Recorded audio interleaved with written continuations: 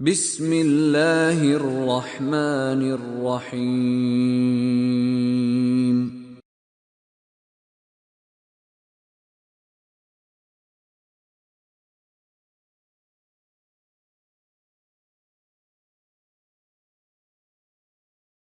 Hello, thank you. I'm glad to be here. I want to address something Tom just said, which is, in fact, that woke is supposed to advance equity in Europe. So here's the definition of equity, and see if it sounds like a definition of anything else you've ever heard of. The definition of equity comes from the public administration literature. It was written by a man named George Frederickson. And the definition is an administered political economy in which shares are adjusted so that citizens are made equal. Does that sound like anything you've heard of before? Like socialism? They're going to administer an economy to make shares equal. The only difference between equity and socialism is the type of property that they redistribute, the type of shares. They're going to redistribute social and cultural capital in addition to economic and material capital. And so this is my thesis when we say, what is woke? Woke is Maoism with American characteristics, if I might borrow from Mao himself, who said that his philosophy was Marxism-Leninism with Chinese characteristics. Which means woke is Marxism. And it's a very provocative statement. It's something you will certainly hear it is not, that it is different. And the professors and the philosophers will spend a large amount of time explaining to you why. No, it's about economics when it's Marxism. This is social, this is cultural, this is different. It's not different. I need you to think biologically for one moment, and I don't mean about your bodies. We could do that. That's a different topic. I want you to think how we organize plants and animals when we study them. They're species, but above species, there are the genus of the animals. So you think like the cats, all the cats, but you have tigers, you have lions, you have house cats, you have whatever, leopards, many different kinds of cats.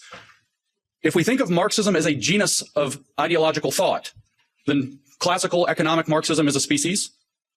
Radical feminism is a species in this same genus. Critical race theory is a species in this genus.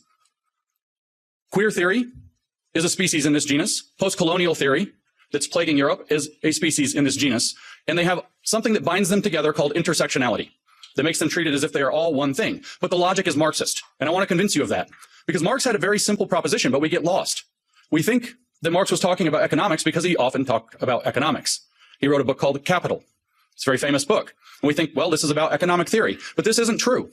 It's only true on the surface. If we go below the surface, what Marx was talking about was something different. We know what Marx's hypothesis was that we must seize the means of production if we're going to bring socialism to the nations, to the world.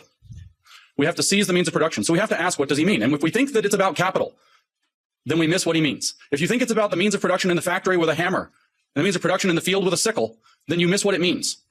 Because Marx explained what makes human beings special in his earlier writings. And what makes human beings special is that man is a being that is incomplete and knows that he is incomplete. He is a man whose true nature has been forgotten to him, which is social being. He is a socialist at heart who doesn't realize it. And the reason he doesn't realize it is because of the economic conditions operating as a means of construction or production, not just of the economy, but of him, but of man, of society, and particularly of history. Marx said that he had the first scientific study of history. How is history produced? By man, doing man's activity. And man's key activity was economic activity, as he saw it. And so economic production doesn't just produce the goods and services of the economy, it produces society itself. And society, in turn, produces man. He called this the inversion of praxis. And so when he says we must seize the means of production, and he's talking about factories and fields, he's actually talking about how we construct who we are as human beings so that we might complete ourselves, so that we might complete history. And at the end of history, mankind will remember that he is a social being, and we will have a socialist society, a perfect communism that transcends private property. That's how he put it. He said, in fact, that communism is the transcendence of private property as human self-estrangement. That's a quote from the Economic Philosophic Manuscripts of 1844. So Marx was interested in controlling or understanding and controlling how man produces himself. And he writes about this exclusively in the 1840s, very deeply. How do we do this? And he looks at the economic conditions and he says, this is where it is. And that's why we get economic Marxism. And that's why we think Marx was an economist. But Marx was never an economist. He was a theologian. He wanted to produce a religion for mankind that would supersede all of the religions of mankind and bring him back to his true social nature. And this is the true fact of Marx. And what the goal was, like I said, is to complete man. So what he said is, well, how are we building man currently? All of his economic analysis is about how are we building man at present through what he called material determinism. And he said, well, what we have is a special form of private property in our society. Our society is organized around private property. And so all of our thoughts organize around private property. In other words, there's a special kind of property that the bourgeois elite class has access to, and then they organize society to exclude everybody else from access to that property through exploitation, through alienation, through estrangement, through oppression. And so what Karl Marx was proposing is that economics becomes a vehicle to separate society into a bourgeois class that has access to a special form of property.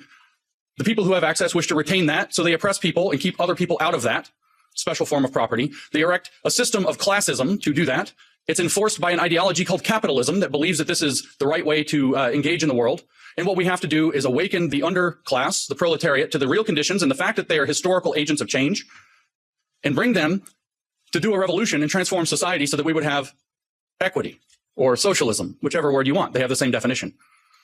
Now, let's say that we step out. We step back from this species, this economic species, Homo economicus, and we step back to the genus, and we look at this idea, a special form of property that segregates society into people who have, the bourgeois, and the people who do not have, who are in class conflict with an ideology that keeps this in place. And the underclass must awaken with consciousness to fight back and to seize the means of production of that form of deterministic property. And now we say, change out class, put in race. And watch, we get critical race theory falls out of the hat. Just like that. Very simple. In 1993, Cheryl Harris wrote a long article for the Harvard Law Review called Whiteness as Property.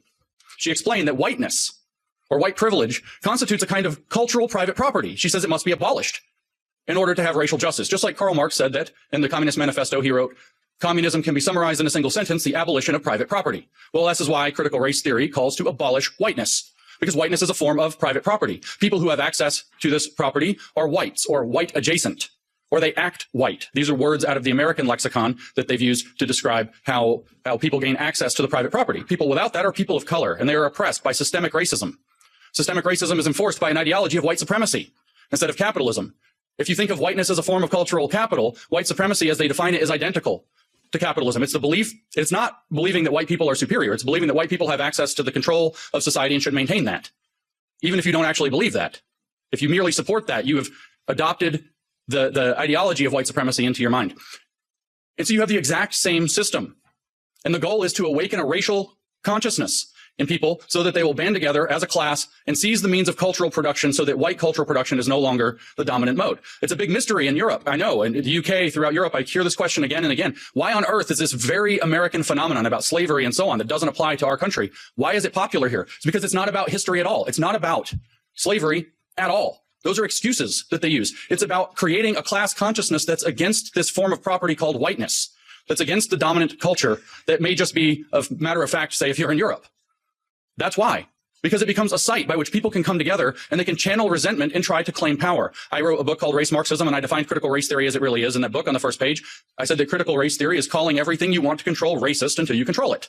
But couldn't we say the same about Marxism? It's calling everything you want to control bourgeois until you control it. But those mean the same thing. They mean exactly the same thing. But what about, say, queer theory? How is that Marxist? It's very strange, all this gender and sex and sexuality. Well, Tom said, what does woke attack? The idea of being normal. Well, the queer theory thinks that there are certain people who get to set the norms of society. They are privileged. They call themselves normal. They say this is normal. It's normal to consider yourself a man and look like a man and act like a man and dress like a man and eat meat like a man. And then there are women that should be feminine and pretty and all these things.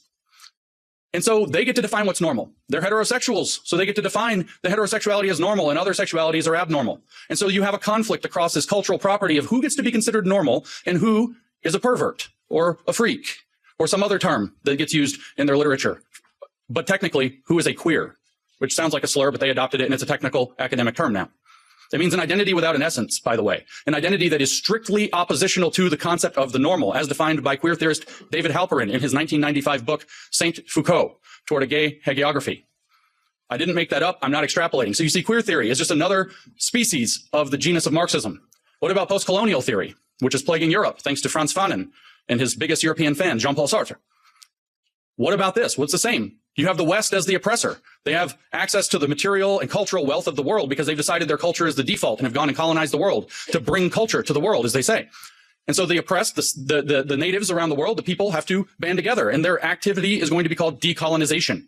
They have to remove every aspect of Western culture. So when they come to Belgium or they come to France or they come to the United States and they say we're going to decolonize the curriculum, or they go to the UK and say we're going to decolonize Shakespeare, this is what they mean. We're going to remove the cultural significance of your cultural artifacts because those cultural artifacts themselves are oppressive to us. This is the same system. It's another species. in the exact same genus, and that genus is Marxism, which is a way of thinking about the world. And the goal is always to seize the means of control of the production of man and history and society. Marx merely believed it was through economic means. Now it's through socio-cultural means. The evolution into this sometimes called Western Marxism began in the 1920s. We had a Russian Revolution in 1917, and this did not happen in Europe. And the Marxists in Europe were confused. And so Antonio Gramsci sat down and wrote out some things. And George Lukács sat down and wrote History and Class Consciousness after the failure of the revolution in Hungary. And they wrote what became cultural Marxism. The idea that we have to enter the cultural institutions in order to change them from within, because Western culture has something about it that's repelling socialism. So we have to go inside and change the culture to make it socialist. Now, you aren't allowed to talk about cultural Marxism now. They've categorized this as a conspiracy theory. They say that it is anti-Semitic. They say that it is anti-Semitic. They say that it is anti-Semitic. This is not true. Antonio Gramsci wrote books. George Lukács wrote books. You can read those books. They have a philosophy. If they don't like the name cultural Marxism, we can use the name that other people at the time used, Western Marxism. So much like, I don't know, a virus adapting to the conditions, it changed to try to infect a new host. It worked in feudal societies. Marxism took over in Russia. It took over later in China. It took over in all of these kind of agriculturally driven feudal societies, but it wouldn't work in actual capitalist nations because Marx was wrong. Then several Germans from the Frankfurt School, then several Germans from the Frankfurt School, then several Germans from the Frankfurt School started to study this phenomenon in more depth, and they evolved the idea further. They evolved the idea into what's called critical Marxism. They developed what's called the critical theory. And Max Horkheimer, who designed the critical theory, explained the critical theory. And what did he say? He said, well, what we came to realize was that Marx was wrong about one thing. Capitalism does not immiserate the worker. It allows him to build a better life. So I developed the critical theory because it is not possible to articulate the vision of a good society on the terms of the existing society. So critical Marxism criticizes the entirety of the existing society. Everything is somehow needing to be subjected to Marxist conflict analysis. But how is that to be done? They sought an answer through the middle part of the 20th century, and World War II breaks out. The Frankfurt School comes to America, which in this metaphor is the Wuhan Institute of Virology, because gain of function began to happen on the Marxist virus very quickly in America. And American universities adopted these professors from Germany. And Herbert Marcuse, writing in the 1960s, said extremely clearly, this writing in 1969, not only did he say capitalism delivers the goods, gives people a good life, makes them wealthy and comfortable and happy, he also said that the working class is no longer going to be the base of the revolution because of these things. In other words, we don't have to be responsible to the working class anymore, which opens up the ability for Marxists who are seeking power to make friends with the corporations. The bosses are no longer the enemy, they're an opportunity, because the working class is irrelevant. He said the energy is somewhere else. He said it's in the racial minorities, the sexual minorities, the feminists, the outsiders. That's who he said have the energy for a Marxist revolution in the West, not the working class. And so Marxism was able to evolve to abandon the working class. And so what did they do? Well, all they had studied for 30 years was what they called the culture industry, an industry that commodifies and packages culture and sells it back to people. So supposedly stripped of what it actually is, empty, abstract now. And so what, of course, did they do? They seized the means of production of the culture industry, because that's what they do. And so they started to transform the culture industry to sell racial, sexual, gender, sexuality-based agitprop as though that were genuine culture. And so we get concepts like cultural appropriation. We get concepts like cultural relevance, cultural this, cultural that, cultural everything. And it's all provided in pastiche. It's all provided as a mockery of what's really going on. And this evolved in America's highly racialized context.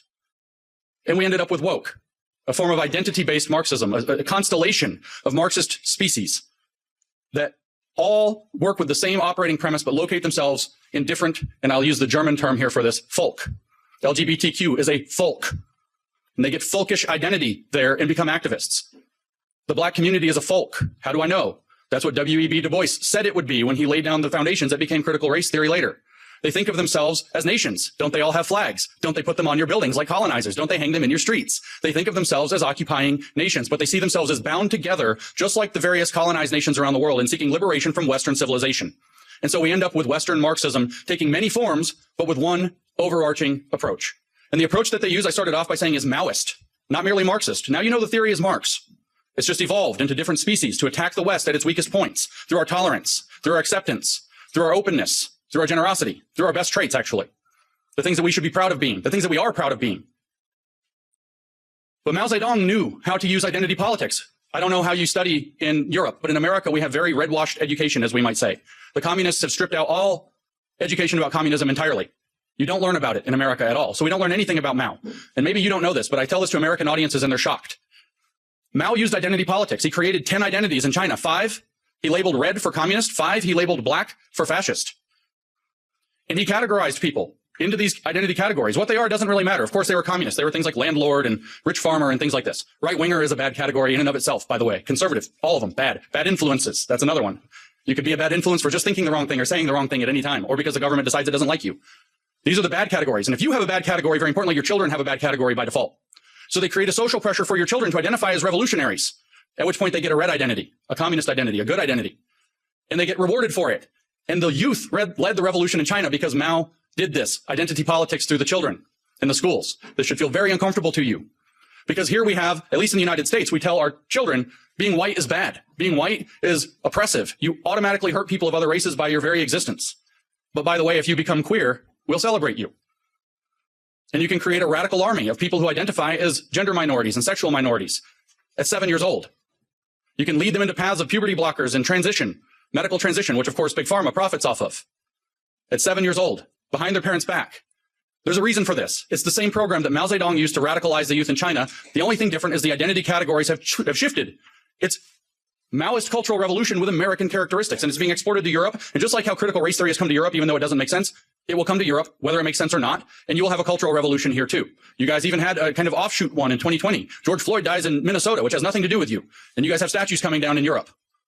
Total nonsense. It doesn't matter though. The point is to destroy Western civilization from within, using Maoist techniques. One last point about Mao to kind of drive that point home. Mao said in 1942 that his formula to transform China was called unity, criticism, unity.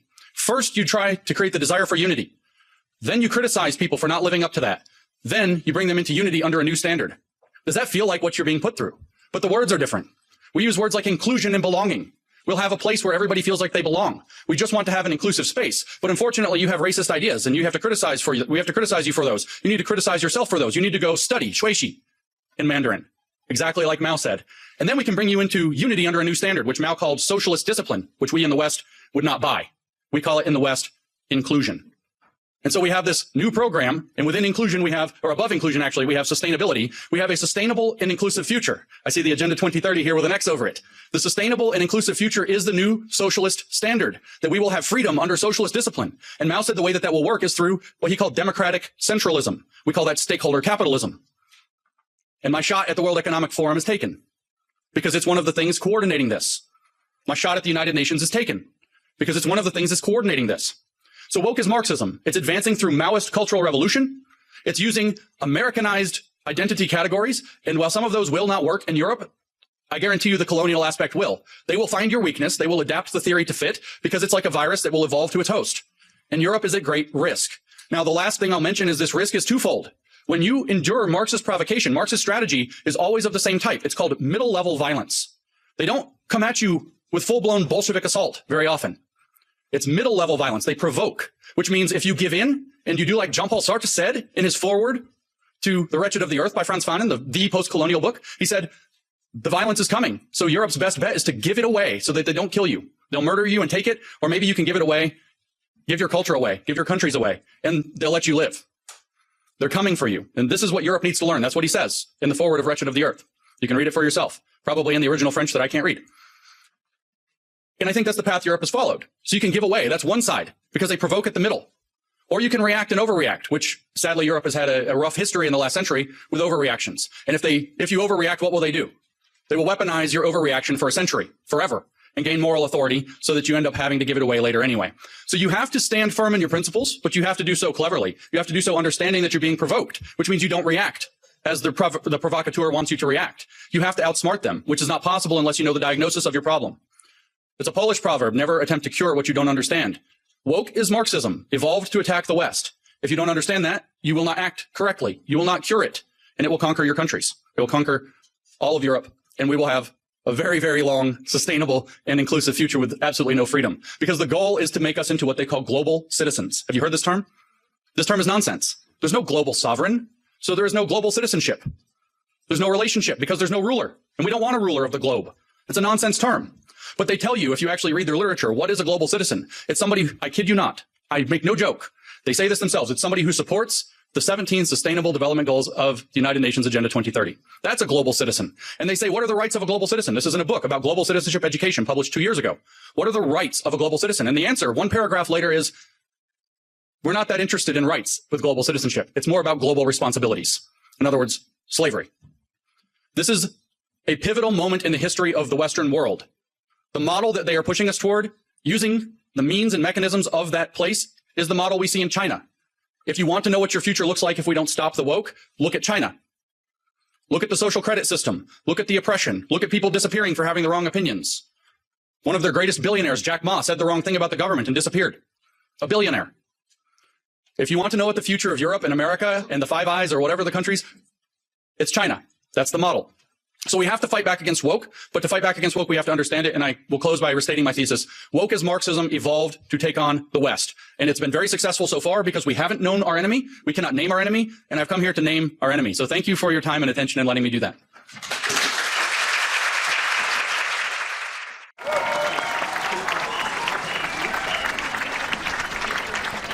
Thank you all for being here. We stand in front of the global headquarters of one of the most evil organizations ever to curse this planet, and I'm here to condemn it. We may as well be making this event in Red Square in 1934, or before the Chancellery of Berlin in 1944, or in Tiananmen Square in 1954, because the ambition of Geneva in 2024 is the same. Their ambition is to control the world with a global tyranny and a global religion called sustainability and inclusion. This vision was first articulated by a former Assistant Secretary General of this organization named Robert Mueller, who laid out a vision leading up to the Millennium Assembly 25 years ago, not just for a global tyranny, but for the United Nations to seize control of the entire evolution of man and the evolution of Earth. That cannot be. He put forth this vision believing that the world is a meta-organism.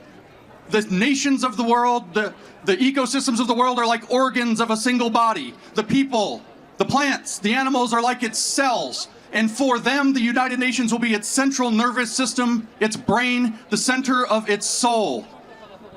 Obviously, we will have to sacrifice our sovereignties, national and individual, to achieve this vision, this evil, demonic vision, and we must say no. The Sustainable Development Goals show that this has crystallized and was taken seriously, and we come to Geneva to say no, we will not go with you. We will not allow this. Absolutely not. Our sovereignty is sacred. We cannot give it, and you cannot take it from us. But to the United Nations, I give a warning. That is not a building of glass and steel and concrete. That is Babel. And God shall not be mocked. Their judgment is coming. Thank you.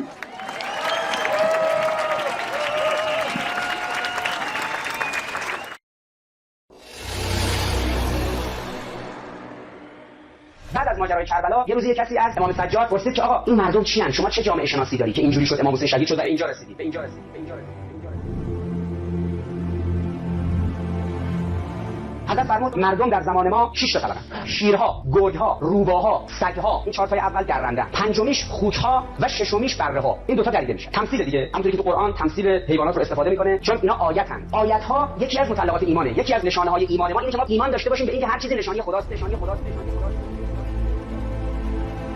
در اون روایت فرمود شیرها سیاسیونند، میخوان بمونن. اگر به هم خورد این قاعده، اومدن انتخاباتی شد، رأی نیاوردن، میزنن همه چیز رو به هم دیگه. فتنه درست. فرمود اینا شیرها. فرمود طبقه دوم گرگ‌ها هستن. اینها تجارن. آگهی بازرگانی تلویزیون ببینید، آگهی که رو بیلبوردهای تابلو کنار جاده‌ها و تو شهرها رو ببینید. ماسته فروش نمی‌کنه، دست یه فوتبالیست یا قاشق زدن تو این ماسته، آورده بالا. بعد خبرگزاری گفتن این 400 میلیون تومان گرفته. برای چی؟ برای یه دقیقه دیگه یه فیگور اینجوری بگیره، ماسته اینجوری بگیره، 400 میلیون تومان میگیره. تمام در و دیوار زندگی ما آگهی بازرگانی تلویزیون میشه. این کمش بوده. بالاترینش مال کیروشه. کیروش تو بانک مثلا در آستانه ورشکستگی گفت چیکار کنیم؟ مردم دارن دیدن تیم ما داره مسابقات فوتبال جام جهانی، بگید این که تیم ما رو برد جام جهانی، مردم ما از این حمایت می‌کنیم. بتونه تو بانک ما. یا واسه اینجا یه فیگور بگیر اینجوری کرده، یه عکس بگیر، خب گرفتی چکو بده، چقدر؟ 1 میلیون دلار، 4.5 میلیارد تومان. یه هفته دیگه زمستون تموم میشه، کاپشن چرم به درد نمیخوره. یارو بلند شده برای اینکه کاپشن چرمشو به مردم بندازه، کده تن فلان کنه میشه. روباها عالمان دین فرمود یاکلون بدیانهم، میخورن از دین. اینها آنچه را برای مردم توصیف میکنن در قلب خودشون بهش اعتقاد ندارن. فرمود طیف چهارم اینها سگ‌ها هستند. مردم از شر زبان اینها بهشون احترام میذارن. این 4 تا میگن جامعه‌ای که در او این 4 گروه شکل گرفتن، در اون جامعه حتما امام حسین شهید میشه.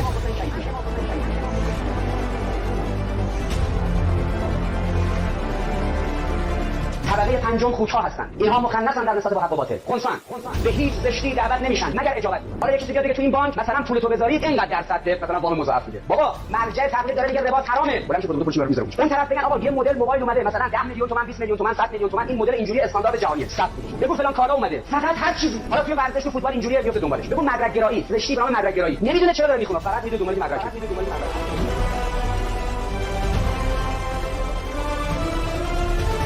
چند سال پیش جام فوتبال که شد معلوم شد ایران افتاده توی تیمی که یه کسی تو اون تیم هست به نام لیونل مسی. جوونا گفتن ما با لیونل مسی هم تیم شدیم. رفتن تو صفحش چند صد هزار تا پیام گذاشتن. تلویزیون بلند شد یه سری استاد فلسفه غرب و یک سری استاد جامعه شناسی رو آورد تو تلویزیون. اینا دلایل علمی آوردن که چون جامعه دینی است. در جامعه دینی جوان امکان اینو نداره که خودش رو بریزه بیرون و تعبیر عوام مثلا بره فسخ وجود کنه. اینجوری خودش رو بریزه بیرون. خیلی خوب اینم لطف استاد جامعه شناسی و فلسفه غرب. تا تلویزیون جمهوری اسلامی پول میکنه. هدف سوم چی شد؟ این که ما باید بریم اسخای کنیم از قهرمان جهان. چیکار کنیم؟ پیرترین سینماگرمون که آدم اشل جهانی است نام آقای جمشید مشایخی رو بفرستیم بره اونجا در خونه طرفو بزنه تو اون کشور بگه جناب لیونل مسی ما شرمنده ایم که جوانانمون بی‌ادبی کردن زیر صفحه شما فوش نوشتن. هدف پنجم چی شد؟ رفتیم جام جهانی برزیل. آقا این فرد لیونل مسی گذاشت دقیقه آخر یه گل بود. تو غیرت داشته باشه میشینه زمین اون موقع که بازی تمام شد میزنه تو سرش و ناراحت میشه و قهرمان ما به جای اینکه ناراحت شده باشه رفتش گفت لیونل جون مادرتون ایران بود. قرار بود من بگیرم دیگه آقا جواد زودتر پیرانشو گرفت. هر کاری هم کردم به من بده نداد. حالا البته گفته بودیم لیونل مسی تلویزیونی رو مسئله کرده بود برای جامعه. یه دفعه دیدن یه نفر تو ایران قیافش مثل اون. آقا مملکت تعطیل. حالا که نمیتونیم بلند شیم بریم اونجا کنار زمین با لیونل مسی عکس سلفی بگیریم اینجا برای وایسیم عکس سلفی میگیریم. هیچ دو خط سرای تهرانی کارشون در اومد دیگه. عکس سلفی بگیرن با بدن لیونل مسی. تلویزیون میخواد از قافله عقب نمونه. اگر اون مدیر فرهنگی تو تلویزیون بنشونی بگی جامعه شناسی اونی نیست که از قول برر و شلر و دیگران تو دانشگاه میخونی جامعه شناسی این نیست که امام سجاد به تو گفته این نیست که قرآن توی سوره فرقان به تو گفته کل انعام بل هم ازل از حیوان گمراه‌تر از چهارپا گمراه‌تر. اینه مدیر مگر لیونل مسی کیه که تو باید بکنی مسئله جوان این مملکت که حالا یکی شده شبیه این اون ریش میذاره نمازش بده. حالا بیا تو تلویزیون چی شده شما شبیه اون در اومدید. حالا طرف توضیح آقا بالاخره پاسپورت و بعد ویزا و بعد پول و امکانات و برای شما اونجا ببینید لیونل ببین ما شبیه تویی. آقا بلند شدن رفتن اونجا طرف حتی از ماشین پیاده نشد بگه آقا خرید بچن امضای بده گوشه پیرن این دیگه آقا بالاخره تو شبیه ما بودی تو ایرانی‌ها خودشونو کشتن به خاطر اینکه شبیه مایی. ما اصلا امام زلالت جوانان شما ایرانی‌ها هستیم. ما لیونل مسی تو فوتبال تلویزیون شما اصلا در اختیار ماست. همه چیز شما فرهنگ شما استاد فلسفه شما استاد جامعه شناسی شما مدیر فرهنگی شما جوان شما عاشق اینه که با کسی عکس سلفی بگیره که شبیه من لیونل مسی اونجاست. تموم شد. طرف از ماشین پیاده نشد بگه تو این چند هزار کیلومتر چه جوری اومدی برای چی اومدی براش مهم نیست.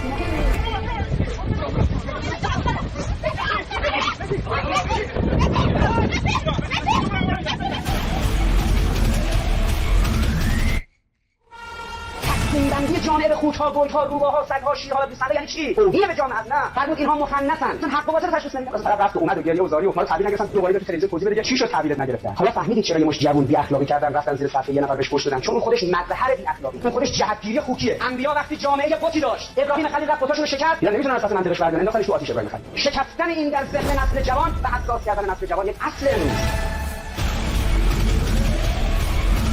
جامعه در سال گذشته درش موضوعی شروع شد به نام مبارزه با فیش‌های نجومی. در آتش مجلس و دولت و قوه قضاییه رو به هم آوردن. آقا چرا فلان مدیر 20 میلیون تومان گرفت 200 میلیون تومان؟ من سوال کردم از جامعه. هر روز کف دانشگاه‌ها گفتم بالاترین فیش نجومی که در حکومت جمهوری اسلامی پرداخت میشه چیه؟ گفتن این وزیر اون وکیل. گفتم نه آقا بالاترین فیش نجومی مال آقای کیروشه. در حکومت جمهوری اسلامی بالاترین حقوق رو به یه اجنبی میدن 4 میلیون دلار در یک سال. دلار 4000 تومان میشه چقدر؟ میشه 16 میلیارد تومان. 1000 برابر حقوق یک جوان لیسانسه. به کیروش هیچ کس توی جمهوری اسلامی اعتراض نمی‌کنه. همین میگه آقا کیروش حقش ما باید به یه اجنبی بیاد یه پولی بدید ما رو تو جام جهانی پرچممون بره بالا. آقا فوتبالیستای ما خیلی تو دنیا ترازن. جدی یه نفر شجاعی آقای کیروش بشه ناموزش بده. پول ملتی که تحریمه پولش نره تو حلقوم یک شخصیت اجنبی. اینا تلنگری است که باید جوان ما احساس کنه اگر اینجوری فرهنگ جمهوری اسلامی در دهه‌های بعدی جلو بره اینها زمینه نابودی و اضمحلاله. این که گفت که نگاه کن شما بچسب به اون گرگه تو دولت، بچسب به اون شیره، بچسب به اون روباهه، بچسب به اون سگه، اون چارچه اصلی رو بکوب. سیاستمدارانی که وقتی بهشون میگفتیم به این آیات قرآن و به این روایات توجه کنید تمسخر می‌کردن، شکایت می‌کردن، دادگاه تشکیل می‌دادن. زدن توی سر حکومت پهلوی، شاه و زنش و خاندانش از این مملکت رفتن. اینها بعداً در استخر همون فرح خدا قبض روشون کرد. گفتن علیه حاکمان خود سخت نیست. شنیدن نشنیدن خودشون اینجوری ظالم میشن. یکی پس از دیگه از بازرگان و بنی صدر گرفته تا امروز در مورد اون گردها که در قضیه مبارزه با ربا در افتادیم باهاشون. اما خطر در طرف پنجم جایی که کف جامعه باز تولید میشه. اینا وقتی زیاد شدن اینا به وجود میاد. طبقه ششم فرمود بره ها هست. اینا مؤمنینن. اون 5 تا طبقه قبلی پشم اینا رو میچینن، گوشت اینا رو میخورن و استخون اینها رو میشنن. خوکدونی جامعه غربی، جامعه که رئیس جمهورش میشه ترامپ، جامعه دینی، جامعه که انسان عادیش، انسان نمونهش میشه محسن حججی، انسان عادیش میشه زنی که به عشق حضرت زینب سلام الله علیها و مردی که به عشق امام حسین علیه السلام زندگی حیات داره. اگر این حکومت 39 سال روی پا مونده، اگر قرآن میفرماد نوح نبی 950 سال دعوت کرد که بهش نگرید عذاب نازل شد، چرا اونجا نشد و اینجا شد؟ مردمی اینجا وجود دارن و در صحنه هستن که این مردم امتیاز اصلی و اساسیش اینه که گزاره گرانبهایی دارن به نام حلال زاری.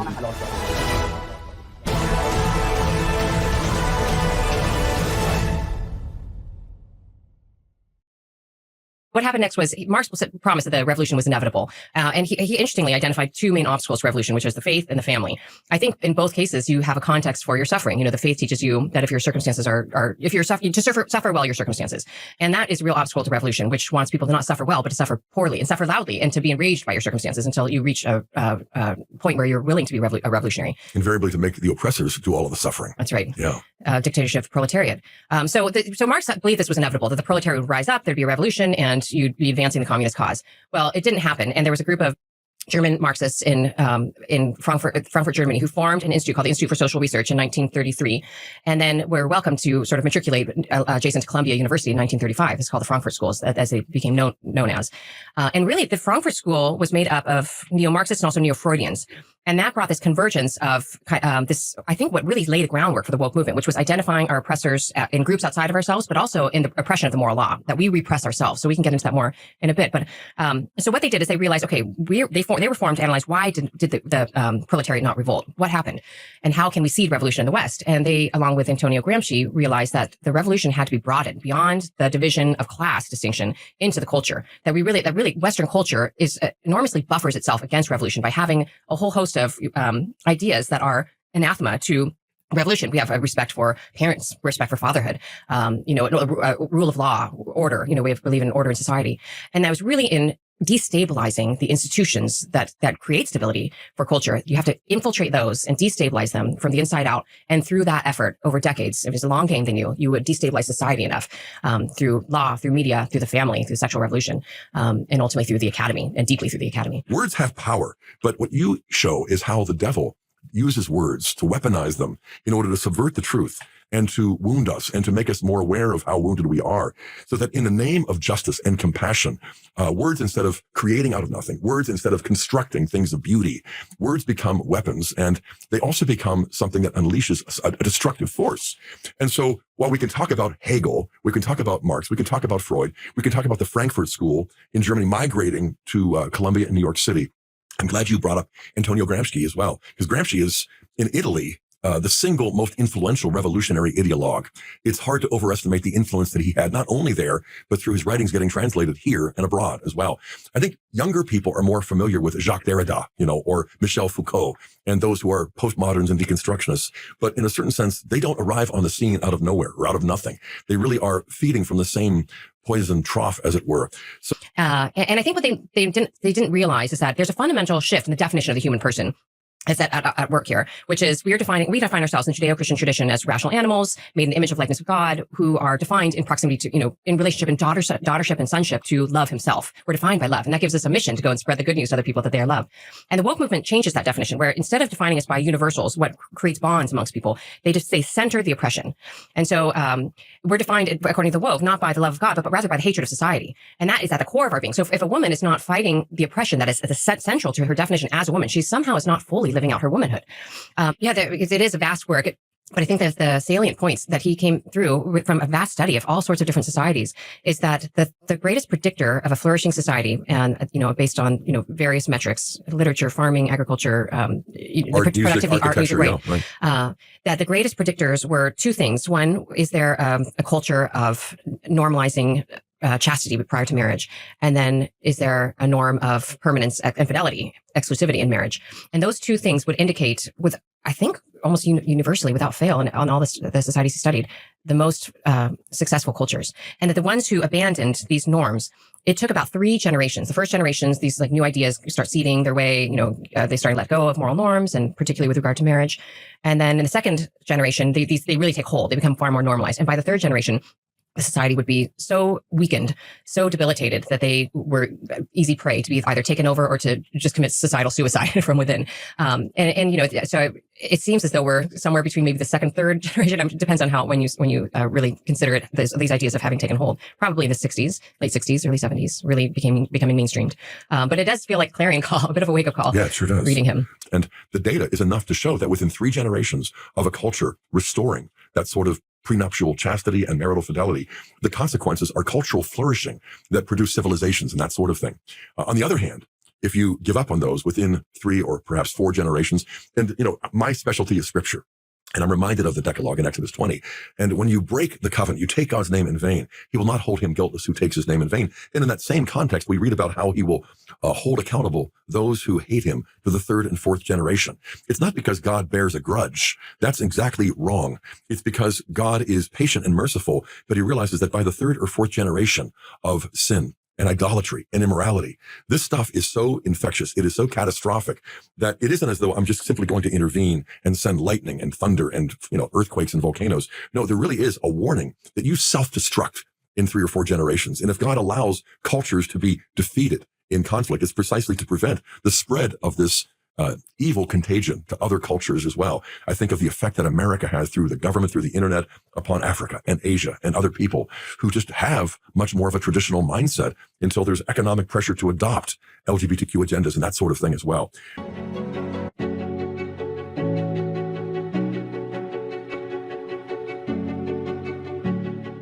To be woke is to be alert and attuned to the layers of oppression in society, generally surrounding the issues of race, sex, gender. It has a long history, although I think a lot of us think of it as being a fairly new movement. The name is new, but it really is a reformulation of old ideas and old roads that various countries have gone down. And I think it's ostensibly a movement for justice, but when you really understand what the internal logic of the movement, it fundamentally is something that weakens people far more than it helps, and particularly the people it claims to want to help. So this is why I find it to be alarming. I think it's more than just a political movement. It's actually a spiritual movement before anything else. So the history of the movement is really important to understand. I think you can pinpoint it in a garden with a snake cajoling the first woman to be you can be as gods. But I think that if we want to specifically plant it, a starting point in more modern times, most people point to Karl Marx, but I think it's important also to understand what Marx was influenced by, and this is a philosopher named Hegel. And Hegel's really important to understand because he started really the engine of the modern progressive movement, which he called the dialectic. And without getting too esoteric, the dialectic was just this idea that history is a movement of progression towards a utopian end. And that progression, that progress through history comes through the engine of revolution, which is built around an idea manifesting itself in the state of nature, in the political state in particular. And that's it. That will have contradictions. Those contradictions have to be worked out and worked through. And then you get a new state. And then that state has its own contradictions. You keep cycling and synthesizing in the progress of history until you reach that utopia. So Marx was really captivated by this new thing in philosophy called the dialectic. And so there is this dialectic, this engine throughout time, reaching a utopia, but it's a utopia built purely on economic terms, with every person being defined into division as either an oppressor or an oppressed, working class, proletariat, or ruling class. And that this is where the revolution would happen, and that the revolution was inevitable. So that's sort of the intellectual foundation. Into this came postmodernism, which basically identified language as being avenues for power, and then therefore we have to be able to manipulate words. And in manipulating our language, we can manipulate the interior life of a community. Because once we no longer can communicate clearly and understand that our words are connected to reality, then they become tools that we can wound each other with, or that we can just destabilize our community with. And then intersectionality came and further centered the oppressive identity. And this is when we really had the birth of identity politics, was late 80s, early 90s. And it really crystallized something in the movement. But the presuppositions are all built on Hegel, Marx, Freudianism, and the Frankfurt School. And this is what we see now. This is the march through history, the progression into future utopia that is constantly supposed to be working itself out in time with rejection of everything that came before it, is the culmination of all of those presuppositions into now. Marx said this too, that the greatest obstacles to revolution are two things, the faith and the family. Why? I think because the faith gives people a context for their suffering. Rather than marinate in the inequality or the cross of our life, we were actually told to embrace that cross, that we can find real meaning and real nobility in suffering well our circumstances. But no revolution is born out of people suffering well their circumstances. A revolution is born out of people who are enraged by their circumstances and feel inadequate and helpless to transcend them. So once you are weakened to that point where you feel that you have no power, no possibility, then the only answer left logically is to fight the system, destroy the system, run it to the ground, and hope that some new utopia will come from that. I think the average student at a college, university, or even, your nice woke Aunt Susan or your neighbor down the street, they are not steeped in Hegel. They don't consider themselves Marxists. And this is part of where the confusion lies, is that it's ostensibly a movement just for justice. And who doesn't want justice? It's a movement that wants to fight racism. Every good-willed, normal, reasonable person wants to fight racism. So there are all of these very, deeply actually Christian claims. Christians are supposed to be people of justice. It's supposed to be people who are fighting against injustice. And I think that the reality that most people would consider themselves Marxists but have adopted so many of the conclusions of this movement is just a sign of how pervasive and how ubiquitous the movement has become. It's the water in which we swim. It's the air that we breathe. It's in our movies. It's in our stories. It's in the way we frame narratives. It's in media. It's in politics. It's in the academy, rampantly so. And so all of these things coalesce to create a default way of thinking, a filter upon which we see the world without even realizing that we're necessarily looking through a filter at all. In some ways, it's sort of spin spin off the old C.S. Lewis book, The Screw Tape Letters, where he had that famous line that the greatest power of the devil is that he can convince you he doesn't exist, and therefore you're at his mercy and beholden to his power in a way that you might not have been should you be able to identify what was happening. And I think in some ways the woke movement is similar to that with regard to its presuppositions. That the greatest power this filter, this ideological filter has over us is that we don't realize that we're looking through a filter at all, and we just think that this is the way that you see reality. I think that's when we have to realize that there is a deeper human longing that people have. And it's a longing that won't be satisfied by a thin ideology that has to be propped up by coercion, by silencing, by fear, and by manipulation. It's a longing that can only be fulfilled by the fullness of truth, a willingness to embrace the truth no matter where it leads you, scientific truth, philosophical truth, theological truth, and most of all, the truth of who we are in relationship to a loving God and loving Father. And I think that's what the human heart longs for. And it's something that cannot be fulfilled by ideology. And I think that we have to feel confidence in that every human person is longing for the exact same thing. Every revolutionary wants to target the Father. And I think there's something really deeply spiritual happening there. Because when we think of authority now, right authority, or even fatherhood, the role of the father, our minds immediately go to tyrannical domination. It's been such an effective demonization of the image of a father. But if you talk to someone, they know what a good father should be. They know, even if they didn't experience it, they know that a good father is not there to control them, but actually to empower them to lead their lives independently. They know a good father is gentle, but also strong. And I think we've so corrupted the image of the Father in a way to corrupt our understanding of who God is, because God is the Father, and He's not a father because He's like a human father. Human fathers are more fatherly insofar as they're more like Him, and that fatherhood really is a window into who God is. So the revolutionaries were, of course, correct in targeting the Father. You really dismantle society from the inside out, because they wrote about men needing to become licentious, right? To become slaves to their desires. That was part of our liberation. Our liberation is through combating groups outside of ourselves, but our liberation is also through combating our own internal desire or instinct to repress our desires. And so part of our liberation was in embracing every desire, particularly ones that were transgressive. And this was a real target of men. And what happens then is once a man's moral authority is eroded, then women become vulnerable, because there is a way in which men are called to be providers and protectors.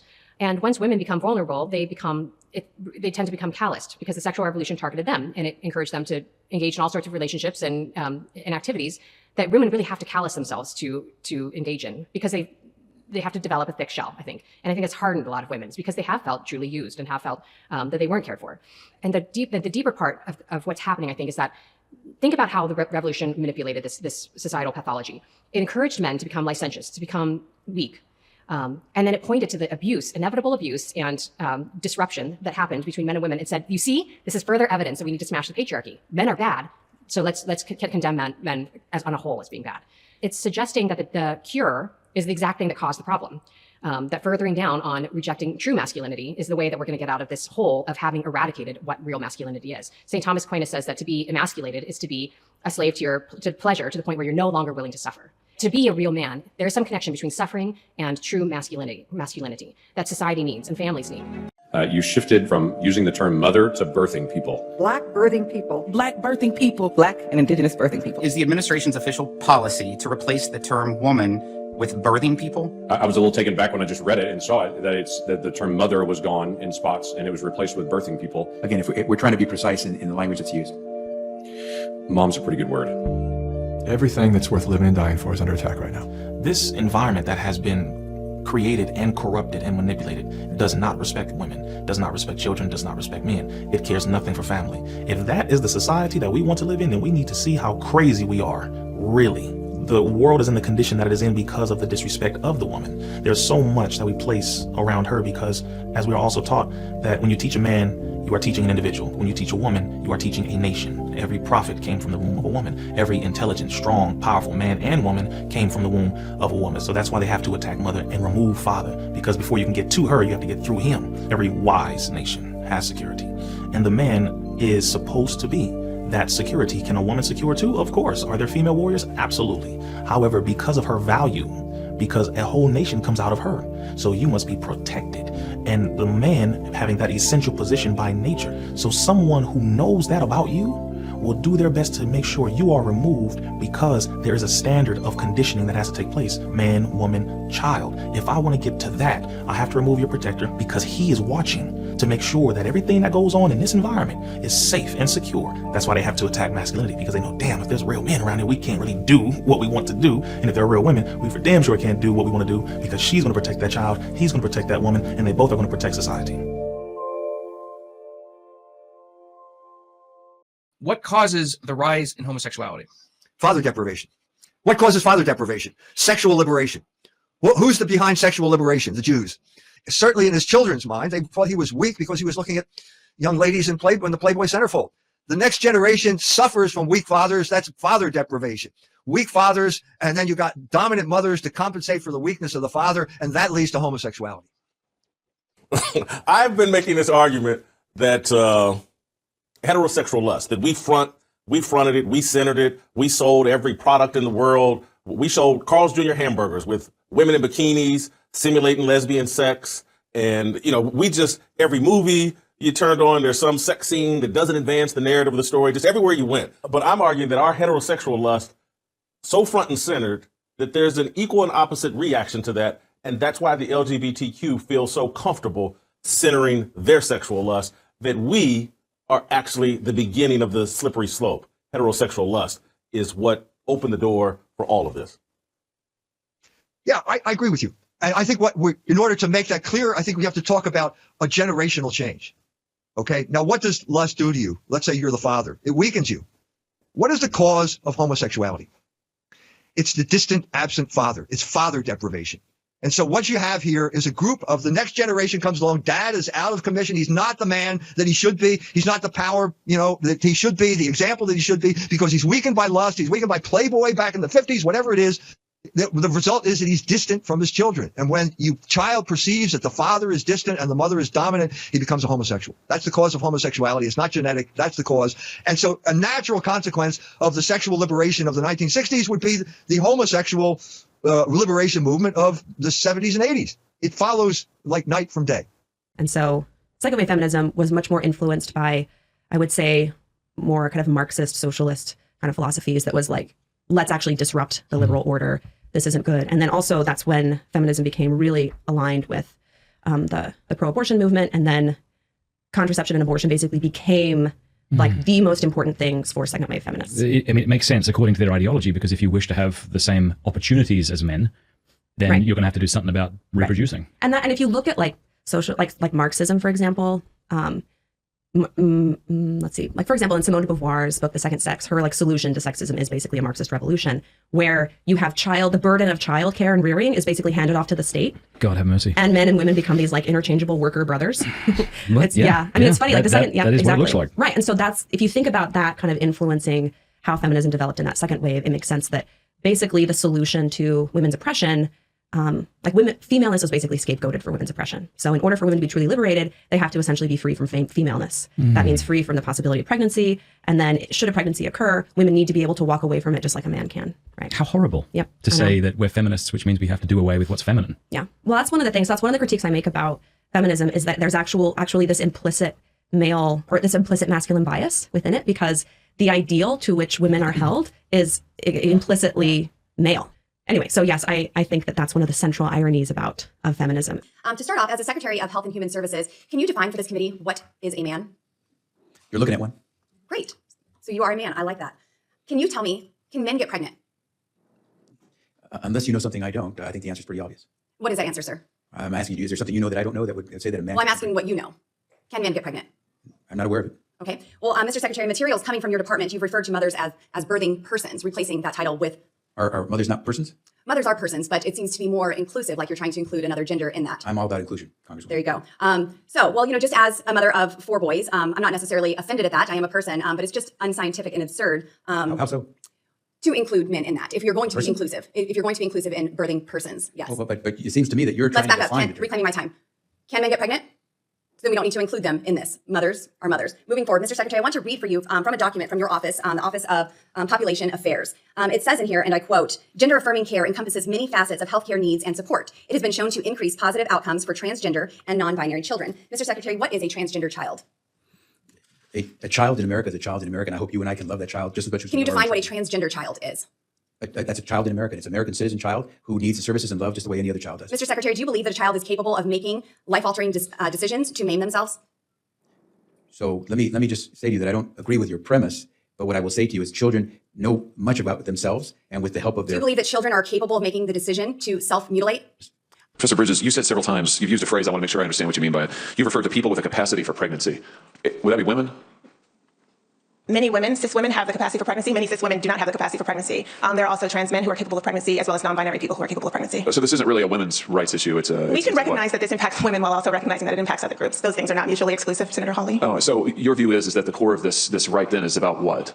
So I want to recognize that your line of questioning is transphobic, and it opens up trans people to violence by not recognizing that. Wow, you're saying that I'm opening up people to violence by asking whether or not women are the folks who can have pregnancies? So I want to note that 1 out of 5 transgender persons have attempted suicide. So I think it's important. Because of my line of questioning? So we can't talk about it? Because denying that trans people exist and pretending not to know that they exist. I'm denying that trans people exist by asking you if you're talking about women having pregnancies? Do you believe that men can get pregnant?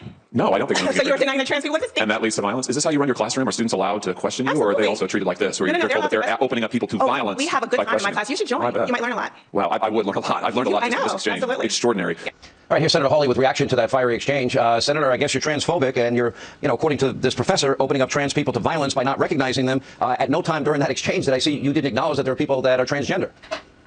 Here is the modern Democrat Party today, Sean. It is that you have to say that men can get pregnant, and if you don't say it, then you are a bigot and you are responsible for violence. I mean, that is the party line. Let's not forget who invited this witness. She was there as a Democrat witness. You didn't see a single Democrat disagree with that. In fact, they're all over social media applauding her and saying, oh, that's exactly right. It's not exactly right. It's exactly crazy.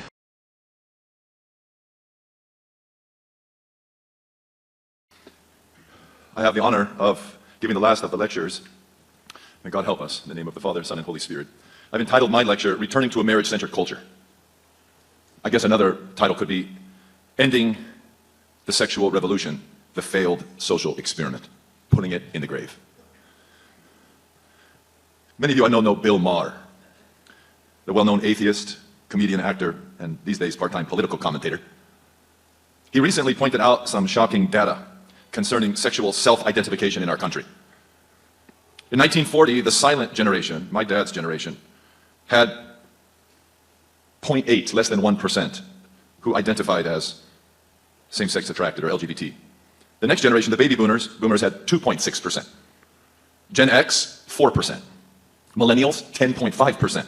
Gen Z, 20.8%. Gen Alpha, 41.6%. And therefore, he said, if this rate of doubling every generation continues, we'll all be gay by 2050. Think about that. Think about that. Some may dispute the details of the numbers, but the trajectory is undeniable. And I thought they were born that way. It's not just the church be damned and Christian morality be damned, but logic be damned.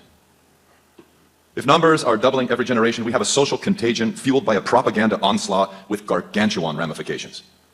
As Maher himself puts it, we're all being, quote, taken along for the pride, unquote. While the data Maher marshals makes it clear that the sexual orientation of many Americans is changing at lightning speed, there's one change of sexual orientation that the devil simply cannot tolerate, and that is a change towards Christian morality. The Supreme Court, just this last week, took up the so-called conversion therapy case out of Colorado. Some 20 mostly blue states, like our state here in California, have passed laws criminalizing basic pastoring and Christian counseling designed towards sexual reorientation, something that the church has successfully done for persons who come to her with a wide array of pathologies. We have for 2,000 years lovingly helped people overcome temptation and become established in holiness. If you want to read about that in the New Testament, open your New Testament to the first letter of Paul to the Corinthians. Read chapter 6. Verses 9 and 10, where Paul lists all types of sexual pathologies and aberrations, and then writes in verse 11, and such were some of you, but you were washed, you were redeemed, you were justified in our Lord Jesus Christ. We know how to do this. Reorienting is what we believers try to do every single day. When we wake up, and we make our cross, and we commit the day to Christ. Orient, of course, means east. And Christian believers for 2,000 years have always prayed facing the east, built our churches facing the east, standing with our hands outstretched in prayer, awaiting the return of our Savior, whose second coming will be, as he himself taught us, like lightning flashing from the east to the west. Re-easting, reorienting is something that sincere Christians do every day on principle. And every time we think, speak, or act inappropriately, we attempt to reorient. It's also the key. Constant reorientation is the key to a happy and a successful marriage and family life. Make no mistake, the devil himself is a master catechist. And he has a massive catechetical apparatus.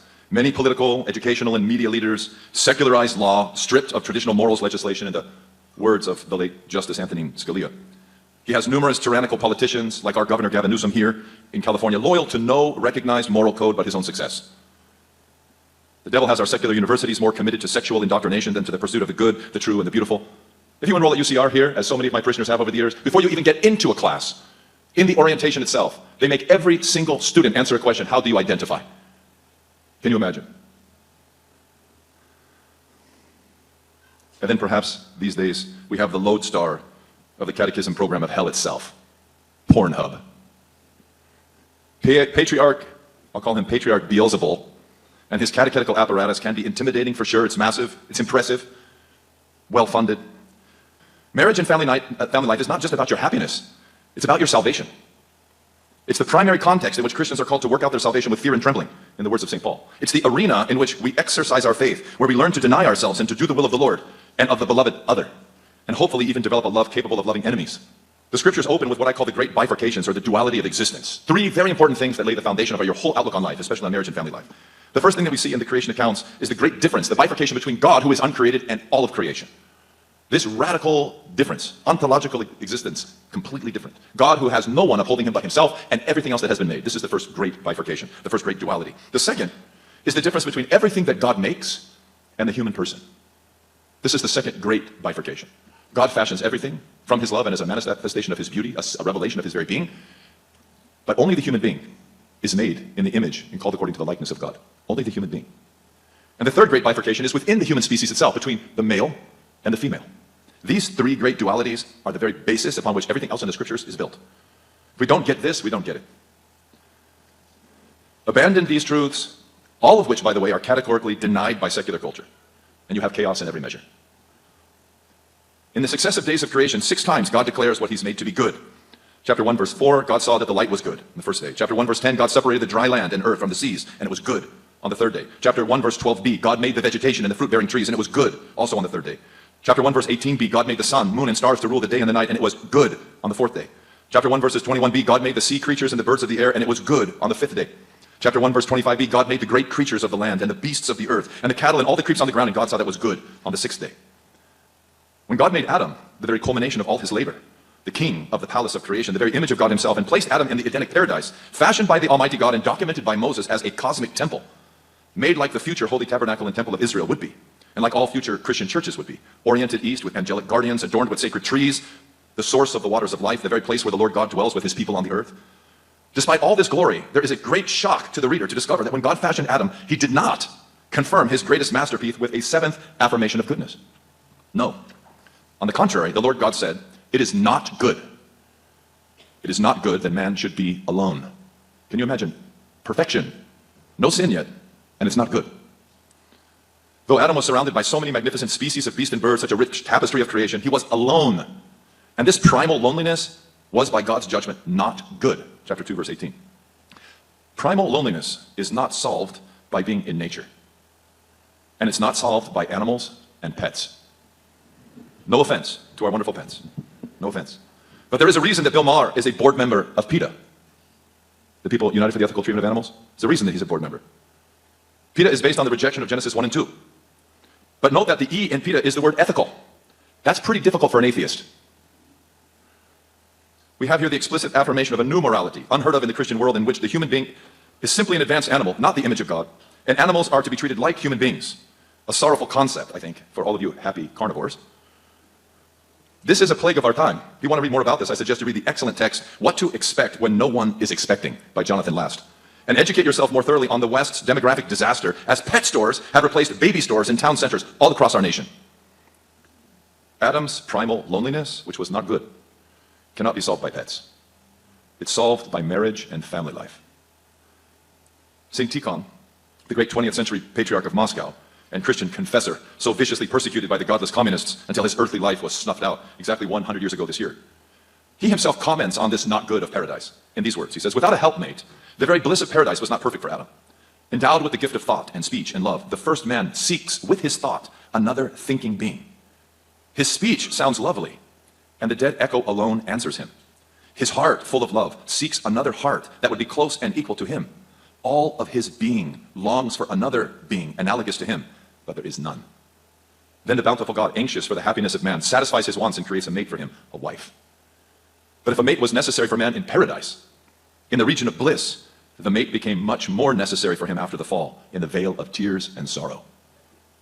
What a strange paradox. Paradise was not good without marriage, And in the face of Adam's loneliness, his existence without an equal partner, his incompleteness, God took definitive action to solve. This is majestically described by the great 3rd century saint and bishop, theologian and defender of the faith, Saint Methodius of Olympus. He describes God's gracious solution. Listen to his words. The ecstatic sleep into which God put the first man, Adam, was a type of man's enchantment in love. When in his thirst for children, he falls into a trance, lulled to sleep by the pleasures of procreation, in order that a new person might be formed in turn from the material that is drawn from his flesh and bones. For man, made one with woman in the embrace of love, is overcome by a desire for children and completely forgets everything else. A paradisal enchantment in love. God gave Adam this divine anesthetic so that when he took his rib and would fashion Eve, there would be no association of pain with the creation of Eve. At the same time, she would come from his very bones. God chose to fashion Eve from Adam's rib cage, the guardian of his heart, at his side as his companion and fellow sojourner in life. When I prepare couples for marriage, I often point out at this point in the preparation that God did not choose to fashion Eve from Adam's big toe. I think there's a lot of men who think that. Women are made to be stepped on. It's nonsense. At the same time, he didn't fashion her from the top of Adam's head so that she could lord it over him either. No, from his ribcage. She's the guardian of his heart and the companion of his life. When the anesthetic wore off and Adam awoke to see Eve, her very presence provoked a prophecy in him. For this cause, for her, for this union, for this cause, a man shall leave his father and mother and be joined to his wife, and the two shall become one flesh. And Moses again picks up his record and he writes, and God saw everything that he had made, and behold, it was very good. It went from many goods to a not good to a very good.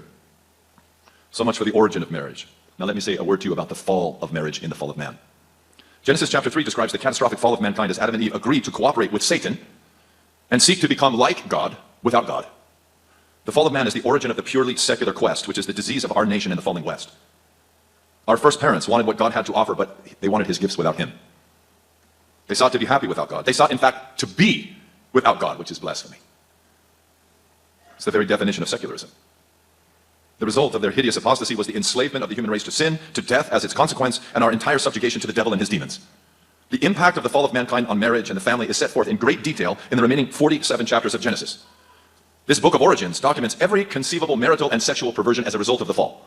Mutual accusation immediately erupts. The whole loss of homonia, blessed concord, harmony, gone. The loss of innocence, the defilement of the conscience, it erupts on fire, shown in their hiding from God.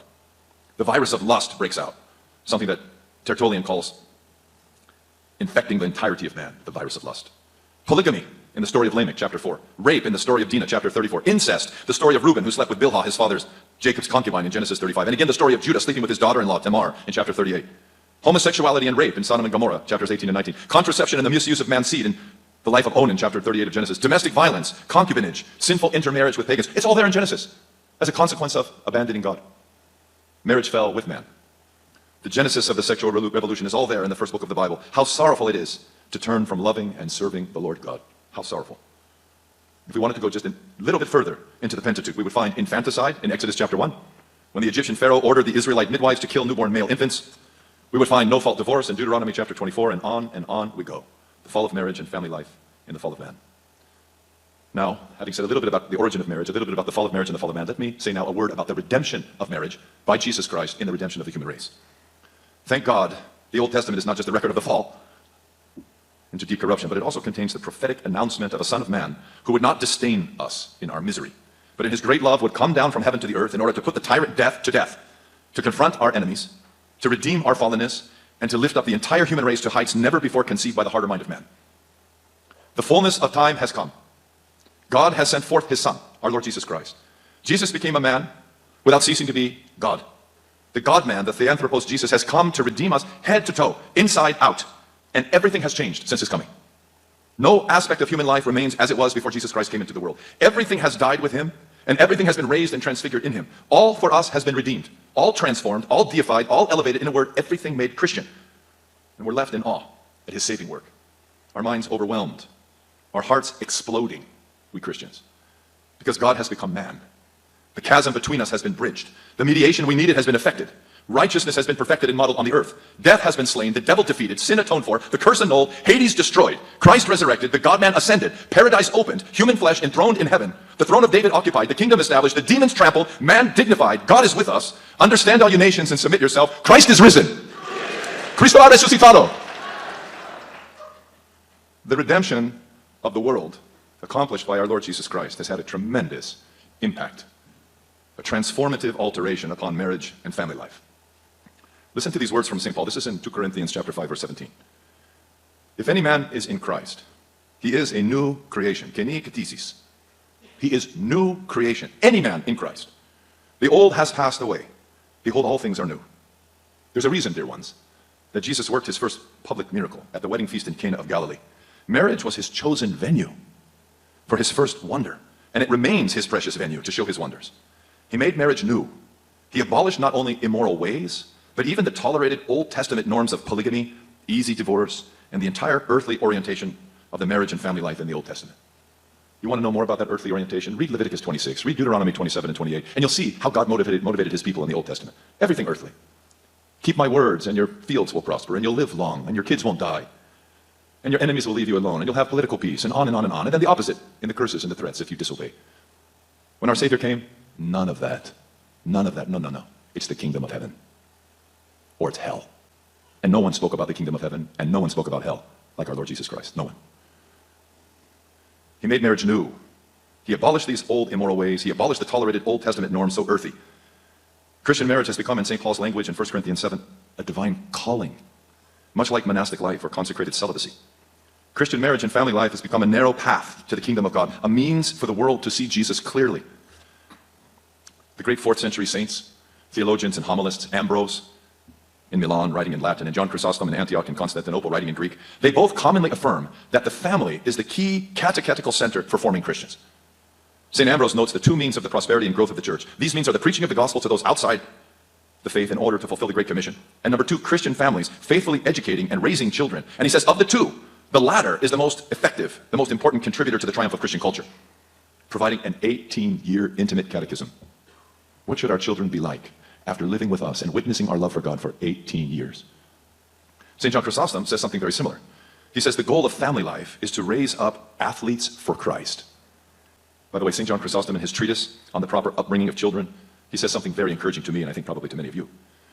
He says that if we invest all our love in our children, and that doesn't mean spoil them, he forbids that.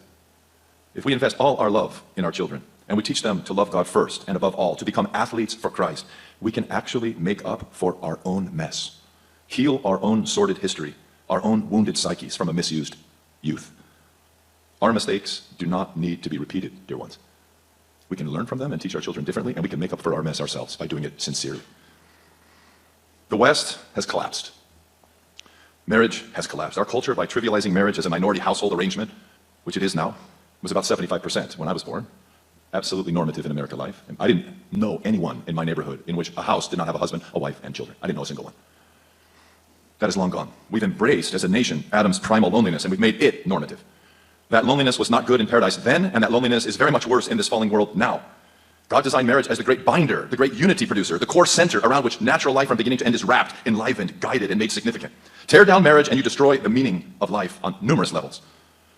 The Lord God fashioned matrimony to bind together the most important human realities, one with another. Desire, bound to sexual union.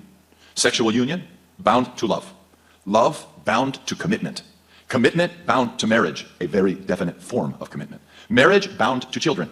Children, bound to family life and nurture. Family life, bound to education. Education, bound to permanence. Family ties. While they change and they mature when children themselves wed, those beautiful family ties the Lord expects to remain tight. He expects grown children to assume loving interest in their aging parents' welfare. Paul calls that basic piety. And he says if we refuse to care for our parents, we're worse than infidels. Yes, dear ones, marriage is the bedrock of civilization. It binds a society together. It supports human flourishing. Our culture has lost its commitment to this. Our marriage rates, divorce rates, perpetual singles rate, and birth data set forth how far we have fallen from our Christian faith. As a culture, we are lost. And the sorrow of the human heart is evident in our drug epidemic, amongst many other markers. Especially the tender human hearts of children have suffered. For their welfare is no longer a serious topic at all of relevance in our discussions about marriage or divorce or family life. We've aimed our cultural weapons at the heart of Christian marriage, and marriage has suffered nuclear catastrophe.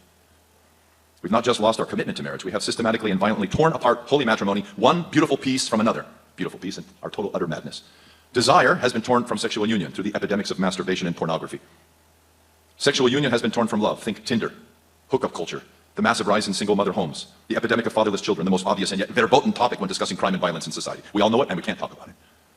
Love has been torn from commitment. Think of the rise of polyamory, friends with benefits. Eros rules. It's the only love Americans seem to understand anymore. Where is storge? Where is philia? Where is agape? All the deeper loves, the affection, the friendship, the unconditional Christian love.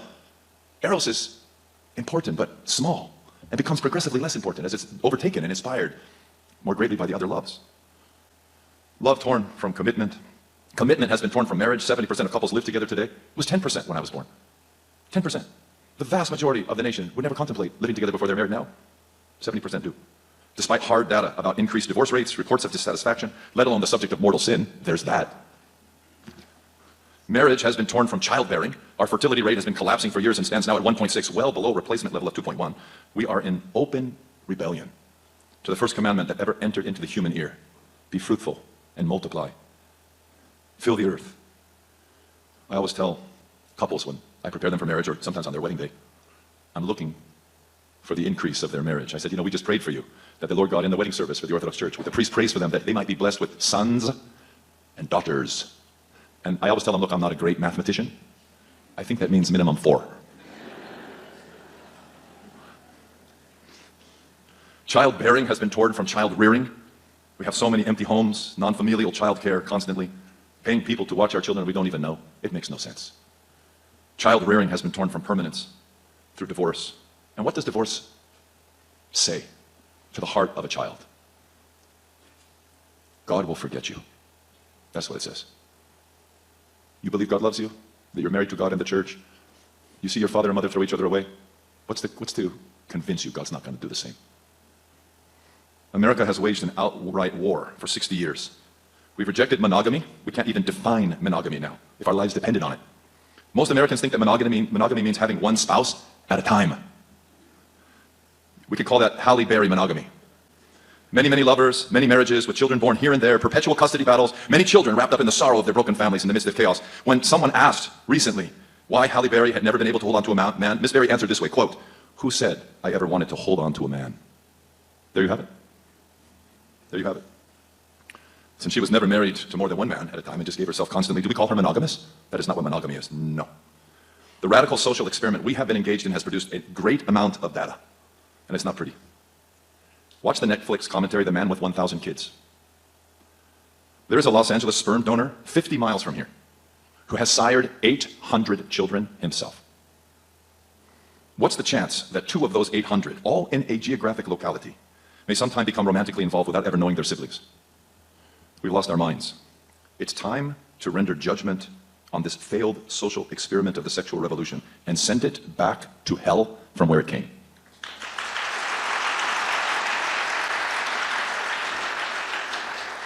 I'll end my lecture by setting forth the only way out, in my mind, of this perverse 60-year social experiment.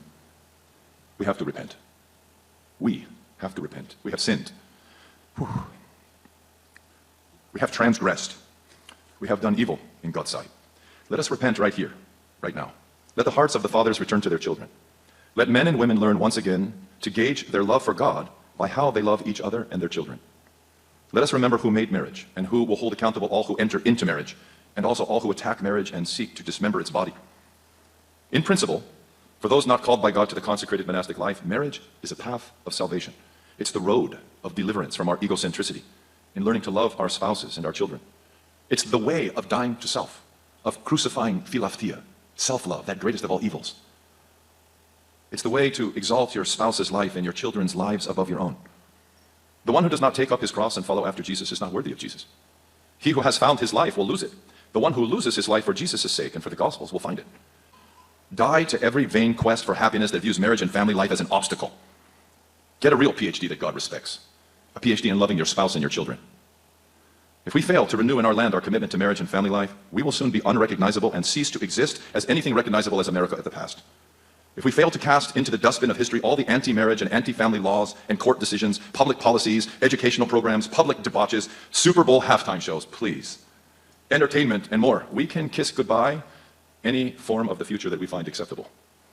We can all end up like contemporary San Francisco, childless and full of dogs.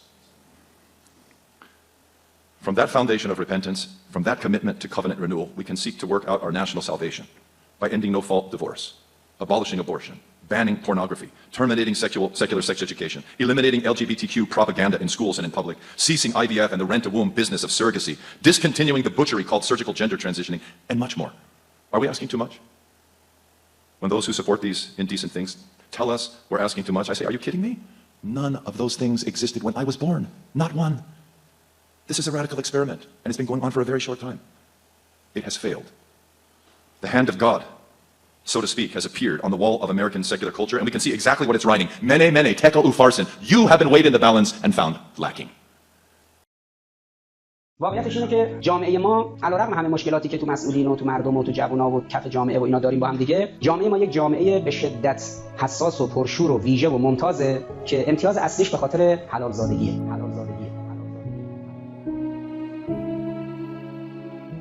وقتی که سازمان ملل به این انجیوهای چنگانه بین‌المللی مأموریت داد که این وضعیت رو بررسی کنن، واقعا جای نگرانی داشت. ما جلسه‌ای که 2 سال پیش با کمیته صیانت از خانواده اروپا داشتیم، همون جریانی که رفتن یه راهپیمایی 1 میلیارد نفری پاریس و مادرید و اینا برگزار کردن، همزمان با هم تو چند تا کشور علیه ازدواج همجنسبازا و علیه سخت جنین و علیه به اصطلاح صنعت پورنو اینا. اون جریان یه 15 نفر از پیرزنای مطالعات خانواده و بزرگان این حوزه هستن که اومدن جلساتی کمیسیون فرهنگی مجلس بدن، جلساتی دیدار مراجع تو قم رفتن، یه جلسه کارشناسی اومده بودن مرکز ما که روی ابعاد چارچوب کار تو بخش سازوکار حلال زادگی سازوکارشو بررسی کنیم. حالا چون بیشتر فرانسوی بودن، فرانسه بدترین وضعیت رو داره در اروپا. 57% رسما حرامزاده‌اند. آمار غیر رسمیشون تو سایتاشون میگه تا 90% هم میرسه، اما آمار رسمی تقریبا 57%. بخش اصلی مربوط به آمریکای لاتینه که کلمبیا تا 84% حرامزاده‌اند. همینجوری دیگه کشور بعدیشون میاد پایین. اروپا قاره دوم فاصله که حدود تقریبا 57%، فرانسه 55%، سوئد، آمریکا و انگلیس که 42%، که 45% و میاد تا لایه‌های پایین‌تر. منطقه ما هم ترکیه با 3% و کشور و رژیم صهیونیستی با 6% بالاترین وضعیت رو دارن. ایران به دلیل اینکه این مسئله بسیار بسیار درش ناچیزه، هر سال وضعیتش صفر.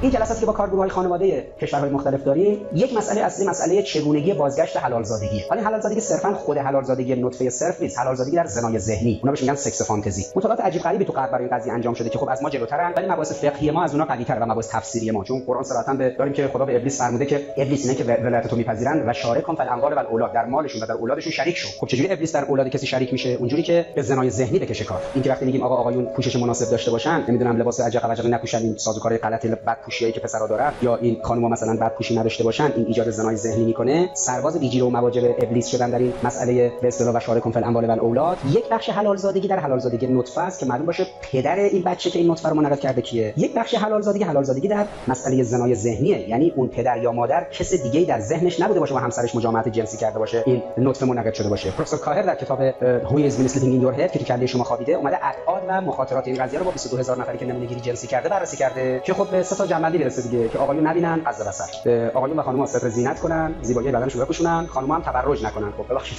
برگشت بعد از این همه سال آقای کاهر به قرآن، خب قبلا قرآن گفته بود یک عامل استحکام ایران امروز اینه که عمده مردم ایران از این دو حوزه برخوردارن.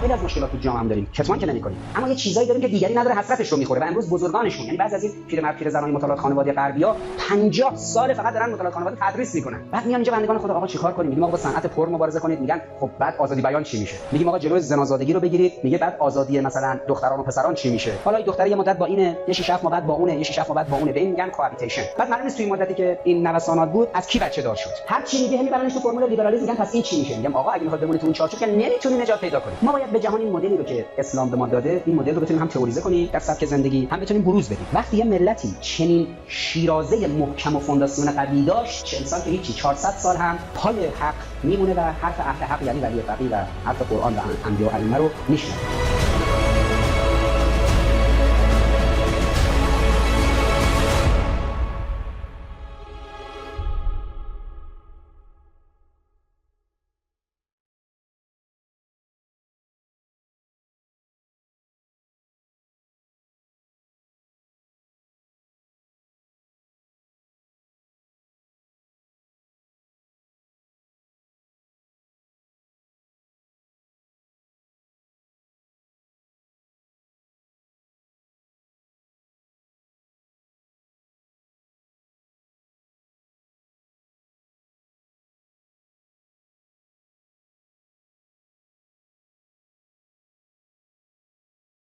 الان برید شما نگاه کنید تو سیستم غرب چه اتفاقی داره میفته. out of marriage، زاد و ولدهای بیرون از ازدواج در برخی از کشورها مثل آمریکا جنوبی رسیده به 70-80%، چون نسل حرامزاده امام میکشه. این خارج از هر قواعدی، حتی ابتدایی ترین قواعدی که حتی اون کافره تو چین هم اینا رو به رسمیت میشناسه. خانواده این بی بوته بار اومده، این هیچ حریمی حالیش نیست. میره آمار کشورها نگاه میکنی میزنی تو سرت میگی یا خدا چه، مخصوصا واقعا سال 2000 به بعد میای مثلا ایران رو نگاه میکنی افتخار میکنی. میره با تمام این ایراداتی که هست، حجمای فرهنگی، اما حلال این کشور حلال زاده هاست. پدر و مادر اینجا مبنا دارن. اینجا من روز چیز فهمیدم، تازه کرونا اومد اوایلش خیلی دیگه تو چقدر ترس و رعب و اینا بود. خاطرم کجا داشتم میومدم، از میدون آزادی داشتم میومدم سمت شرق تهران، تو خیابون داشتم نگاه میکردم، آقا یا اصلا هیچ زنی ندیدم یا این تو یا یکی دو تا اینطور تو ذهنم. برام جالب گفتم عجب، ببین با تمام ایراداتی که هست اینجا هنوز خانواده اصله. یعنی این زن یه جایی داره بره بالاخره. مرد الان باید بره بیرون، خطر هست، فهمیدید؟ مرد اینجا خطره، زن نره بیرون. آقا 100 تا پسر کشته بشن تو خون خودشون بغلتن که گم نشه یه دختر، هنوز ناموس. این تو جاهلیت بوده. پیامبر اومد اینو برگردونه، دوباره داشتن برمیگردوندن. چون ورقو برمیگردونه محسن با اینا میجنگه. این که با افتخار خودشو معرفی میکنه، نام پدر بزرگ اینطور میگه، کری خونیه، فوش بود به ابن مرجانه. ابن مرجانه بابات معلومه که واسه مامانت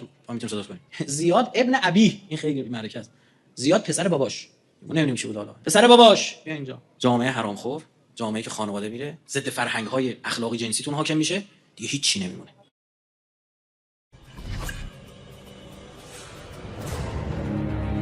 دو تا مؤسسه داریم، یه مرکز مطالعات خانواده IFS و مرکز روندهای اجتماعی STI. دو تا مرکز بین‌المللی ان که زیر نظر سازمان ملل فعالیت میکنن. اون مرکز اینا آزادن. گزارش سالانه شون در رابطه با خانواده است. یک بخشیش به این برمیگرده که خب خانواده یعنی فرزند، ادامه خانواده یعنی فرزند. روی فرزندان زومن و توضیح میدن که این فرزندان چطوری، گزارش صفحات مختلف داره. یه بخشیش هست birth outside marriage، تولد بیرون از خانواده، یعنی حرامزادگی. زن باردار شده، بچه رو نگه داشته. برای چی بچه نگه دارن؟ به خاطر اینکه دلیل حالی بخشش عاطفیه، یه سری دلایلی دارن که از اینا حمایت مالی هم میشه. یعنی اون بچه پول میگیره، کمکای بهش میشه. یک نقشه هستش که تولید میشه WFM که World Family Map در واقع مخفف اینه. مثلا آمار براتون میخونم. از 1998 تا 2014 متولدین رو بررسی کرد. میگه 41% افراد متولد شده در این سالها، از 1998 تا 2014 16 سال. یعنی آدم 15 ساله. 41% افراد متولد شده تو آمریکا نامشروع. 55% افراد متولد شده در مکزیک نامشروع. در استرالیا 1/3 33%. برزیل خیلی بالاست 66%. کلمبیا 84%. شما دقت نفرمایید چرا تو سریال های ماهواره اینقدر دست روشن کلمبیا؟ دقیقاً خود سبک زندگی کلمبیایی رو انتقال میده. تو فیلماشون هست، تو سریال ماهواره داره پخش میشه، صحبت اینه. میام فکر بکنید 33% افراد متولد شده در کانادا نامشروع. 57% افراد متولد شده در فرانسه نامشروع. 54% افراد متولد شده در سوئد نامشروع. بیش از نیم. 48% نزدیک نصف متولد شده در انگلستان. 43% افراد متولد شده در فیلیپین. تمام آمارها رو بررسی کرده، نمودار داره، قشنگ گزارش سالانه است. زیر نظر سازمان ملل هم. طبق این آمار 1/3 متولد 1998 تا 2014 اروپا حرامزادن. در خاورمیانه بیشترین آمار حرامزادگی متعلق به اسرائیل، بعدش ترکیه. ایران و افغانستان و عراق سرجم با هم 1% نمیشه. اینجا کشور حلال زاده است. شوت میزنن اما حلال زادن بعد. آره تو شوت هم داریم. اما حلال زادن. خیلی توی کشوری که مثلا شما اینجا 1/3 مملکت بچه‌های تو زیر 15 سالش حرامزاده باشه. همین فکر می‌کنید چی از هم پاشیده؟ خدایی وجود داره. LGBT activists in the mid-20th century identified 3 major obstacles to the legitimization of homosexuality: the law, the mental health profession, and the churches. And upon these 3 obstacles, the movement fixed its gaze. It became more aggressive, organized guerrilla tactics, staged lesbian and gay kiss-ins in public, disrupted professional conferences of psychologists, especially those studying reparative therapy, and disrupted church services. And this aggressive LGBT activism was successful. In 1973, the American Psychological Association removed homosexuality from its list of pathologies. In 1975, all California laws against consensual homosexual acts were revoked. Having altered law and having altered psychology, the remaining obstacle was opposition in the churches. Religious opposition to the legitimization of sodomy remained and remains the bane of the LGBT movement, remained dogmatically opposed to the legitimization of sodomy and committed to the support of the traditional family. Proving unable to intimidate believers, the LGBT movement turned its gaze to a full-throttled attempt at marginalization of America's traditional faith communities. Suppression and social ostracizing are the tactics today in the promotion of what is the most intolerant movement born in my country, a true celebration of intolerance. When the LGBT movement exploded on the scene in the 60s, its claim at that time was an appeal for societal tolerance. But any reasonable observer of LGBT literature, lifestyle, or parade display would conclude that the gay claim for tolerance is disingenuous. Gay literature over the course of decades in both academic and popular genres decried traditional marriage as patriarchal, chaste marital sexuality as sexual repression, and religious opposition to sodomy as base bigotry. Theirs was not a call for tolerance. Theirs was a call for the overthrow of traditional religious and civilizational norms for family, sex, and law. The goal is the overthrow of traditional marriage and family life and the essential restructuring of society. Having victory in the media, in medicine, in psychiatry, in the law courts, and on the secular campuses, the LGBT lobby is now pressing for the suppression of dissent. The new immorality has been legislated, and all opposition must be silenced. Currently, the State Assembly of California is debating AB 1888, an atrocious bill that would strip California's Christian colleges and universities of any ability to receive federal and state financial aid unless they endorse same-sex marriage, and would expose these academic institutions to crippling discrimination litigation. The sodomization of California was and is an anti-democratic imposition. A majority of our citizens rallied against this to promote State Propositions 6, 22, and 8. All were designed to protect traditional marriage. And unable to bear the rebuke of democracy, the LGBT movement found support from our new national oligarchs, that is, our activist judges, to eviscerate the will of the people, and all state laws banning same-sex marriage were overturned last year in 2015. Today, the USA has a national ambassador for the promotion of sodomy, and it uses the LGBT agenda as a litmus test for granting humanitarian aid and military intelligence against terrorism to needy nations. How far we have fallen. Here is but a summary of a volcanic movement that has succeeded far beyond the imagination of its founders. A blitzkrieg of social upheaval, an outbreak of societal insanity, an explosion of vulgarity and perversion unheard of in the history of the West that makes the barbarian invasions of the 5th to the 9th centuries, popularly known as the Dark Ages, look timid. It is the withdrawal of grace from a culture, the descent of the plague of impenetrable darkness, the 9th plague on ancient Egypt at the hand of Moses, the God-seer, upon the contemporary West. When will this degrading ideology crumble? This ideology is a cultural and religious iconoclasm. The homosexual political agenda is anti-religion and anti-civilization at its core. There is no precedent in any religion or civilization for defining marriages between two persons of the same sex or legitimizing same-sex eroticism. You see that? Hear that in the background? Hear it? That's the dam breaking. The dam is broken. And I'm going to give you one example of how I know the dam is broken. It's an article by Cardinal Dolan, Cardinal Archbishop of New York. He wrote an article in the Free Press, and it's about anti-Semitism. That dam I'm talking about was holding back that discussion of the Jewish question, and now it broke. Talked about that last week. And now you can hear the water rushing through, and the Jews are upset. And so they're going to go to, hey guys, we're going to yank some chain here, and we're going to get these dogs to bark. Not that I don't want to refer to Cardinal Dolan as a dog, but I'm just a metaphor, you know what I mean. He wrote an article in the Free Press in which he said, the church's stance on anti-Semitism is unequivocal. Anti-Semitism is a grave sin, the work of Satan himself. Now, before I go any farther, I'd like to say that if there is one word that is the essence of equivocal, right next to race, it is anti-Semitism. No one knows what this term means. Okay, so it's a quintessentially equivocal term. Okay, but maybe that's too big a word for Cardinal Dolan to figure out. Anyway, needless to say, I was a little bit annoyed at this.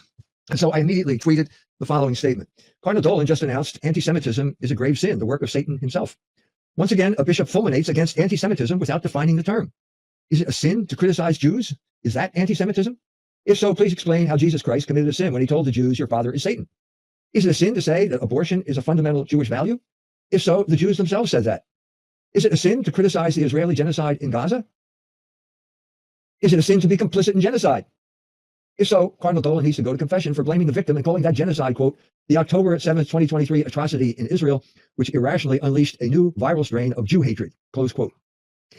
Is criticism of Jews automatically Jew hatred? Can we criticize someone's behavior without hating them? Did Jesus Christ do that? Didn't he criticize people without hating them? The events in Gaza have shown that the main cause of anti-Semitism is Jewish behavior. Jewish behavior has precipitated a crisis among bishops who are determined to keep the failed experiment known as Catholic-Jewish dialogue on life support. Anyone who points out that Jews have now been given an exemption from the moral law and the commandment forbidding murder will routinely be denounced as an anti-Semite by the very people Christ appointed as guardians of that morality, namely the bishops. This exemption poses a worldwide threat to civilization, which the bishops must address. It cannot be blamed on anti-Semitism. Now, as I said, that dam broke. That dam broke. Okay? And you could still hear the water rushing through the media. And one other instance of the Jews who now want to flog the sea with chains because they don't like the way the water's flowing is a conference just on Monday of this week. The Philos Project and the Catholic Information Center, which is an Opus Dei operation in Washington, are hosted a conference, Catholics and Anti-Semitism, Facing the Past, Shaping the Future.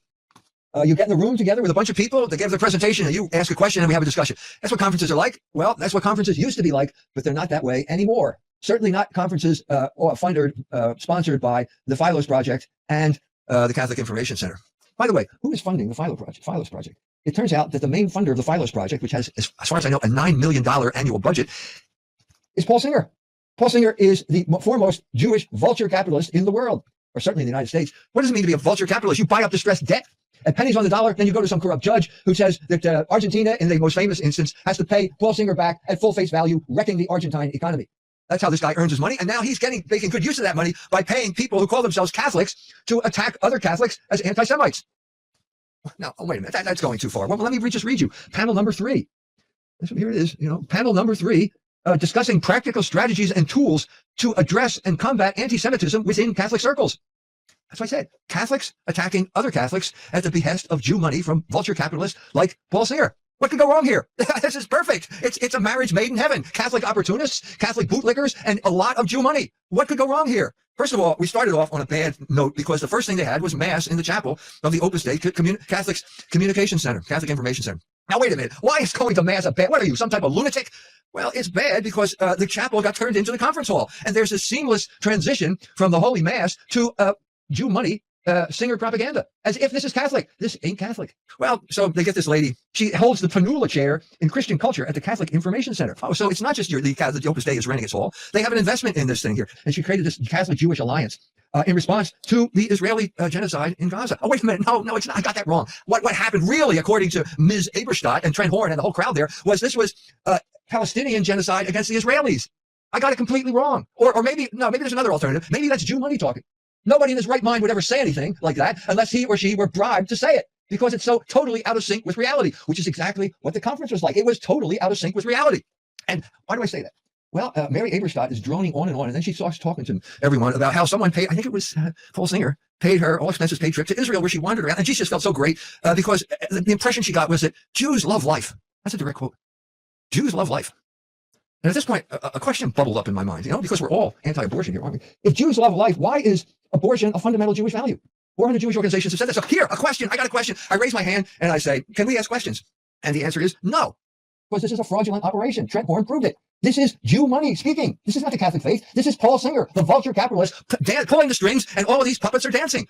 Simone Rizkala, a dancing puppet, dancing to Paul Singer's vulture capitalist money here. This should be a really interesting discussion. No, it isn't. Not when Simone's in charge, because you're not allowed to discuss anything. You're only allowed to listen to Paul Singer's Jewish talking points coming out of the mouth of this Catholic puppet who pretends that she's speaking for the Catholic Church. That's what's going on, and you just proved that your position is completely untenable. It cannot exist in the real world. It cannot exist in a world unless you censor everybody's thought. And so it's dying. It's over. That horse left the barn. And closing the barn door is not going to stop it. And so when you hear that background, that's the dam broken and all the water is rushing through, and it's over. That's my rant. Let's hear what you have to say.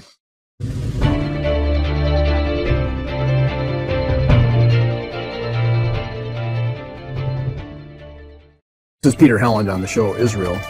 I've called this the Declaration of Independence. And I've touched on this many times, but it's a subject worthwhile going into. That's talking about our Declaration of Independence on the 4th of July. To get right to the issue, the head of the Radical Republicans was Alexander Stevens. And he said in 1866, he writes, "There have been republics everywhere in the midst of despotism. You may call what you choose a republic, but what I am to speak to now is the republic intended by the Declaration of Independence. And I deny that this government has ever been such a republic." Now, what was the republic contemplated by the Declaration of Independence? All men are created free and equal, and all rightful government is based on the consent of the governed. Nothing short of that is the republic intended by the Declaration. Upon this declaration alone stood the American Revolution. And the people then had no actual grievance which justified the shedding of one drop of human blood. So the whole idea of taxation without representation, even Stevens is saying there's nothing to that. But he says this, but they fought and bled for this sublime idea. In other words, there was no justification for the revolution. Oh, we're not being taxed right. He's saying the people then had no actual grievance which justified the shedding of one drop of human blood. They fought for an idea. In this sign, in this idea, they conquered. But when peace and security had come and the several sovereignties attempted to form a more perfect union, they found themselves obstructed by a pernicious and unyielding institution in direct hostility to their avowed principles, and they were obliged to trust to time to eradicate it. They have left the scene of action. If we fail to complete this superstructure in harmony with the foundation, we must be dwarfs in intellect or moral courage. Now, obviously, that institution was slavery. And they're saying slavery was so inconsistent with the Declaration of Independence, it wasn't funny. Now, this book is by Greg Singer. He's a kind of a well-known theologian and historian from the South, a Presbyterian. He writes, his radicalism led Stevens to regard the writing and the adoption of the Constitution as the most terrible kind of tyranny ever imposed on mankind in the name of freedom. The theologian that addressed that was John Henry Hopkins. But here's what Hopkins says. This was his 50-page, 40-page book that he responded to the men in New York on what's the biblical position on slavery, which then in 1864 he wrote an almost 400-page book to back up his position. But he says this, I have promised to notice the various objections which have been raised in the popular mind to the institution of Southern slavery, and to these I shall now proceed. First on this list stand the propositions of the far-famed Declaration of Independence. Quote, that all men are created equal, that they are endowed by the Creator with certain inalienable rights, that among these are life, liberty, and the pursuit of happiness. Hopkins writes, these statements are here called self-evident truths, but with respect to the celebrated names which are appended to this document, I have never been able to comprehend that they are truths at all. In what respect are men created equal? When every thoughtful person must be sensible that they are brought into the world with all imaginable difference in body, in mind, and in every characteristic of their social position. Notwithstanding, mankind have all descended from one common parent, yet we see them divided into distinct races, so strongly marked that infidel philosophers insist on the impossibility of their having the same ancestry. Where is the equality embodied between the child born with the hereditary taint of scrofula or consumption and the infant filled with health and vigor? Where is the equality in mind between one who is endowed with talent and genius and another whose intellect borders on idiocy? Where is the equality in social position between the son of the Esquimaux or Hottentot and the heir of the American statesman or British peer? Neither am I able to admit that all men are endowed with the inalienable right to life, liberty, and pursuit of happiness, because it is manifest that, quote, since sin entered into the world and death by sin, that's St. Paul, they are all alienated, forfeited, and lost through the consequences of transgression. Life is alienated not only by the sentence of the law, but by innumerable forms of violence and accident. Liberty is alienated not only by imprisonment, but by the irresistible restraints of social bondage to the will, the temper, the prejudices, the customs, or the interest of others, so that there is hardly an individual to be found, even in the most favored community, who has really the liberty of word and action so confidently asserted as the inalienable right of all men. Don't forget, it was Thomas Paine. A lot of people say Thomas Paine wrote the Declaration of Independence, but he went on to write The Rights of Man, trying to wipe out Christianity. And Stevens used that Declaration of Independence to go after Christianity, because that was what the spirit of it was.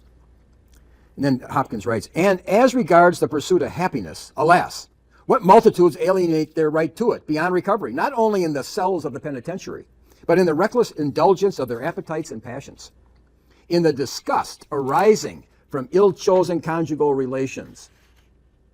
In other words, you go ahead and have sex with somebody, and then you're disgusted about what you just did, of course.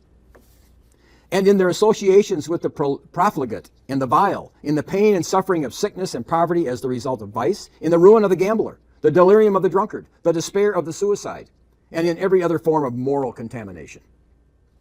If it be said, however, that the equality and inalienable rights of all men are so strongly asserted by this famous declaration, are only to be taken in a political sense, I am willing to concede that this may be the proper interpretation of its intended meaning, but I cannot see how it removes the difficulty.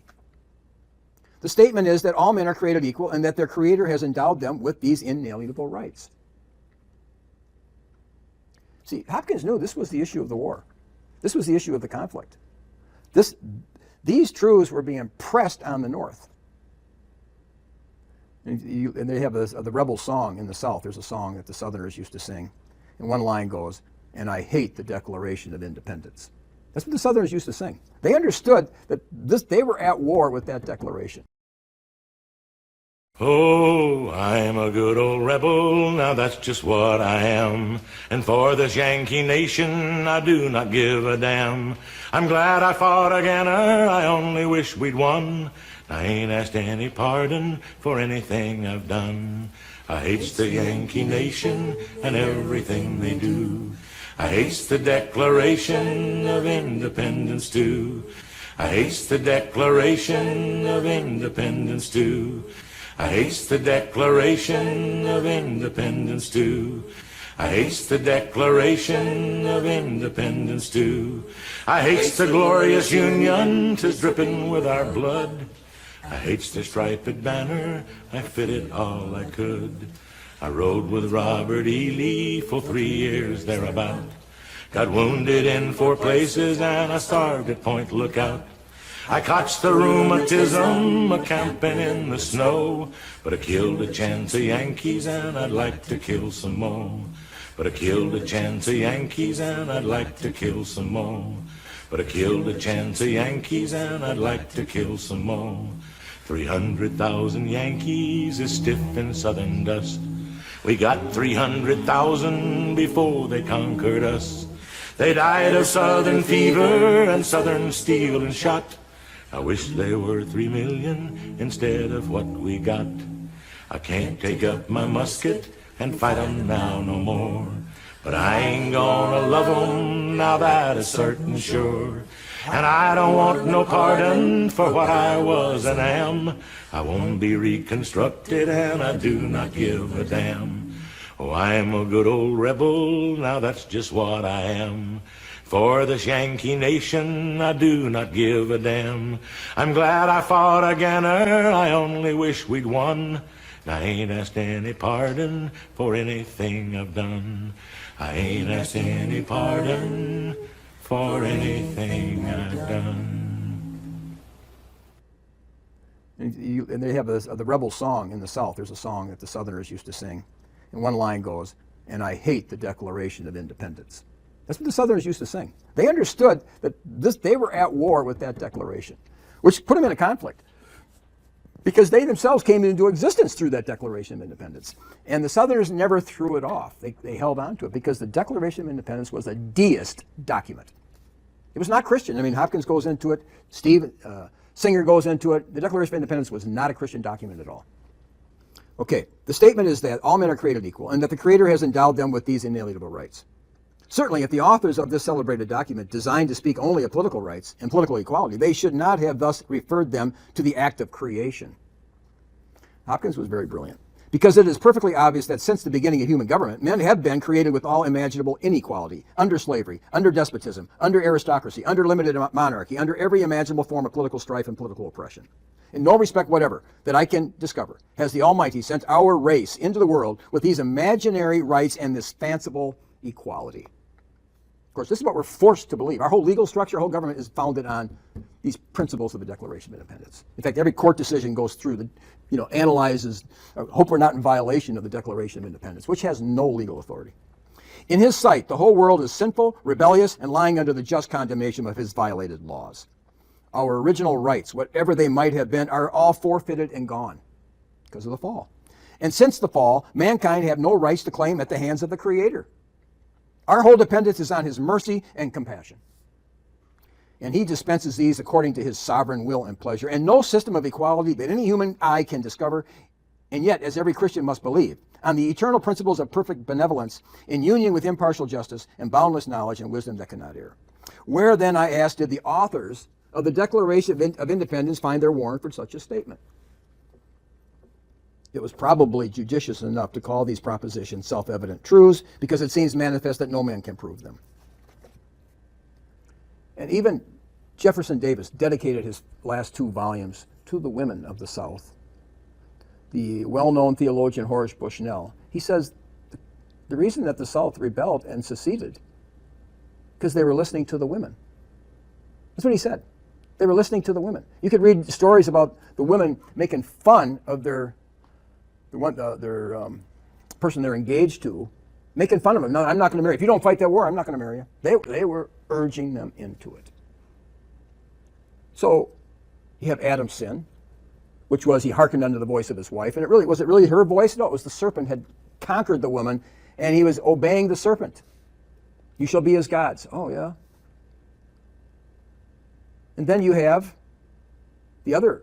There's only two main lessons there in the beginning of the Bible. And if you learn these two lessons, you're well on the way of staying on the straight and narrow. The other lesson is Cain. Cain kills Abel, and God says, "What?" And Cain tells God, "Well, am I my brother's keeper?" Yeah, you are your brother's keeper. So the first commandment is to love God. Adam failed to love God by obeying him and listening to his voice. He went to the woman instead. Cain is the second commandment. Jesus said there's two commandments: love God and love your neighbor. Cain refused to be his brother's keeper. Now, we're to learn this. We must obey the second commandment, to love your neighbor. We are our brother's keeper. You want to challenge that? You want to go the way of Cain? Cain disappears from the Bible. He was marked and he's gone. He was the inheritor. He was the oldest son, the first child of Adam and Eve. He lost it. Cain gets kicked out. It says he got very angry. And God said to Cain, "Why are you so angry? Why is your countenance fallen down? Sin is crouching at the door. You better master it." He allowed the anger. That anger kicked him out of the garden. Moses gets angry. He's not allowed in to the promised land. So anger did him in. And where did that anger come from? Looks like it originated because Cain was not really right with God. He was not really loving God. He was holding back on the sacrifice, on his offering. We can't do that. We have to love God totally. And we have to be our brother's keeper. If you walk outside of that narrow path, you get off that road, you're going to have trouble. And the reason we bring this up is the Declaration of Independence, in a sense, wants to say, that's the voice of the woman. You can be free from the law of God. There's a way, in America, you can be free from that. You don't have to be your brother's keeper. You're an individual. Just go for the money. Go for your own. And the law of God, we have our own set of laws. You want to commit adultery? Not against the law here. You want to marry a guy? That's perfectly fine here. Yeah, independence.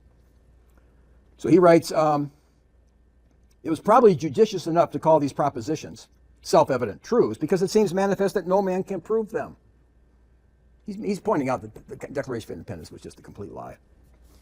And then he goes on, he says, really, are you guys really equal? He says, you're not equal. He says, who formed the party to which the candidate belongs? Who ruled the convention by which his name was put upon the list? Who arranged the orators for the occasion? Who subsidized the press? And now we would say, who counts the votes?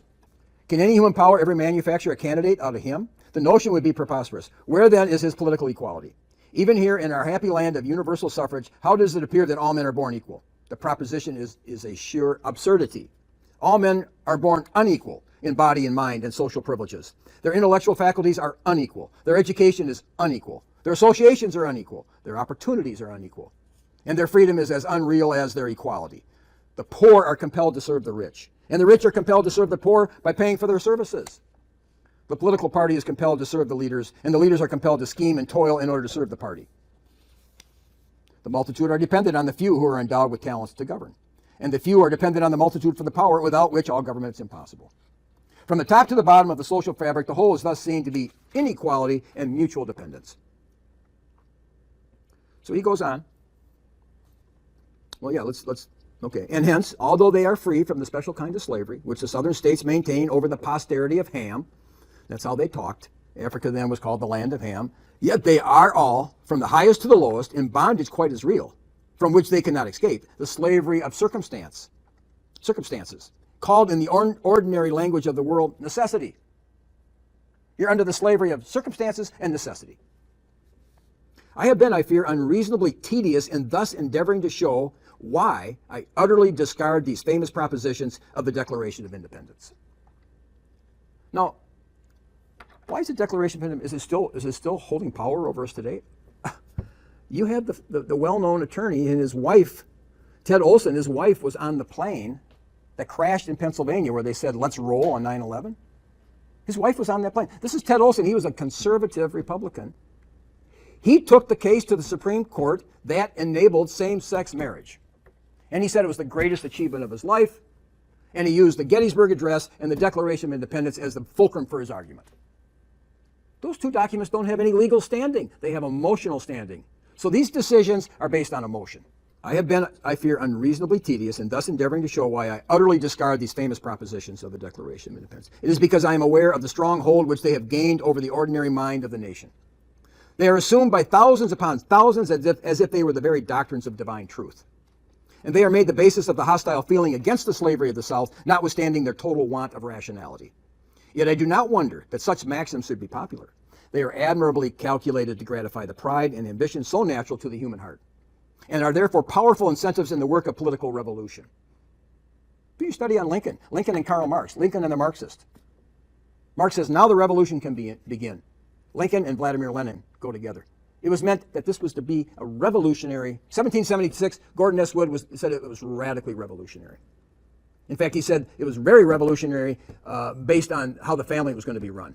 And Abigail Adams fits right in. It was going to, it's like the nuclear bomb. You know, you got the atom, and if you can play with the neutrons and the protons and the electrons and the atom, you can create an explosion that'll wipe out the world. You play with what Abigail Adams was saying. You are not going to be our master, John. We're going to be friends. And you're there to help us be happy. Well, they won. They won. The women now are ruling the homes. And if they don't feel you're making them happy, they're going to divorce you, take you to court. Ask the men. Ask the men. You go into that courtroom, they find out who's in charge of that marriage. The woman's in charge. And you're going, well, that's an exaggeration. Well, talk to them. Talk to the men, what they go through. But the men supported this revolution.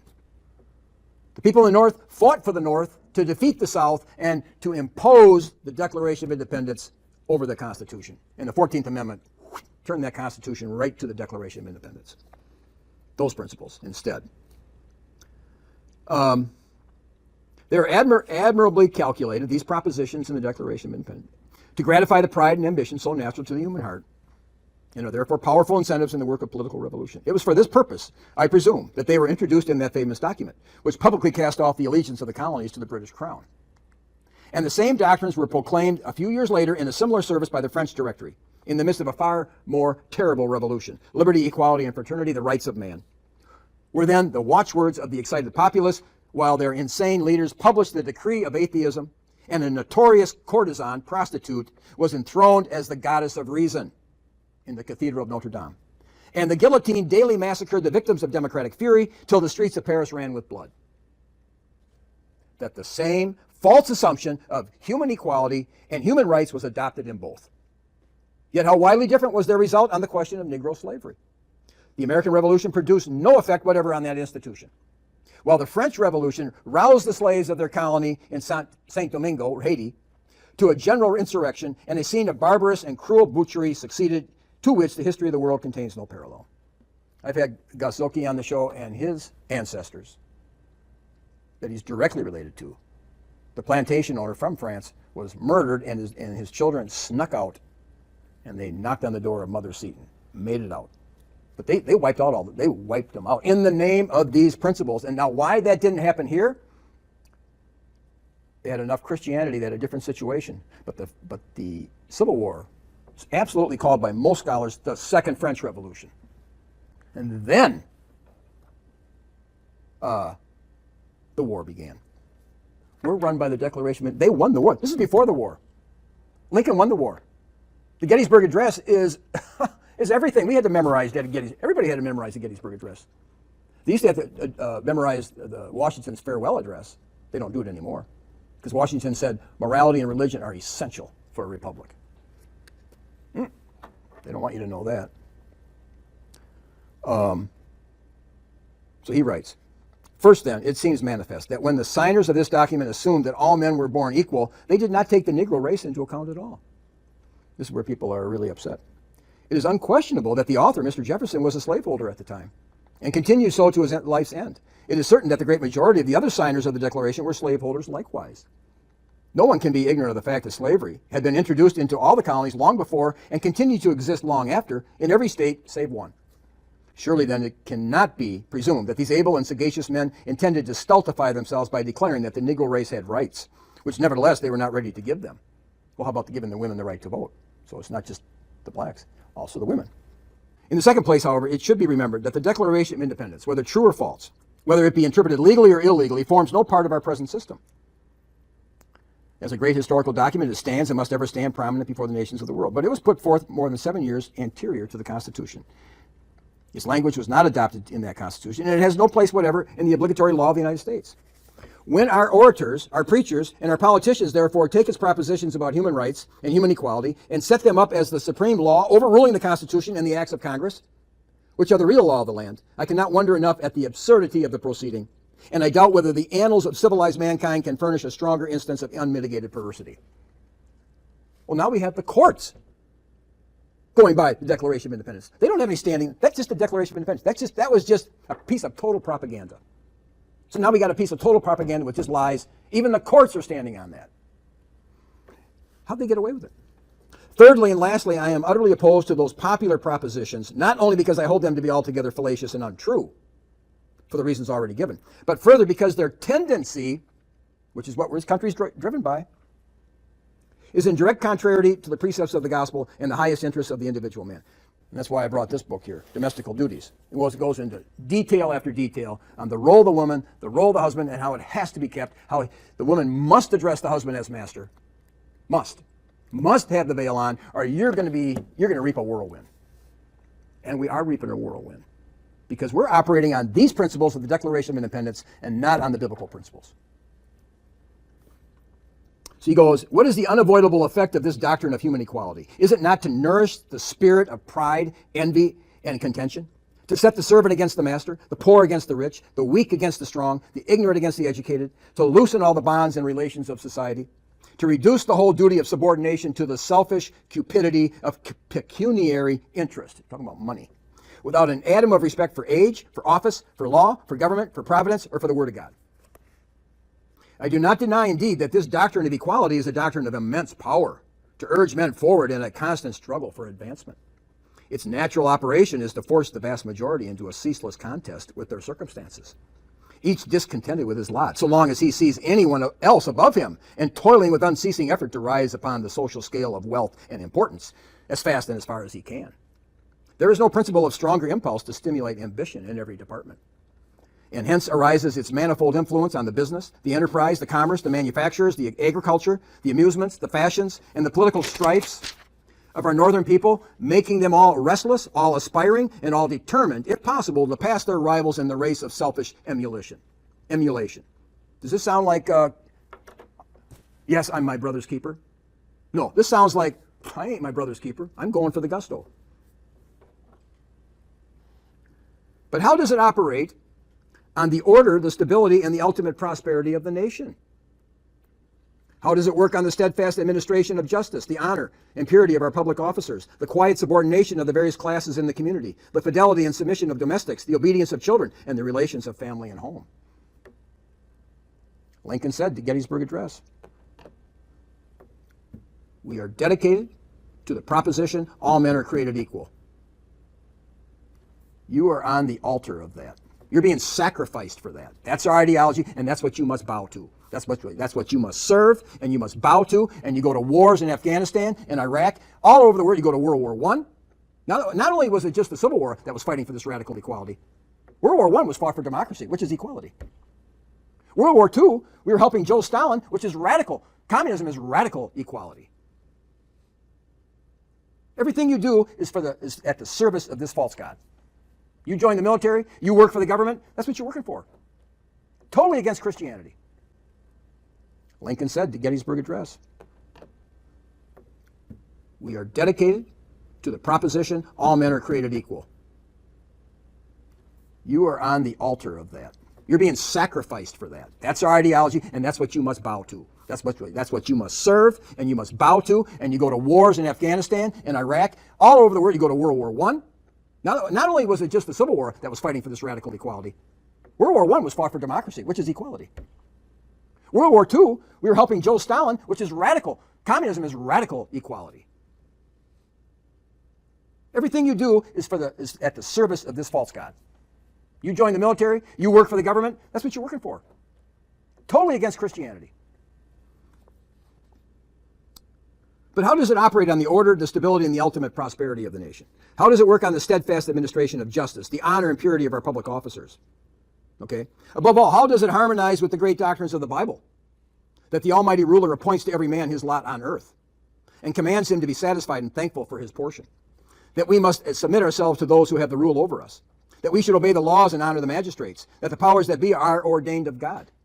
And he that resists the power shall receive condemnation. That we may not covet the property of others. That having food and raiment, we should be therewith content.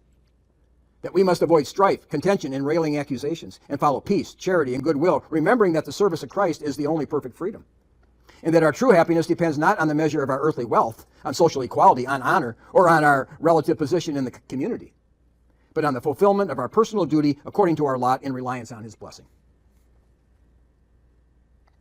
He says, I have no more to add with respect to this most popular dogma of human equality, and shall therefore dismiss it as fallacious in itself and only mischievous in its tendency. As it is the stronghold of the ultra-abolitionist, I have devoted a large space to its examination and trust that the conclusion is sufficiently plain. Happily, it forms no part of our Constitution or our laws, if the Supreme Court's using it. It never was intended to apply to the question of Negro slavery, and it never can be so applied without a total perversion of its historical meaning, and an absolute contrariety to all the facts of humanity and the clear instruction of the Word of God. Now, Singer destroyed Locke. He said he agreed with Dabney that Locke was a baptized atheist. Locke snuck these ideas in that all authority comes from the consent of the governed. Even to the point that the king his authority came from the consent of the governed, but God gets his authority from the consent of the governed. And the evangelical movement after the Civil War, which followed C.I. Scofield, the whole theme of C.I. Scofield is that Christ came to set up his kingdom, and he was rejected. And people swallowed that. And we're in the interregnum right now, okay? Jesus is not Christ right now under Scofield's teaching, which all evangelicals have soaked that in. Bethel College, their textbook, yes. Jesus is not Christ right now. Well, if Jesus is not Christ right now, and you believe that, you're only born again by believing he is the Christ sitting on the throne of David now. No, they deny he is. And why? How did Scofield get away with this after the Civil War? Because it became entrenched with the Declaration of Independence, that authority comes from the consent of the governed, and even God has no authority in this nation except by our consent. So Jesus came to set up his kingdom, and they didn't consent, period. The Jews did not consent, and that's why he couldn't set it up. That's the teaching that the Christians have swallowed, because it made sense to them. Obviously, nobody has authority without the consent of the people. Well, the voice of the people is almost next to the devil. Locke snuck these ideas in that all authority comes from the consent of the governed. Even to the point that the king his authority came from the consent of the governed, but God gets his authority from the consent of the governed. And the evangelical movement after the Civil War, which followed C.I. Scofield, the whole theme of C.I. Scofield is that Christ came to set up his kingdom, and he was rejected. And people swallowed that. And we're in the interregnum right now, okay? Jesus is not Christ right now under Scofield's teaching, which all evangelicals have soaked that in. Bethel College, their textbook, yes. Jesus is not Christ right now. Well, if Jesus is not Christ right now, and you believe that, you're only born again by believing he is the Christ sitting on the throne of David now. No, they deny he is. And why? How did Scofield get away with this after the Civil War? Because it became entrenched with the Declaration of Independence, that authority comes from the consent of the governed, and even God has no authority in this nation except by our consent. So Jesus came to set up his kingdom, and they didn't consent, period. The Jews did not consent, and that's why he couldn't set it up. That's the teaching that the Christians have swallowed, because it made sense to them. Obviously, nobody has authority without the consent of the people. Well, the voice of the people is almost next to the devil. You read the Old Testament, Saul went by the voice of the people, and then he went to the witch of Endor. Very similar. What was Eve's voice? It was the voice of the serpent. And you're going to form your truth on the voice of the majority? That's going to be the basis of your authority and truth. You can't get. And then commerce and money is the basis of everything. So the love of money is the root of all evil. And now you're going by the voice of what? The majority? The voice of the people is like another word for the voice of the serpent? What's going on here? What can we expect from this? Nobody wants to talk about it. So, Singer closes his book here. Does orthodoxy have a satisfactory answer? Orthodoxy means really true Christianity. Does it have an answer to the dilemma which this nation faces? This is 1964. Basically, these problems are the same. 1770, it's the same dynamic. This is an important question and demands an answer. If liberalism has been such an influential agency for the creation of a movement away from constitutional government and the traditional American freedom toward a collectivist society and some kind of totalitarian regime, does Christian orthodoxy have a remedy for this situation? A thorough discussion of this question actually demands a volume in itself, but a short presentation is necessary as a capstone for this volume. So here's the answer, right here. He writes, the answer is found in the biblical view of government. The scriptures clearly teach that human government is of divine ordination and does not have its origin in any social compact or contract as Hobbes and Locke taught, nor was it created by man himself to meet the needs of his society.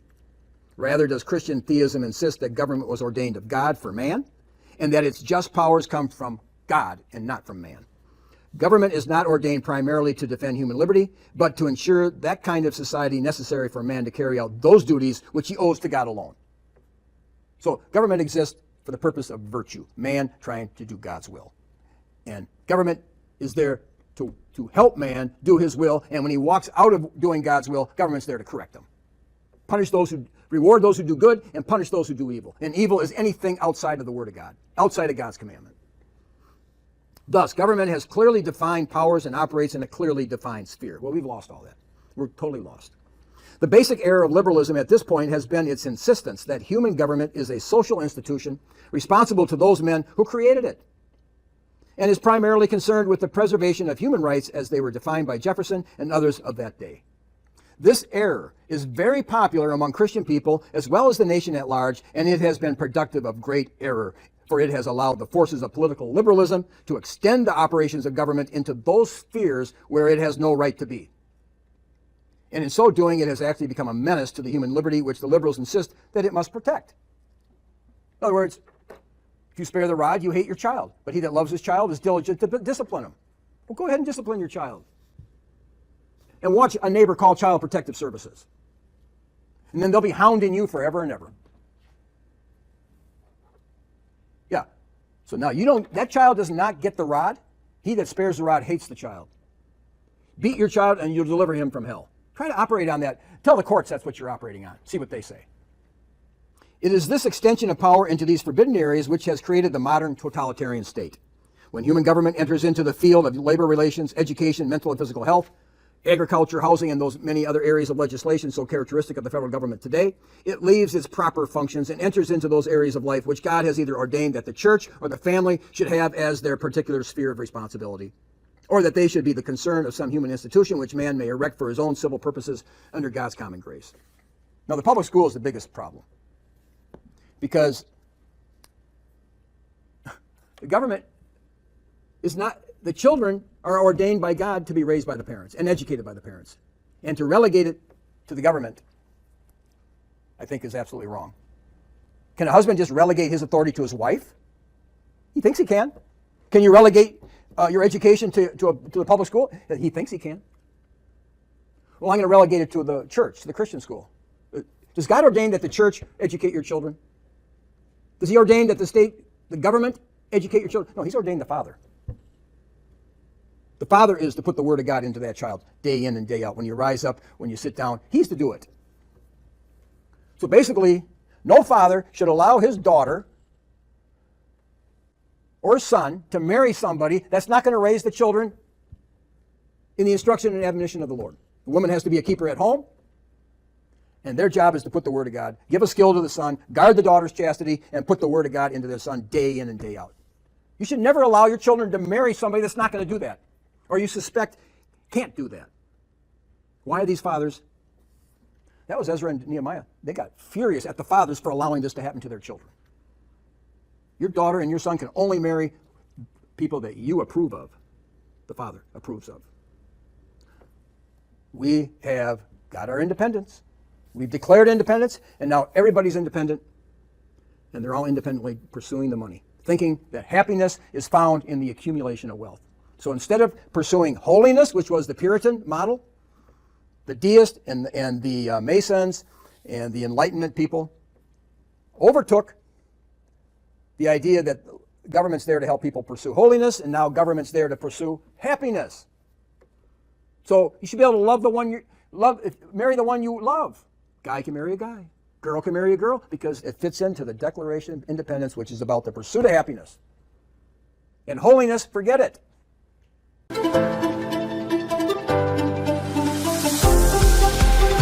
We're going to continue with the very important speech by Henry Bronson at Notre Dame in 1897. Henry Bronson seemed to carry the torch for his dad, Orestes Bronson, considered to be one of the top two best thinkers in America in the 19th century. Oftentimes he's considered the best Catholic thinker in America. He seems to reject the abolitionist in this speech.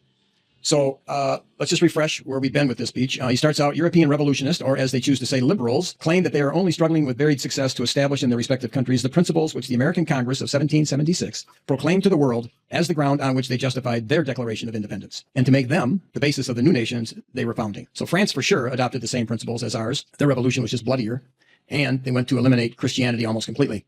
It appears the effort to eliminate Christianity in America was just more, it was slower. But those principles, for sure, go to remove a lot of Christianity. Those are my words. Bronson said in his speech, they maintain that the aim of the statesman should be to make all as equal as possible in their possession, social conditions, power, and influence. And of course, that's the communist goal. So communism was a radical equality. And with Lincoln winning the war, Bronson sees that it's a radical equality. And the Southerners always said that. I consider Robert Louis Dabney the best theologian in the South. Some people thought it was James Thornwell. And James Thornwell had been in the North, and he had a late conversion, maybe about age 19, 20. And he always said that the battle of the South was engaged in was not just abolitionists and slaveholders. It was atheists, communists, red Republicans, and Jacobins. Okay. So communism was very thick in the North. Karl Marx, for years, had weekly, monthly articles in the New York Tribune, the biggest newspaper in America. So Karl Marx was front and center out in New York City, and the Marxists followed the Civil War very closely, and they were 100% behind Abraham Lincoln. Those are just facts. And the Republican Party was directly lined with the communist type people, Horace Greeley, the Foyerites. That's not the propaganda we hear. So most of what you're hearing usually is touched with a lot of propaganda. So let's continue where we kind of left off. I read that Bronson says, our fathers proclaimed that all men are created equal and made equality the basis of the state. This is heading right toward communism right from the beginning. As soon as the American Revolution was over, we sent Thomas Paine, we sent Jefferson, we sent Monroe, we sent them all over to France to get the same ideas going over there. And from the same ideas, you had the French Revolution. That led to the Soviet Revolution. You see it in Pol Pot. You see a direct connection starting with 1776, which it says on our dollar bill, Novus Ordo Secularum, New World Order. Although it's a mystery to me. And in the American Revolution, you had the merger of the Presbyterians, followers of John Knox, and the Masons. And they ended up having basically the same motto: rebellion to tyrants is obedience to God. But they forget the definition of a tyrant is somebody who rules outside of the law of God. That's the definition. You can't change definitions. A tyrant is somebody who refuses to obey God, and he refuses to submit his country under the law of God. And you see that urged strongly, especially in the Book of Sirach and Wisdom of Solomon. Severe warnings on those in authority who do not follow the law of God. And in those two books and out throughout Scripture, the emphasis is very strong that God created government. And if you're in authority, God put you there. God created government. And if you don't obey God, the judgment on you will be way more strict than on the normal person. And this was thrown out. This was thrown out with the American Revolution. We just said our government was created by people. We, the people, created this government, and God basically had nothing to do with it. We created it. You're talking radical revolution here. He writes that all men are created equal is not true in an absolute sense, but only in the sense that they are created equally men with equal natural rights, among which are life, liberty, and the pursuit of happiness, unless forfeited by crime. Now, we went through John Henry Hopkins, the Archbishop of the Episcopal Church. Some people thought he was the greatest divine of the North, and he said those statements are ridiculously false, obviously false. Like I call it Gettysburg, the battle for sodomy, and Ted Olson claiming, oh, these are the greatest words ever spoken by man, almost. The God, all men are created equal and they're endowed. They're given from God life, liberty, and pursuit. The greatest words ever spoken. That's Ted Olson, a lawyer.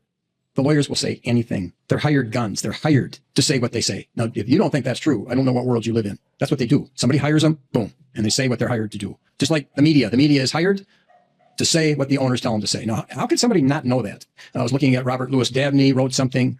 He must have been only 35, but he wrote something. You can look it up, Robert Louis Dabney, on the legal profession on lawyers. I mean, he thinks, a lot of people thought the legal profession is like one of the worst. Benjamin Rush, famous founding father, became a doctor, but I remember studying how he decided. He boiled it down, well, should I be a lawyer or a doctor? And he was strongly advised, don't be a lawyer because it's too immoral. It's too corrupt. Because which system of law are you going to obey? The system of law that comes from the state? Was the law gotten better? Would they have approved same-sex marriage back then? No. The law, created by man, goes crazy if it's not under the control of the law of God in the scriptures. Since here he says, we have abolished rights of primogeniture and entails, and by our statutes of distribution, provided for the equal division among the heirs of the estate of everyone dying intestate, thus preventing the growth of an hereditary aristocracy and approaching equality. Whether this, which weakens the family and makes us a nation of individuals rather than a nation of families, is wise or unwise legislation, I will not now undertake to decide. I will only say that the ambition of transmitting to heirs a family name inherited from a long line of noble and distinguished ancestors, on which one can look back with a just pride, is a powerful incentive to honor and virtue. In our country, except in rare instances, the family expires when the husband and the father dies. We as a people have no ancestors, no family traditions, no homestead that has remained in the same line for generations and around which cluster all the family associations and recollections. We have not hereby secured the equality sought, or if we have secured it on one side, it has been lost on another. We have substituted the equality created by primogeniture and entail by joint stock companies and corporations, which are far more influential and exert far more power over legislation, political economy, industry, and the laboring classes than the most powerful and wealthy families of a nation ever did. As they call it, patriarchal. And the father centers his energy and his focus on the firstborn son to prepare him to take his place to a large degree. In the Bible, you see Josiah, age 8, and he becomes the next king, even at age 8. So the mother did not take the place of the father when the father died.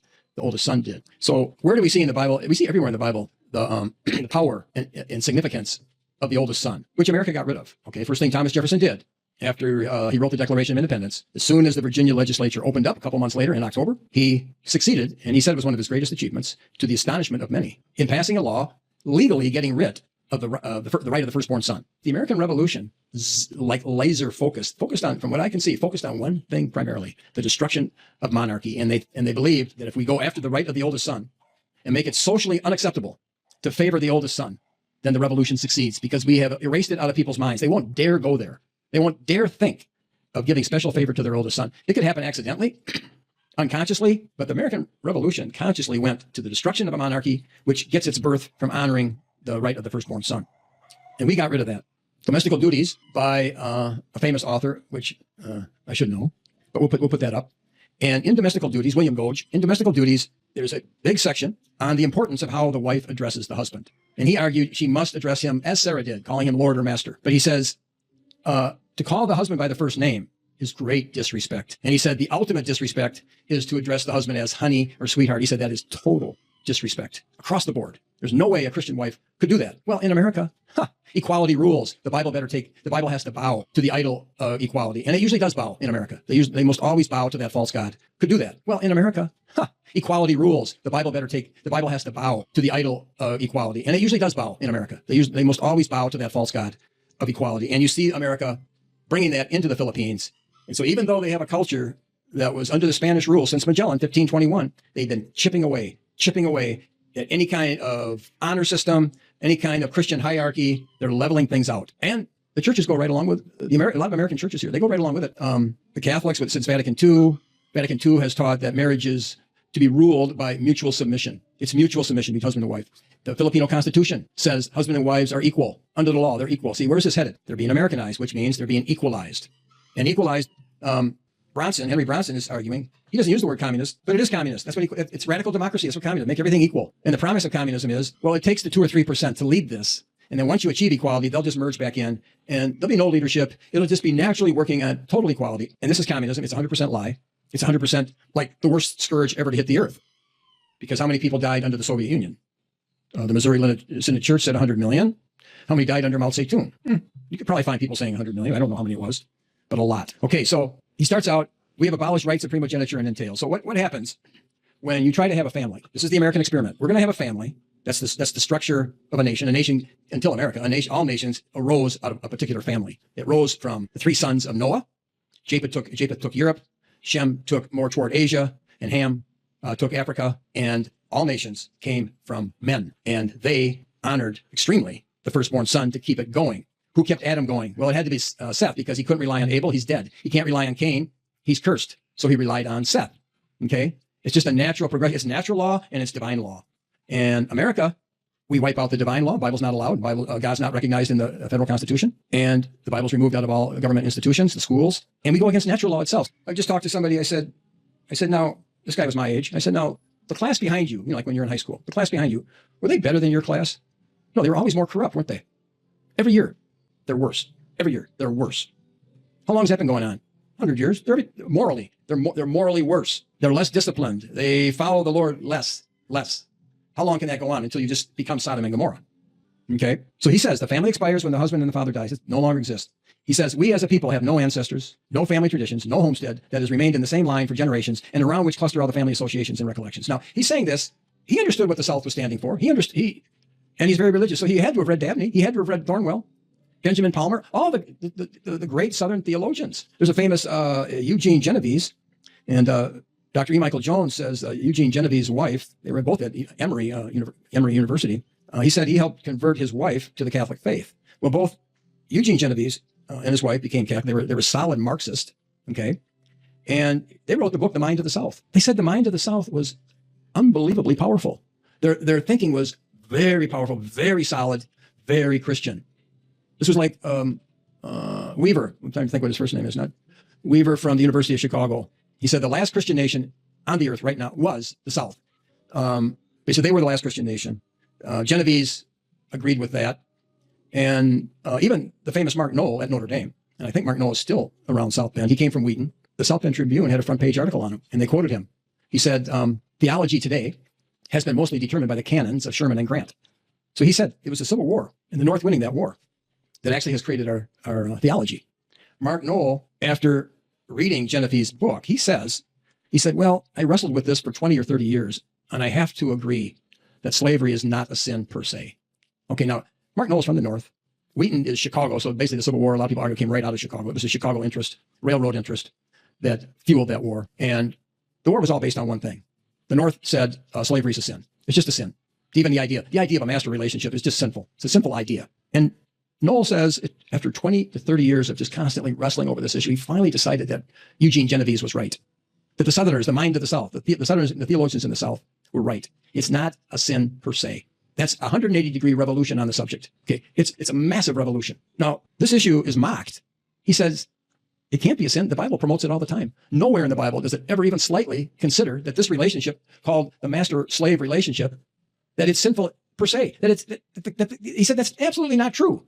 Slavery is wrong when you put the Declaration of Independence up to it and you say this is not consistent with the Declaration of Independence. Well, that's true. But if the Declaration of Independence is a lie, fundamentally, that all men are not created equal and they're not given this unalienable right from God of life, liberty, pursuit of happiness, well, then the Declaration of Independence, being a lie, has no authority to judge the institution of the master-slave relationship called slavery. It has no authority. Only the Bible can judge it. That if somebody is participating in that relationship, that it automatically is a sin. It's simply not automatic. It's not automatically a sin if you have a sip out of a beer or a sip of wine. Okay? It could lead to sin. But the problem is, if you get married, marriage could lead to sin. You might mistreat your wife. She might disobey the husband. Yeah, then that would be sin. So you might tell some women, I said, I don't recommend you get married because I don't see how you're going to obey God and obey your husband. God's going to require you to obey your husband. You have to be like Sarah. She called Abraham Lord and obeyed him. I said, I don't see that you're going to do that. So I would not recommend you get married. You're going to buy some slaves. Okay, I guess you can buy some slaves under the biblical idea. But you may go, yeah, but I don't think you should. Are you going to treat them right? You have to treat them right. I mean, we're not allowed to even think this in America. We can't even address issues. The elder must hold firm to the trustworthy word as taught, the word of God, so that he may be able to give instruction in sound doctrine and also to rebuke those who contradict sound doctrine. For there are many who are insubordinate, empty talkers and deceivers, especially those of the circumcision party. So they're singling out the Jews again. This is what Martin Luther pointed out all the time. These people must be silenced since they are upsetting whole families by teaching for shameful gain what they ought not to teach. They're upsetting families. King James says they're subverting. They're subverting the family. Now, that's what communism goes to. That's what the devil goes to. It subverts God's order in the family. And God's order in the family is very, very clear. And in fact, in chapter 2 of Titus, he says, teach what accords with sound doctrine. And what is sound doctrine? He's talking about sound doctrine all the time. Paul does. Sound doctrine is the most important thing. You got to have sound doctrine. And then he finally goes, But as for you, Titus, teach what accords with sound doctrine. And what's he say? Older men are to be sober-minded, dignified, self-control. Older women likewise are to be that way, okay? Older women are to teach younger women to love their husbands and children, to be self-controlled, pure, working at home, kind, and submissive to their own husbands, that the word of God may not be reviled or blasphemed, okay? Goes on. Bondservants, slaves, that's the Greek word doulos for slaves. Slaves are to be submissive to their own masters in everything. They are to be well-pleasing, not argumentative, not pilfering, but showing all good faith. Oh, I'm a good old rebel, now that's just what I am. And for this Yankee nation, I do not give a damn. I'm glad I fought again, I only wish we'd won. I ain't asked any pardon for anything I've done. I hates the Yankee nation and everything they do. I hates the Declaration of Independence too. I hates the Declaration of Independence too. I hates the Declaration of Independence too. I hates the Declaration of Independence too. I hates the glorious Union, 'tis dripping with our blood. I hates the striped banner, I fitted all I could. I rode with Robert E. Lee for 3 years thereabout. Got wounded in 4 places and I starved at Point Lookout. I cotched the rheumatism a-camping in the snow, but I killed a chance of Yankees and I'd like to kill some more. But I killed a chance of Yankees and I'd like to kill some more. But I killed a chance of Yankees and I'd like to kill some more. 300,000 Yankees is stiff in southern dust. We got 300,000 before they conquered us. They died of southern fever and southern steel and shot. I wish there were 3 million instead of what we got. I can't take up my musket and fight 'em now no more. But I ain't gonna love 'em, now that is certain sure. And I don't want no pardon for what I was and am. I won't be reconstructed and I do not give a damn. Oh, I'm a good old rebel, now that's just what I am. For this Yankee nation, I do not give a damn. I'm glad I fought again, I only wish we'd won. I ain't asked any pardon for anything I've done. I ain't asked any pardon for anything I've done. Out of the final report submitted by the committee, which amounted to 90 pages of 126 individual bills, reforming, eliminating, and condensing previous legal material, and even more substantial abbreviation, Jefferson later isolated 4 fundamental components of the revised report that he deemed particularly important for forming a system by which every fiber would be eradicated of ancient or future aristocracy and a foundation laid for a government truly republican. So the foundation he wanted to lay was to get rid of common law, which was Christianity. Not too good, not too good. These included the abolition of entail, or common law rules of descent, written to preserve the integrity of elite landed estates over time, and the similar abolition of the law of primogeniture, the freedom of religion, and the disestablishment of the Anglican Church in Virginia. Out of these, only the abolition of entail and primogeniture were entirely successful, and these with great controversy and heated debate. Okay, so it was with great controversy and heated debate because this was so integral. It was so embedded in who they were as Englishmen. They always lived under common law, which was Christianity. And the revolution was radical. And after they succeeded in the revolution, Jefferson went right over to France to achieve the same thing here. Thomas Paine went over to France. Benjamin Franklin's in France to place these ideas in France. Now, France reacted to these ideas differently than we did, but they were the same ideas. France openly just went to destroy Christianity. They openly went to kill the priest and remove all symbols of Christianity. We didn't react that way to the same ideas. But now we are seeing the effects. But underlining this lie, this removal of primogeniture, underlining it is the political lie. That is John Locke's social contract theory. And we'll get into that theory, but let's just discuss what have been the results of the removal of common law and placing the social contract theory girding our judicial system. For the longest time, this is probably 25 years ago, I always quoted from Dabney here out of his essay on women's rights women, but he predicted what would be the results of the northern interpretation of our law, of the Declaration of Independence, which they used after the Civil War. They placed the Declaration of Independence as a prism to look at our law. So all the laws have to be seen through the Declaration of Independence. We hold these truths to be self-evident. which John Henry Hopkins, the leading theologian of the Anglican Church, said most everything in there is a complete lie. Okay, the idea of the king's a tyrant was even a lie. John Adams said it was a lie. The leading minister in 1776, Witherspoon, said it was a lie. So basically, the Declaration of Independence is just all lies, and we have to worship that idol as if it's true. The whole legal system has to worship it like it's true. And Dabney wrote his book right after the Civil War. He said this doctrine would undermine the husband-wife relationship. He said that. And he says, with this doctrine that is going by the social contract theory, and that theory said that man was created totally independent. And I'll get into that, but here's the results of following that theory that Dabney predicted.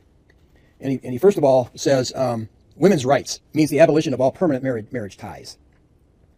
And I'm going to jump here a little bit. Some hoodwinked advocates of Katie Stanton represented these women's rights. Of her revolution may be blind to the sequence, but it is inevitable. It must follow by this cause, if for no other, that the unsexed politicating woman can never inspire in man that true affection on which marriage should be founded. Men will doubtless be still sensual, but it is simply impossible that they can desire them for the pure and sacred sphere of the wife. Let every woman ask herself, will she choose for the lord of her affections an unsexed, effeminate man? No more can man be drawn to the masculine woman. No, don't forget, we got Brittany Briner in our heads right now. The mutual attraction of the two complementary halves is gone forever. The abolition of marriage would follow again by another cause. The divergent interest and the rival independence of the two equal wills would be irreconcilable with domestic government or union or peace. Now, what caused this fundamentally? I mean, there's many causes, but what's the fundamental principle that's driving this American experiment that has led to that? Well, Dabney talked about it right after the war. He talked about it 8 years after the war. The Bible says the wife is to fear her husband. If you don't have your wife in the proper relationship, how are you going to get the kids in the proper relationship? And if you had your wife in the right relationship, you wouldn't have lost your child. You know, of course, that's a tougher one to handle, because how many men have their wife in check, biblically, like they're supposed to? Oh, we can't go there, okay? Well, let's understand why we can't go there, okay? You can't go there legally, for sure, and you can't go there psychologically, for sure. That's why they got rid of primogeniture, and there wasn't any law to get rid of it. I mean, if you wanted to honor give double inheritance to your son or your first son, you could do it, but people didn't dare do it because psychologically, America had been conquered by this radical notion of equality already. So, shall the children of this monstrous no union be held responsible to two varying coordinate and supreme wills at once? Heaven pity the children. This is Dabney. Heaven pity the children. Shall the two parties to this perpetual co-partnership have neither the power to secure the performance of the mutual duties nor to dissolve it? It is a self-contradiction and an impossible absurdity. What somebody just told me yesterday, 60% are divorcing now. Well, no wonder nobody wants to get married. It's too dangerous. They don't have a clue. Nobody has a clue what they're doing. What created this domestic organization where the husband and wife are now equal? Well, that was the Northern. That was the Northerners. They came up with it. The Southerners were fighting it. Such a co-partnership of equals with independent interests must be inseparable at will, as all other such co-partnerships are. The only relationship between the sexes which will remain will be a cohabitation, continuing so long as the convenience or caprice of both parties may suggest, and this with most will amount to a vagrant concubinage. This is Book of Sirach, chapter 42, the duty of a father to his daughter. A daughter is a secret anxiety to her father, and worry over her robs him of sleep. When she is young, for fear she may not marry, or if married, for fear she may be disliked. While a virgin, for fear she may be seduced and become pregnant in her father's house, or having a husband for fear she may go astray, or though married, for fear she may be barren. Keep strict watch over a headstrong daughter. Okay, this is the duty of a father. This is one of his highest duties. If left unfulfilled, he is a total disaster. He has failed completely if he doesn't do this. That's why a daughter is a secret anxiety to her father, because he's aware of what his duty to her is, and it scares him. Keep strict watch over a headstrong daughter, or she may make you a laughingstock to your enemies, a byword in the city and the assembly of the people, and put you to shame in public gatherings. See that there is no lattice in her room, no spot that overlooks the approaches to the house. And here's the verse I like.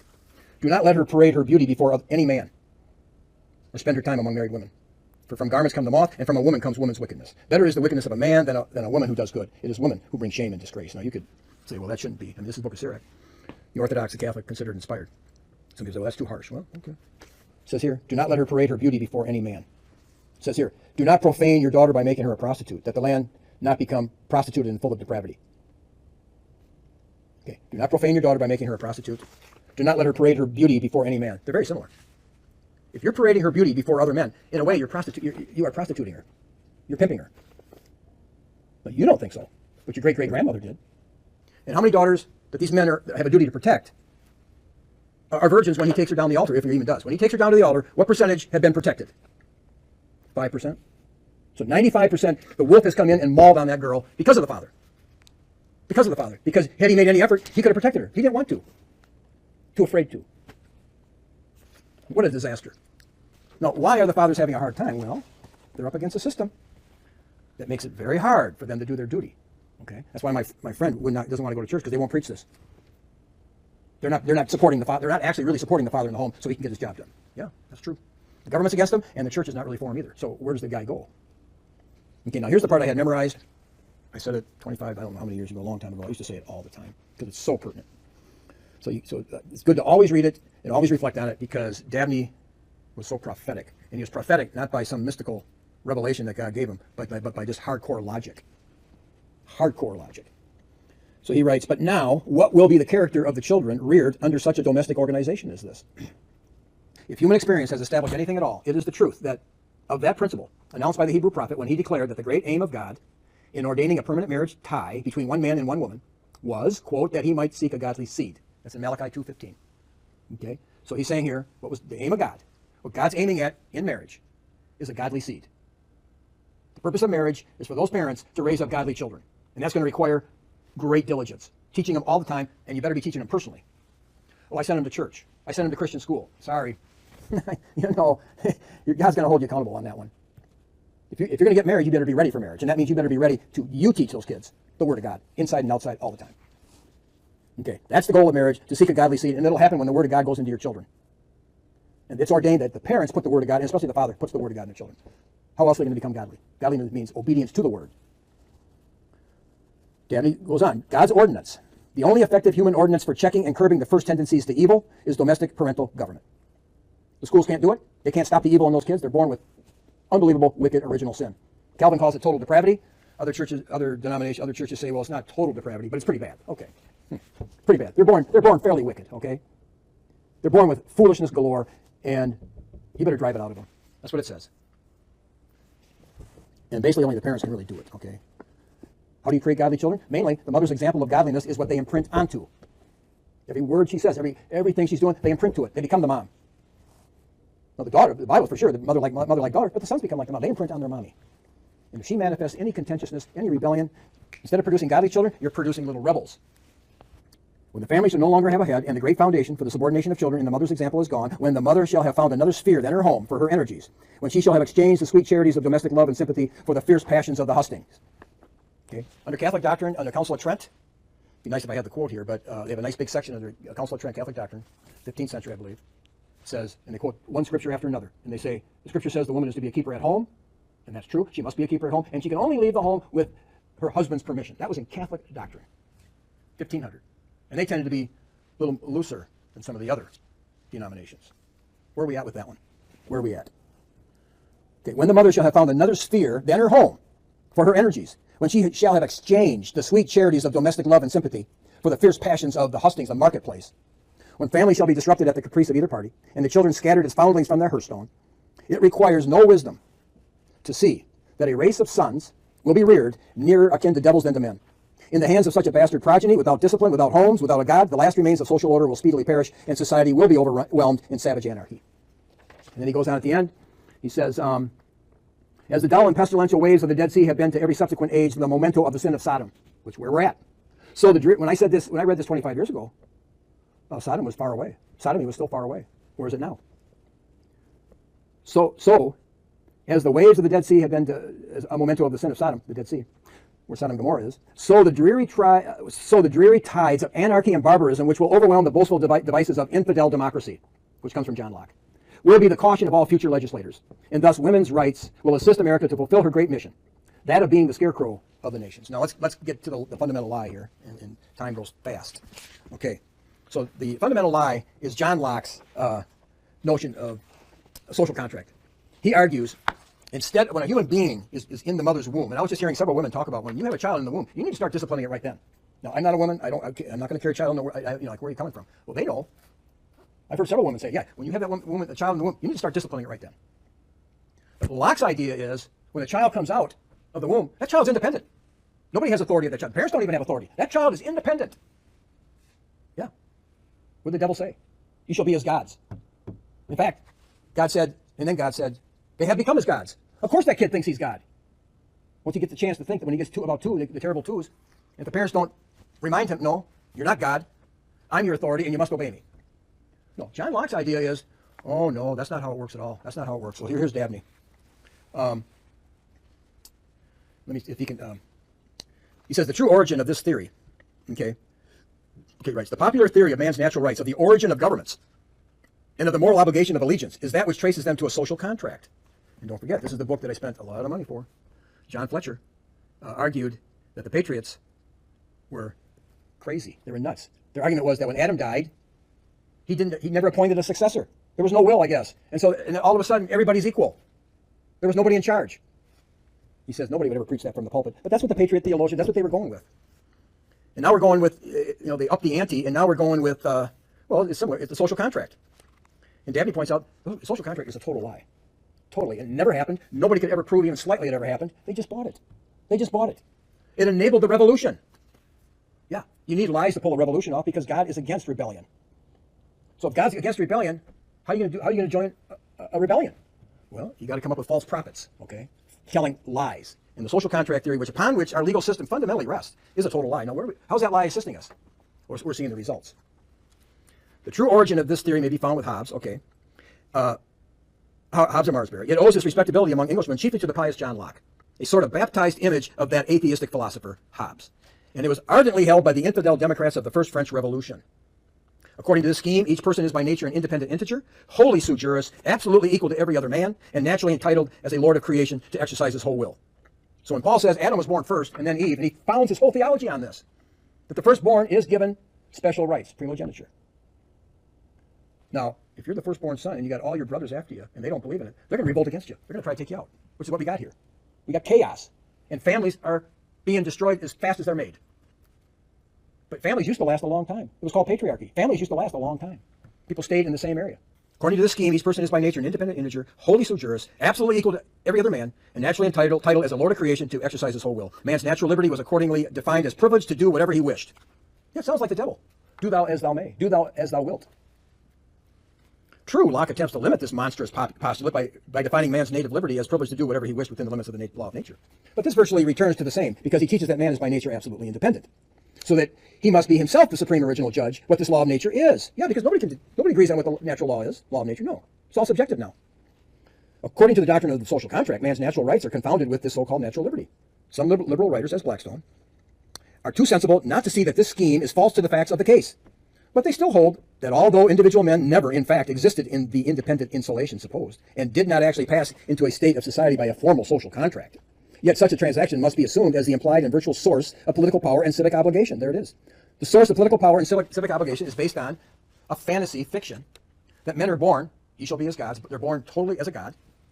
But since it would be bad to have all these gods just fighting with each other, it's similar to Fletcher saying after Adam died, nobody took charge. It's the same scenario. And so they have to come to an agreement, and people say, okay, I consent to give up some of my rights in order to have a functioning government. But I'm the source of authority. And that was the whole argument, that authority comes from the people. It's based on John Locke. Authority comes from the people. So in the first time in the history of the world, a lawyer told me this, in the history of the world, we were the first country not to acknowledge God. Every state acknowledges God, but not the federal Constitution, which Lincoln put over everybody. It says we the people. This comes from John Locke. This comes from his social contract myth and fiction that even Blackstone went along with. To us, it appears that if the contracting never occurred in fact, but is only a theoretical fiction, it is no basis for anything and no source of practical rights and duties. Yet they made this is the source of all your rights and duties. Women's rights, everybody's rights, it's based on this lie. Well, how long is society going to last when it's founded on a total lie? It's no source of practical rights and duties. Civil society is a universal fact, and its existence must be grounded in something actual. We object then to this dream of a social contract preceded by a native state of individual independence, that it is false to the facts of the case. Human beings never rightfully existed for one moment in this state, out of which they are supposed to have passed by their own option. God never gave them such independency. The responsibility to him and to the civil society under which he has placed them is as native as they are, being ordained by God to exist from the first. All involuntary restraint is a sin against natural rights. Therefore, laws which give to husbands more power over the persons and property of wives than to wives over husbands are iniquitous and should be abolished. He wrote this right after the Civil War. He knew where this was going. It didn't happen overnight. They tried to get it happening overnight. But you are God. The serpent says, you shall be as God. And God said, they have become as one of us.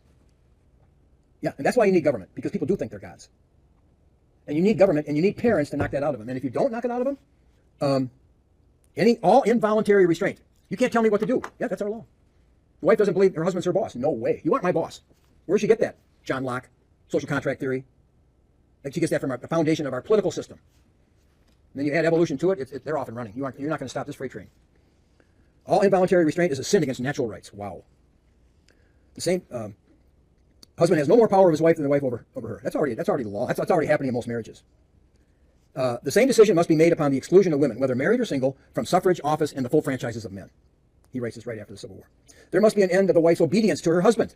Is it said that these subordinations are consistent because women assent to them voluntarily in consenting to become wives? He blows that away. He said that's not going to hold, and he gives the reason why. But when God's ordinance of the family is thus uprooted and all the appointed influences of education thus inverted, when America has had a generation of women who were politicians instead of mothers, how fundamental must be the destruction of society and how distant and difficult must be the remedy. 1866.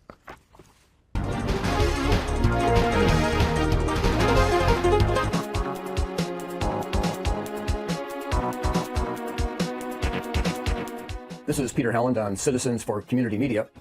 And the last show I had on Israel, Patriarchy Rules, we need to keep going into the idea that the fathers are to rule the home.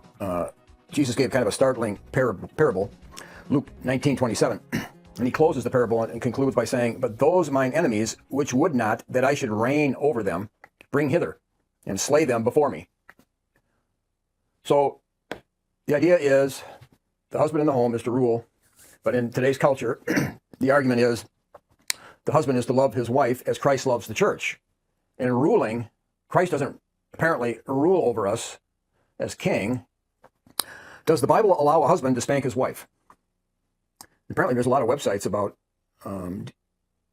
getting into explaining how husbands need to perfect the art of spanking their wives.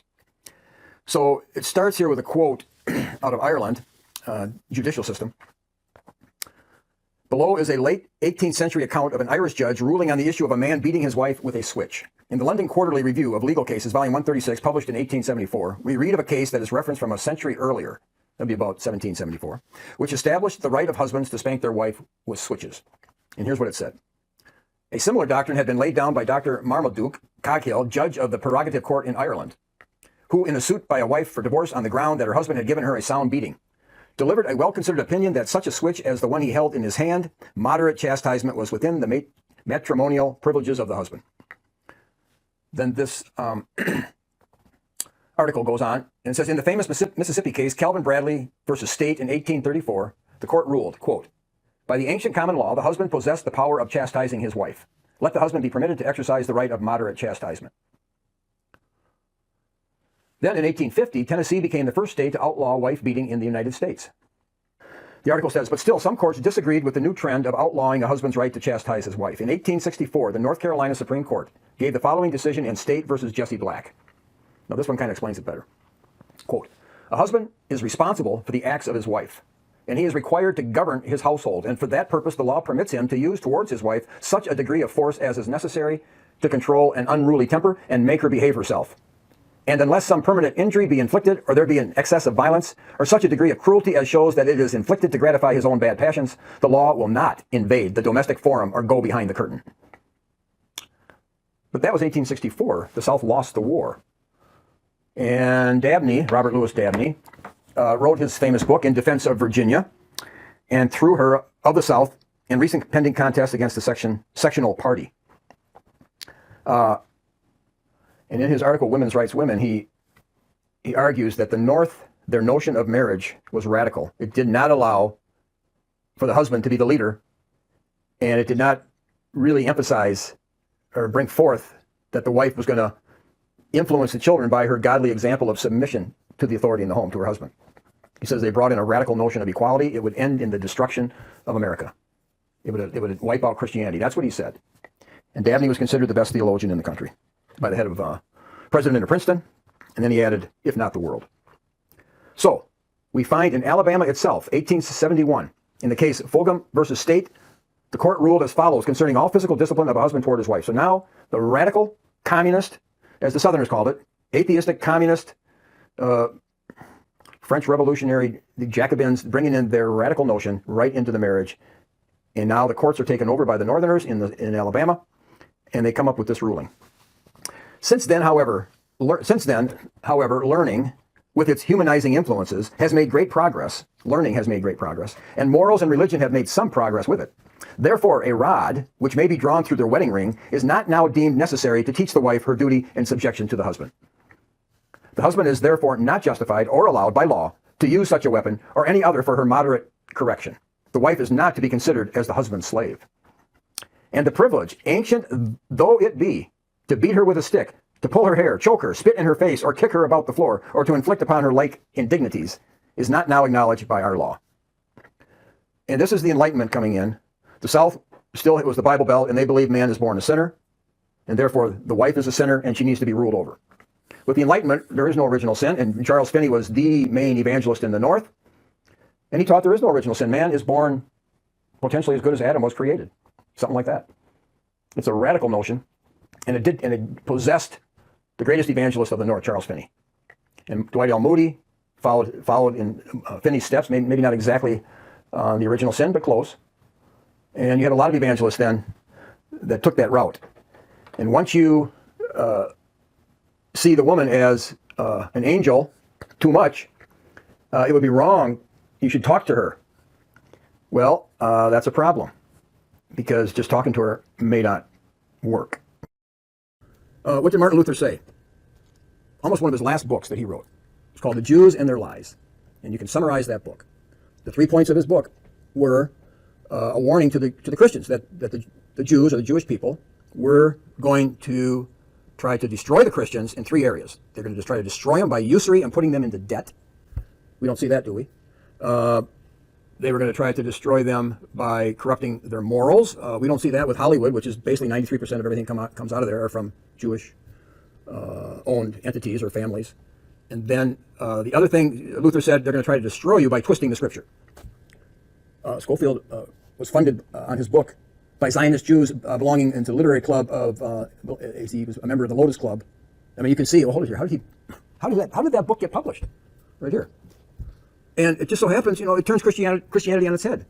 If you bless the Jews, you'll be blessed. If you curse the Jews, you'll be cursed. Well, hold it. If the seed is Christ, then, yeah. Jesus said, what you do to the least of these, my brethren, you do as unto me. So if you curse a Christian, you're going to be cursed. If you bless a Christian, you'll be blessed. Whoever gives a cup of cold water to one of mine. They turned it on its head and said, no, that only applies to the Jews. So if anybody says anything bad about Israel, the Christians are just going to go into it. They're just going to panic. Because you have to be Satan to be doing that. That's what Darby taught. Anybody attacks the Jews that's a work of Satan. Can't even criticize them. Can't even say anything negative. Pretty much. It's been that way. Well, has anybody checked this out? Where this comes from? This new Christianity that came in after the Civil War, and really, with Schofield publishing his book, Study Bible, 1917, it really got going. Now, but he couldn't have done it without a lot of help. This has been prepared beforehand. The Puritans already had a theology that elevated the Jews way beyond what any Christian church had ever done. So he was building on what the Puritans had laid as a foundation here already. Then his teaching is that we're under this radical notion that we're under grace and not law. Now I'm trying to bring out why the Christian family, why the American family is disintegrating, and this is a key factor. If you have to see it. So Schofield taught that up till St. Paul, up till past the Gospels are law, okay? So he said, anybody that said, I follow Christ, he actually put this in his notes. The people that say, I follow Christ, they're very dangerous because they're going to try to put you under the law. Because Paul was totally different than Christ. He started a new dispensation. He started the dispensation of grace. And up till then it was law, legalism. So now this radical notion of grace, that we're not under the law, has now then being interpreted. So in the husband-wife relationship, well, they're not under the law. The husband has to rule by grace. That means he won't command. He will not command his household like Abraham did. Abraham, even though he's the model in Peter's epistle, Abraham commanded his household, and that can't be right. That was putting Sarah under the law. So it's wrong for the husband to be commanding his home, because that would be tyranny, and that would not be grace. This is called radical antinomianism. The Greek word for law is nomos, so antinomianism. And you take that and you combine it with our Masonic origins. John Wesley and John Fletcher basically said the American Revolution was founded on satanic principles. That those principles that started the American Revolution were turning Christianity on its head. All the relationships, they said specifically, the husband-wife relationship will be turned on its head. The slave-master relationship will be turned on its head. The subject-king relationship will be turned on its head. And then they didn't say that. They said it will happen all over the world because this will not be a normal country. This will be an ideology, and this will spread to the whole world. So when we say, why is the American family disintegrating? You could say, why are all these other countries' families disintegrating? Because they're drinking this Kool-Aid too. They're taking in this, what appears to be Christianity, but it's not. Okay? So that gets into the home. You get the American legal system, which is not just lawless. They had a Supreme Court case, Texas versus Lawrence, that actually said no law can be passed in America if it's based on religion. So you have God's law, which was always the definition of law. It used to be all law had to conform with God's law. Now we have a system, no law can be conformed to God's law. Well, how bad does that get? That does sound pretty Masonic, doesn't it? So the husband is supposed to command his home. The word husband means master. Up to the Civil War, Abraham Lincoln, all the women would call their husbands by a title, master, lord. It would be very, very disrespectful for a woman to call her husband by his first name. And I read that Abraham Lincoln's own wife, Mary Todd Lincoln, did not call him by his first name. So she was as radical as they get. Seances in the White House. So if she wasn't, who was calling their husband by the first name? That's a radical shift. And all of a sudden, all the women are saying master, lord, and then boom, they're calling him honey and Bill. Hey, Bill. Hi, honey. Yeah, because Thomas Paine, radical equality. Radical equality. That's the new religion after the Civil War. And that very much harmonizes with that's the new political system. The South was trying to, keep that from happening, a radical Thomas Paine equality. The South failed. They no longer, so that godly order of things Richard Weaver, the famous Richard Weaver at University of Chicago said this, the Confederacy was the last Christian nation on the planet. We could argue about that, but we're just looking at one thing. The South did uphold the slave-master relationship, which is all throughout the New Testament. And they were favored by England because they did kind of have an aristocracy which acknowledged, they were not equal.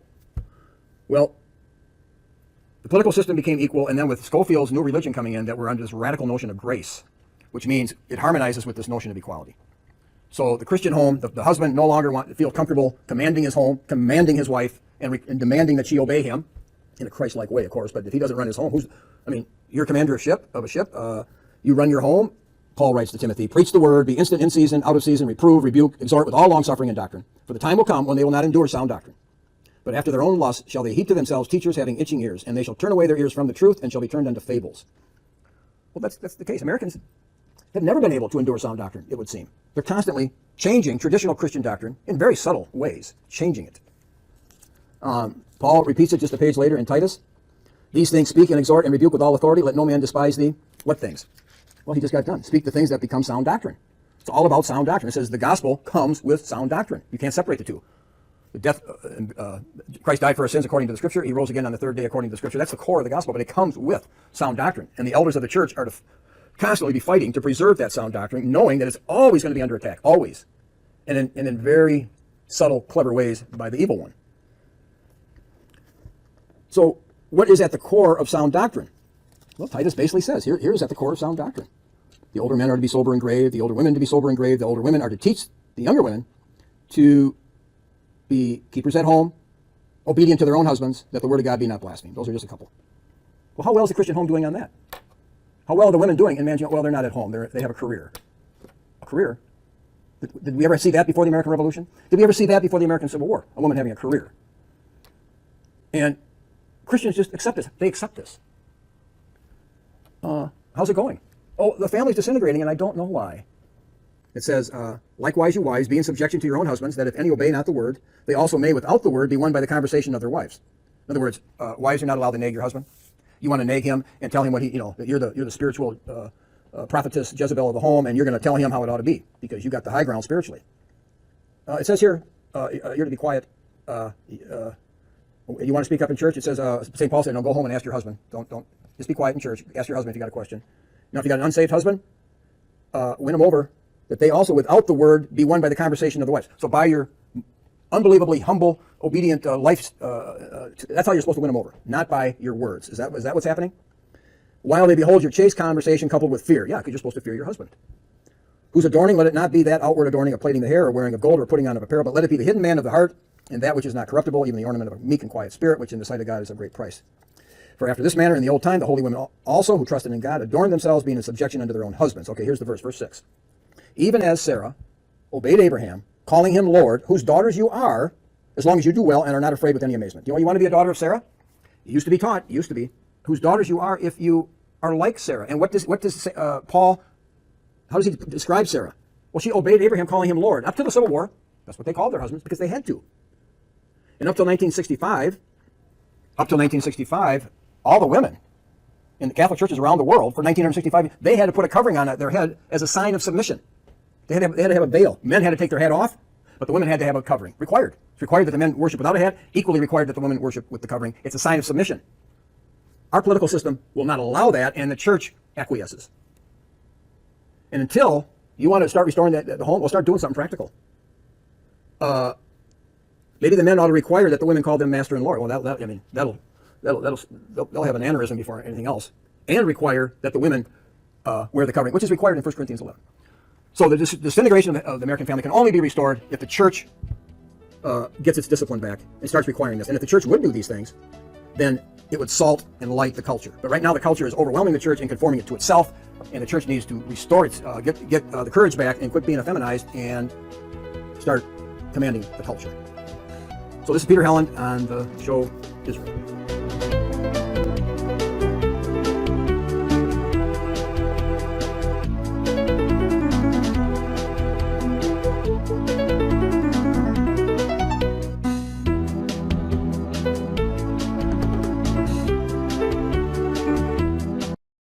It's interesting, your audience, as I imagine it, I've never seen any of your numbers. I don't even know how big your audience is. It seems big to me, but I think of them as young men. Mm-hmm. That's the bulk of your audience, right? Yes. And yet here you are criticizing weed and video games and the internet, and you work on the internet. You are a creation. I mean, you wouldn't exist without the internet, of course. You didn't get a job at NBC News. So what kind of reaction do you get when you criticize weed, gaming, and the internet to young men? A lot of them agree with it because they get it. It's their life. A lot of them, that's their life. Their life is, and another thing we didn't even bring up is the porn thing, which is there also. This is their life. Weed, gaming, porn. And I think they know it's bad. I think they know there's like some sense of guilt. And so it's interesting. I would say it's maybe an 80-20 split, where 20% say, oh, you're against weed? Not cool, man. It's just a plant. Well, they're very defensive about it, about these addictions. And I think 80% say, I know I have a problem. Like, I have a guilty conscience. I know it's bad. I know it's terrible. Why are you against weed? Because I think that it's compromises the integrity of your mental faculties. I think there's something deeply wrong with that. When you, I'm against alcohol too. I think it's wrong to numb pain. I think pain is a part of life. I think sobriety is should be experienced.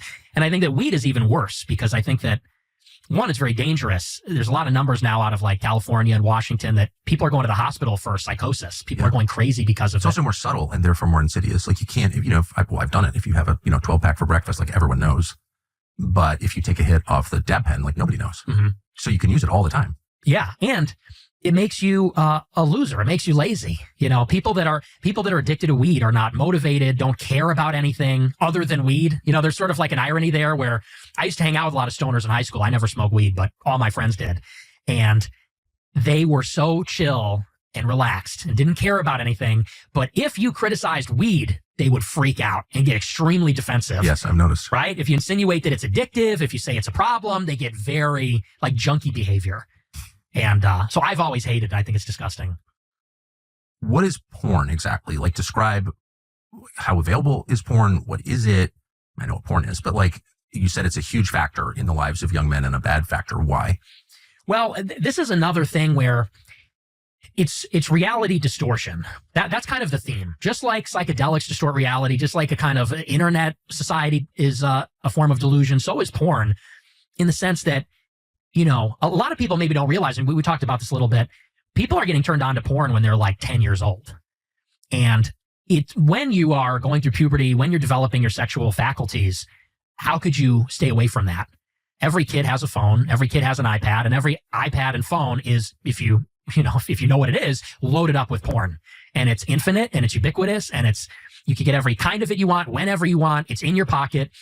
And so something that is almost never talked about is that this is a generation that's totally sexually dysfunctional, I think, because of pornography. And some people are able to cope with it. Some people don't have a problem. But I think a lot of people, and maybe even a small minority, have a serious problem with it. And the How problem, does it make people sexually dysfunctional? I think that it's impossible for a real woman to compete with the availability and the novelty of pornography. A real woman, like without getting graphic, she's only one person, and maybe she wants to do something sexual, maybe she doesn't. Porn is, you could have 100 different women in one sitting doing anything that whatever niche or idiosyncratic thing a person might be into, it's there. And so I think that novelty combined with that availability, it makes it so that, when you think about courting a woman, juice isn't worth the squeeze. And so there's like also a problem of like erectile dysfunction, people that can't enjoy regular sex because it does not compare to the intensity, the novelty, and the availability of porn. It's hyper stimulation. And so I think that's sabotaging a lot of normal sexual relationships. It seems like it's making a lot of people gay too. Yeah, and trans. You think that's true? 100%. What is that? I think that the novelty is a huge part of that. I think that if you are somebody that uses pornography multiple times per day, which many people do. Actually? Oh, absolutely. That's a lot of jerking off. It's a huge problem. Yeah. And, if you're doing that multiple times a day, every day, for years, since you're a kid, well, eventually you get bored and you want to move on to something more extreme. And you're kind of, it operates, I think, similar to like a drug. You kind of have the same kind of resistance to it that you would to a drug, or a tolerance for it. And you're always chasing that initial feeling the first time you used it, or the first time you saw a certain thing. And I think eventually you just chase more taboo, more transgressive. And I think maybe some people are more prone to that than other people, going in a really extreme direction. Is how Charlie Sheen got AIDS, actually. Yeah. Through just being jaded and looking for something more transgressive. That's just a fact. And there's something too about what it does when you look at it, because people don't realize that it is a fundamentally different experience being involved in intercourse versus watching other people have intercourse. And I think that actually does something to you. Tell me, what do you mean? I think that, for example, I think Steve Saylor has written about this, that there's multiple kinds of transsexuals. And he says that one kind of transsexual is somebody that likes the idea of seeing themselves as a woman. It's autogynephilia. Yes. And I think that, one of the theories for that is you watch a man having sex with a woman that isn't you so much, you kind of achieve an identity with the woman in like a weird, sick way. You almost identify with the woman. And so there's weird things that happen when you're watching that and having such strong emotional and sexual experiences with it. That's fascinating. I've sensed for a long time, having had a lot of young male employees mention porn as a problem. I mean, the big porn companies give visibility to foreign intel services on the back end. So that means people know what you're looking at. There's likely video and audio of you watching. So that, that's like such a deal killer for me. I'm not a huge expert on the topic, but I have always sensed this was a huge deal, but I've always been too embarrassed to like do a show on it. Mm-hmm. But it sounds like you're describing something that's everywhere, that affects everybody. And that is, do you think it's related to the huge decline in like actual sex and relationships and marriage, screwed up dating? All of this derives in part from porn, do you think? I think it's a huge part of it. It's a huge factor. And it's even on the other side too. It's become so destigmatized for women to actually participate in porn. People don't even recognize that OnlyFans is a whole separate category. It's an innovation in the realm of pornography, because you have what everyone knows as porn, which is like videos of porn stars, like dedicated career sex workers having sex in a relatively controlled environment or something like that. But then you get OnlyFans, which is like Patreon for nudes or sex. And basically, there's now a very large subculture, much larger than people want to admit, of women who the moment they turn 18, that is what they do, is they make an OnlyFans account and they become an amateur porn star. And it is completely casual. Because you could say that maybe 10 years ago, even at the heyday of internet porn, to be in porn, you got to be a porn star. Like that's your life and that's your career and that's who you are. And it's very shameful. With OnlyFans, it's like having a TikTok. It's like, here's my link tree. Here's my Instagram account. Here's my Facebook account. Here's my YouTube. And here's my OnlyFans. Why would any of this be legal? I think that, there's, like you indicated, maybe there's an intelligence benefit to that. Yeah. Maybe there's a political benefit to that. I think that... Well, why wouldn't you arrest the people who run something like that? They should be. If you had a Christian government. Or how much the government cares about its people? I mean, is Iran a bigger threat or is OnlyFans? Iran's not turning my daughters to prostitution that I'm aware of. Right. Right? I mean, that seems like one of the worst things that could happen to any society. Oh, absolutely. Well, but you think that young people, because you always think of young people as so liberal, but like, no, they wouldn't think that was crazy? No, I think especially among young men, they know it's a problem. It's ruining their lives. And they know it. So what are the other factors that prevent, I'm sorry I called you gay, by the way, but I think I'm just too old or something. I'm like, why is anyone married? You tell me, why aren't people married? Well, I mean, honestly, it's the women. The women are extremely liberal. No one talks about that. Increasingly they do, especially after the last election. There's a 45-point difference between men and women. The men are extremely conservative, increasingly. The women are extremely liberal. What are they liberal on? What issues? Like, what does that mean, liberal? Oh, they're very feminist. Like, actually? Extremely feminist, yes. I don't believe that, do they? I think they do. Really? Absolutely, How yes. could you believe that? I think gender roles are a construct, that none of this is inborn? Like, you'd have to be an idiot to think that. They like the idea of it. They like because of course, I think all women naturally want strong men. Of course, obviously. They naturally want a Chad. They want like a tall, buff guy. But I think they like the idea of none of them want to work either. None of them That's actually what I'm saying. want to work. No, that's what I'm saying. Of course, right. It's obviously true. It's always been true. Work outside the home. Right. They don't have enough work at home. There's a lot to do. But no, I completely agree. So that's why I question, like, they're feminists in what sense? Yes. And, they like these vague appeals to equality. We want a chance to work and we want respect. And, ultimately, I think the whole political system is just based around women never being accountable for any of their choices. Ultimately, that seems to be that's what abortion is. Yeah, of course. Because 99% of abortions are elective. So they say it's an unplanned pregnancy. You had sex out of wedlock with someone you didn't intend to have kids with. So now we have to kill the kids in the womb. And, these no-fault divorce laws. These women get married to guys maybe they never intend to stay with. And then when they're out, they're done. And they want child support and they want half the stuff. And I think a lot of men are looking at women and they're very liberal. They're overweight. They have a very high estimation of themselves. I think that people call it hoflation. Hoflation? Yes. Their sense of their own looks and sexual value is very inflated. And so a lot of people are looking at these like frumpy, obnoxious, loudmouth, liberal women who are also very promiscuous and saying this is not actually appealing at all. And I don't want to start a family with a person Sounds like awful. this. Yeah, it is. But if you believe in the patriarchy, as I fervently do, because it's just reality, we didn't choose the system. We were born into a system that is part of nature, can't get out of it.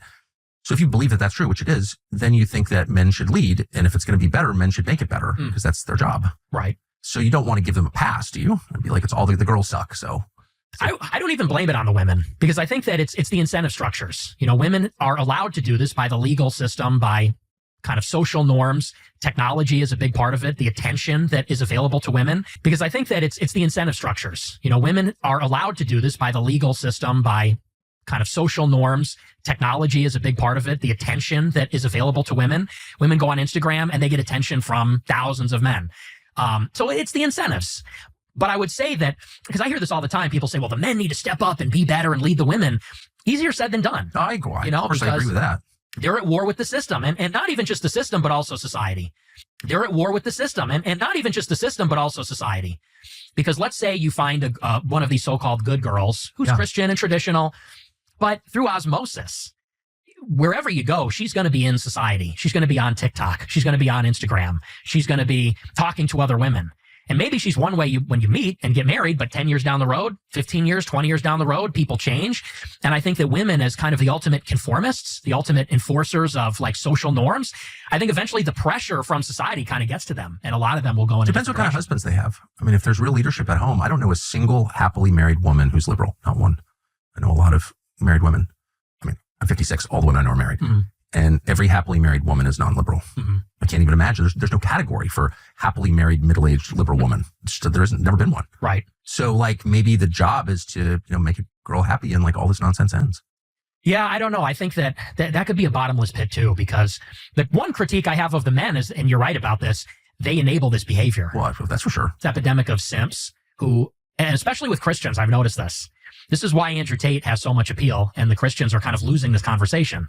Andrew Tate's a Muslim polygamist who is very chauvinistic, and you could even argue it as someone who has ran an OnlyFans site himself, like is not an observer, let's say, of Christian sexual morality. No. But men are going with him because he's putting women in their place. He's talking about patriarchy and women's place in a society like that. Whereas Christian men, Catholics, Protestants alike, are both kind of tone policing the men. And they worship their wives. They worship the women, put them on a pedestal. And they kind of get bossed around. They get henpecked by the women. I think we're required to love our wives. Like that's, all over the New Testament. Husbands, love your wives. Wives, respect your husbands. That seems like a very natural balance to me. Yeah, and I think that you have to love your wife as your wife. Yeah. A lot of men. As opposed to what? Your mom? Well, no, like your buddy.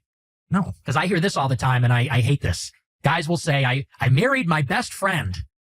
And I think, she's your wife. She's not your best friend. Because there's a difference. What is the difference? I think that when you talk about your best friend, you're a peer, you're an equal. And I think your best friendships are with other men. And I think that your wife ultimately is subordinate to you. She's your helpmate. Yeah. And ultimately, as the man in the marriage and as the father, you have authority, the final say over the household. Well, and she can give advice. It's not to say I'm not a freak where you say, shut up, woman. I mean, of course, you discuss things with your wife and your wife gives input, but the authority rests with the man. Of course. But God set up this kind of amazing system where men are physically stronger. Mm-hmm. So like, of course, you could make your wife do whatever you wanted. You're bigger than she is. Right. But he also instilled in men this desire to please your wife. Like that's a very natural thing. You want your wife to be happy. Absolutely. And the whole happy wife, happy life thing is completely real. It's like you can't get away from it. It's not like all of these things. It's not a choice. It's the biological reality that you live with, that you were born with. Like you want, it's not a choice. It's the biological reality that you live with, that you were born with. Like you want your wife to be happy. And if she's unhappy, you're unhappy to a much greater extent than vice versa. Right? Yeah. I think men care about their wives being happy much more than wives care about their husbands being happy. Yes. I have noticed. And that's compensation for their lack of physical power. Mm-hmm. That's my view of it. And that's why it is this kind of perfect balance. But somebody needs to be the final decision maker. I completely agree. And when you give up that, when you abrogate that, there's no respect, there's unhappiness, and then there's infidelity. Right. Well, that's the ingredient that's missing. The way I would put it very succinctly is men right now are the responsible party, but have no authority. And that doesn't work. No, it doesn't. You know, if the buck stops with you and you're to blame and you're the responsible one, then you also need to be able to have the final say and call the shots. And one without the other doesn't work. And I think that's really smart and absolutely right. I do think, I just noticed this, that men who stay unmarried for too long become like kind of fragile. Mm. There's something about the give and take. There's something about living with, in fact, I think it's the key to life, someone you don't fully understand, that broadens you, that keeps you always thinking, that makes you wiser, more patient, more thoughtful, more self-aware, and more flexible. And those are all good qualities. And the absence of that, like in homosexuality or like men who are single too long, they get very rigid. Have you ever noticed this? Like, I like things the way I like them, and they just get like, no. Oh, yeah. I certainly get what you mean by that. Yeah, you don't want that. Yeah. I just feel like we have, I don't feel like we have an abundance of affection from women. Yeah. You know what I mean? Like, in terms of where the pendulum is at, I feel like the women are very unloving to the men. That's why, like, they don't cook. Because that's like the best way to express a love for a man. I said this on my show the other night. I'm like, the most beautiful words a woman could say is like, I made you dinner. I made you cookies. Yeah. Because that is like an act of love. And I think that, you know, speaking as maybe from a different generation, the way that men feel now is like, you know, women are not really providing too much. They expect so much from the men. They want the man to be rich and provide. Yeah. They want the man to be fit and a real leader and a real man. They also want to split the chores with the man. They want the man to do half the laundry and half the dishes and things like that. And it's like, so what do you do all day? You're on TikTok, you're like doom scrolling and eating Cheetos. Like what actually are you providing in the relationship? So I just feel like in terms of the deficit, it's like women are very emboldened. They're too, I think, assertive, always giving their opinions, always critiquing, always, you know, I think that they're very bold right now. And sarcastic. I think that's a big reason why they're not very attractive. I get it. All I would say is that in a happy marriage, all of that goes away. There's no arguing about who does what. People fall seamlessly into the roles they were born into. They acknowledge those, are not insecure about it at all. They express love in a whole bunch of different ways by serving each other. It's like super easy. And all of that, obnoxious, entitled, you don't make enough money, all that crap just disappears. Mm-hmm. Anyway, that's been my experience. So last question, where is all of this going in this country? Like, where are we in 5 years? Not anywhere good. I'm really concerned. And hey everyone, God bless you. Thanks so much for tuning in. I have prepared a reflection for you that I guess I'll entitle Tucker and Nick Fuentes on Pornography, to a Tucker Carlson interview. I found the experience of this interview, watching this interview, contemplating and tracking with the conversation to be extremely enlightening and deeply resonant with my own pastoral experience in a number of areas that I'm greatly concerned about. Nick's commentary on weed, especially as it's being smoked today by young people, his commentary on dating, his commentary on video games. These things I have been speaking about, praying, preaching, waving my pastoral hands up in the air for decades, as they have all become very, very important issues. But the conversation that Tucker and Nick were having about pornography, I found to be extremely important. And I was just thanking God that it was being held, that conversation was being held. So many important matters about the incredibly destructive impact of pornography, which is literally ruining people's lives everywhere you look.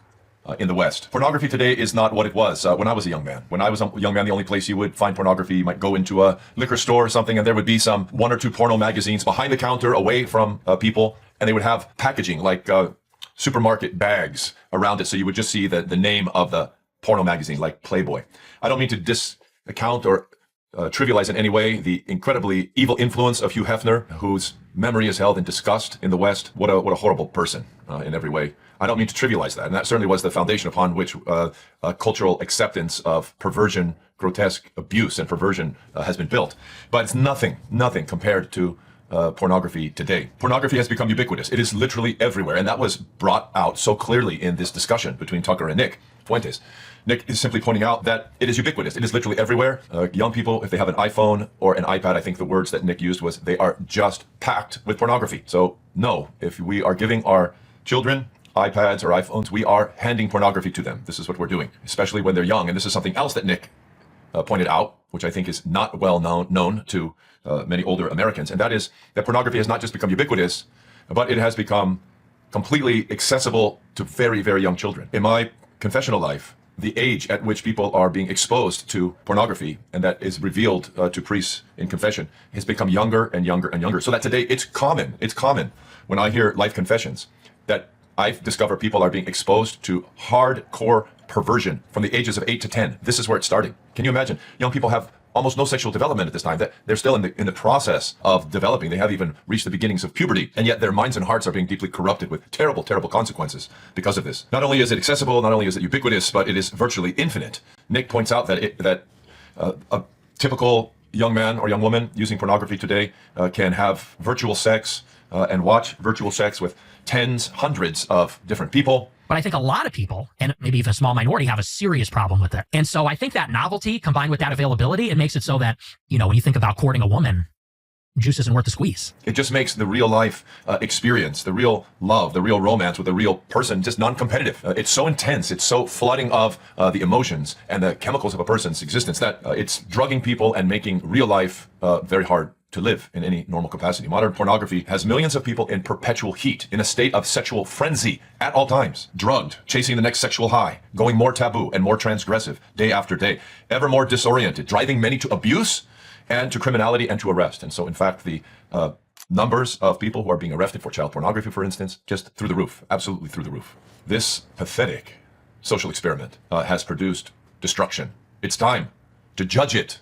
and to end it, to reverse the horrible steps that we have taken to bring us to this point. The explosion of internet pornography has also led to incredible sexual disorientation. Many young people are watching pornography multiple times a day, arousing themselves multiple times in a day, altering their whole way of being, their ability to sleep and not sleep being deeply compromised, their neural synapse lines being confused, whole lines being developed in their mind because of this constant summoning of sexual energy and of sexual chemicals, leading to addiction, very, very tangible, life-altering addictions. Apart from the reality of connecting to the dark powers themselves, which are behind pornography. The demon of fornication, who is nasty and vicious, is behind all of this. Combine this with all the internet obsessions, the disorientation of the images that are floated on Instagram, constant gaming, which is such a temptation for young people, the use of very potent marijuana today. Nick was very clear about the fact that this weed today, and especially the fact that it can be used just through the little vape pens very anonymously, that it's leading to incredible addictions and psychoses, apart even from the incredible increase in the use of psychedelics. All of this is just a combination of factors, dehumanizing factors.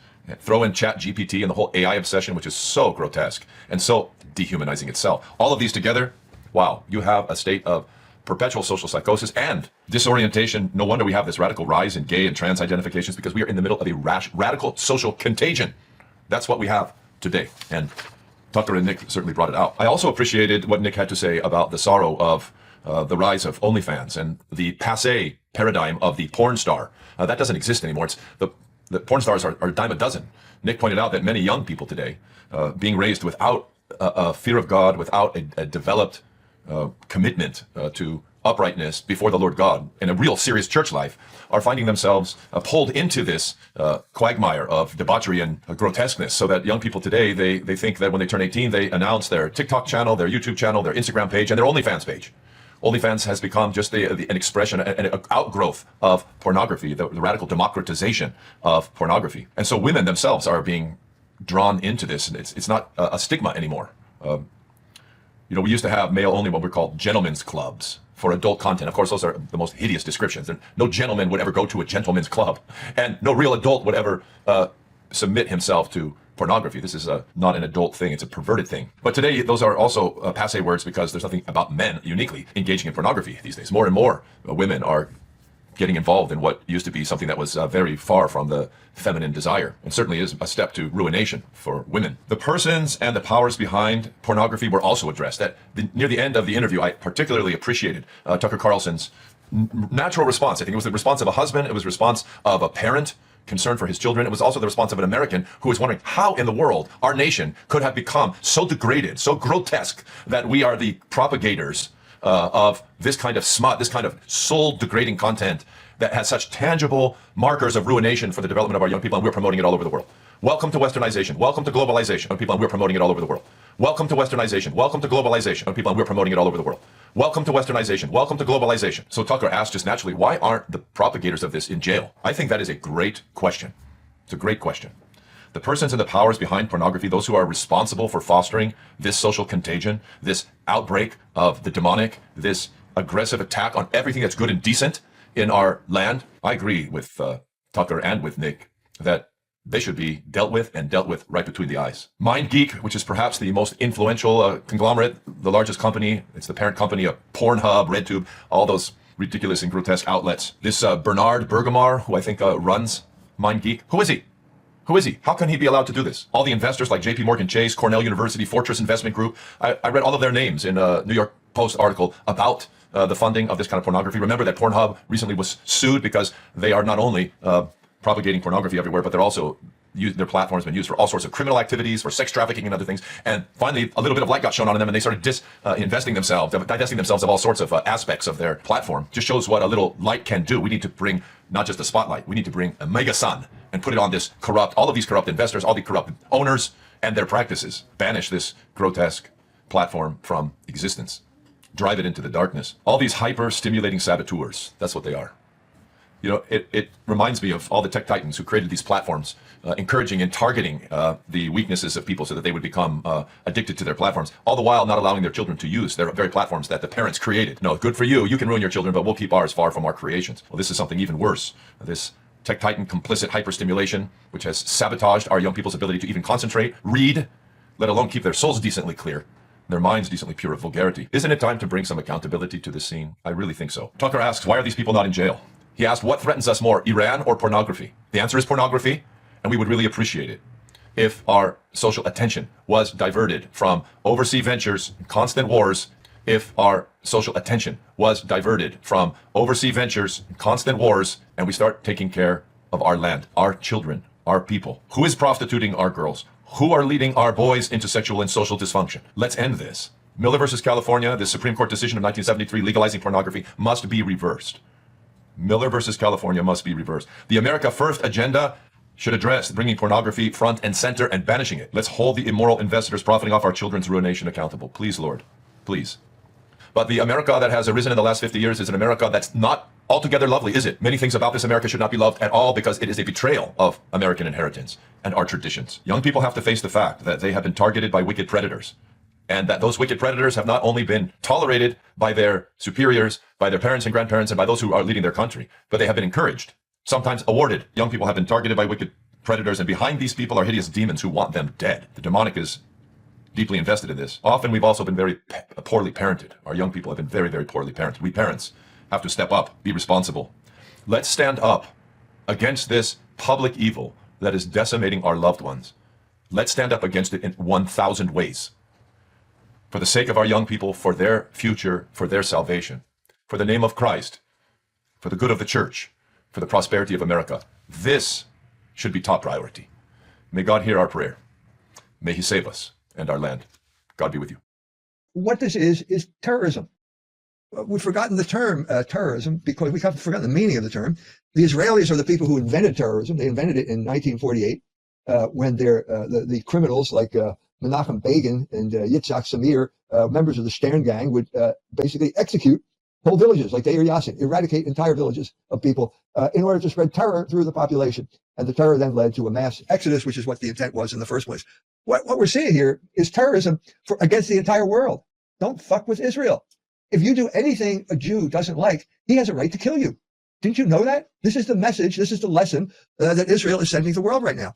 Now, maybe if you live in South Bend, Indiana, they can't really send in an airstrike, but they will do whatever they can to destroy your ability to do business, your ability to communicate with the outside world, all of these things, all of these actions that we have been witnessing for years now, okay, the psychological attacks on the American people that we have been witnessing for years now, all the people who are doing this take courage, and they're encouraged and are excited when something like this happens. As this tweet expressed, he pretty much gave the hidden grammar of Israel's wars for the entire world. They're focused on one particular small area in the Middle East, but the lesson for the whole world is that Israel has charge of the entire world, and no one can do anything to stop them. And if you don't like it, if you disagree with a Jew, he has a right to kill you.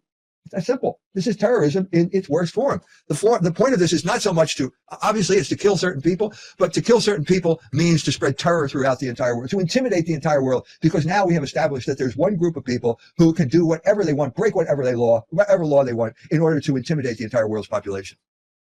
Now, I was in Iran once. I was in Tehran once. I met a great man, Nader Talibzadeh, who organized a series of conferences.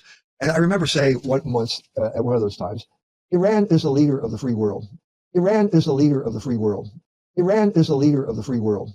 Before we dive deep, let me clarify. It's Iran, not Iran, unless you ran. Iran is the leader of the free world. Iran is the leader of the free world. And of course, that got a lot of flack. The people who are paid to assassinate your character by the Israel lobby, groups like Camera and that type of thing, jumped on it as if to explain what an awful person I was to say something like that. But what does that mean in light of what just happened? What is the one country in the world that has been able to stand up to Israel now? What is the one country in the world that has been able to stand up to Israel now in a way that is consonant with the moral law, in a way that is consonant with the just war theory, by concentrating their attacks on military bases, military installations of the sort that Israel needs to continue to fight its wars against humanity? That country is Iran. That country is Iran. That country is Iran. And they proved what I said by this attack, which we should note, as of this speaking right now, has gone unanswered, because the United States of America is not going to back up retaliation that is going to lead to World War III, no matter what the mad dog Benjamin Netanyahu wants. This is the situation we're in, thanks to the Iranian resistance against Israel. Thanks to the Iranian resistance against Israel. Thanks to the Iranian resistance against Israel. Israel is now in a position where it cannot retaliate. The technology of war has changed such to the point now where no one can stop a hypersonic missile. No one. And so Israel cannot stop these missiles, and Israel, therefore, has been checkmated. Now, this is regrettable. All war is regrettable, but let's be honest here. The only thing that a mad dog like Israel understands is superior force. They do not believe in following the moral law in any way, shape, or form. And so I am not a pacifist. Okay, I don't think these people should simply roll over and play dead in the light of this aggression, which is a crime against humanity. It was Iran's response, which is a proportionate response militarily, unlike any of the Israeli responses, which is totally disproportionate. We have been watching this disproportionate response for a year now. We have one more day or 2 more days. It'll be a year now that we've been watching the textbook case of disproportionate response in what Israel has been doing to Gaza, and now what it's doing to Lebanon. We cannot tolerate this. The world cannot tolerate this. And it turns out that the only group of people who are willing to stand up against this tyranny are the Iranians. The only group of people who are willing to stand up against this tyranny are the Iranians. The only group of people who are willing to stand up against this tyranny are the Iranians. And our leaders are low-life scum that screw little girls so the Jews can screw America. That's what's happening in this country. I just said it. That's what's going on in this country. And our FBI is corrupt. The Supreme Court is corrupt. The Justice Department is corrupt. The news media is corrupt. The whole country is corrupt because we've walked away from Almighty God and we've allowed Kabbalah practicing Jews to defile the nation. Put that video out. Go ahead and clip this video and send it out. I dare you. You won't do it because you're scared that the truth may get out to the American people. I'm had it up to here with the corruption in this country. Little children being raped for the benefit of Israel.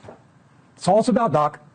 Little American children being raped for the benefit of Israel. American politicians raping little American girls to be videotaped by Israeli Mossad so that Israel can blackmail American politicians.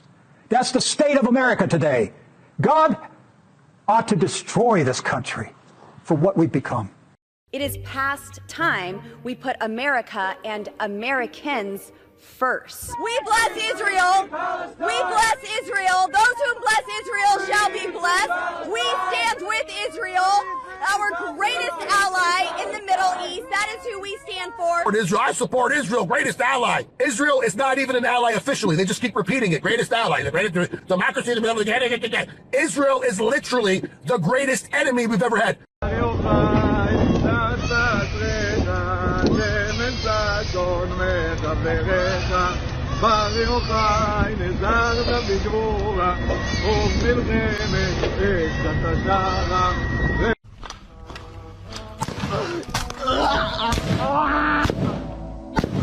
أشهد أن لا إله إلا الله وأشهد أن محمدا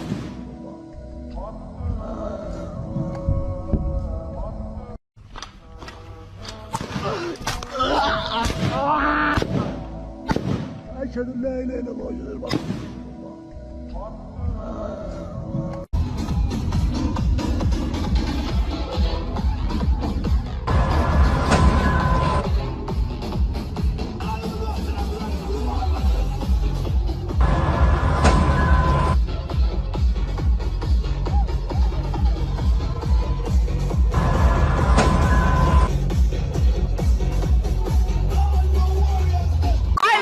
Killing babies.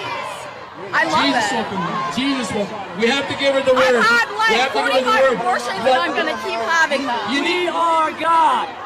We are God. This is exactly what the end stage of a society that worships ourselves instead of God looks like. We are God, proudly proclaimed, and because we are God, and there is no larger sense of moral hierarchy objectively viewed in society, someone can legitimately get away with saying, I love killing babies. I've done it 45 plus times, and I'm gonna keep doing it. If you don't think Satan is alive and well in 2024 America, I don't know what video could have been more obvious to you than that one. Long gone, I guess, are the days of nobody wants to get an abortion, but some people have to. We have now arrived very conclusively at I love killing babies. Really? On one hand, I'm glad they're just being honest and saying the quiet part out loud, but on the other hand, isn't this just devastating for how far we've let society go in the name of tolerance? Your queen's a lesbian.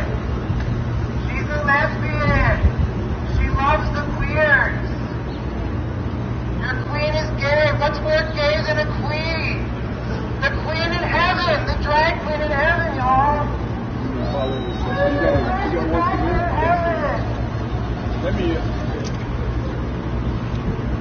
This is a textbook example of Islamophobia.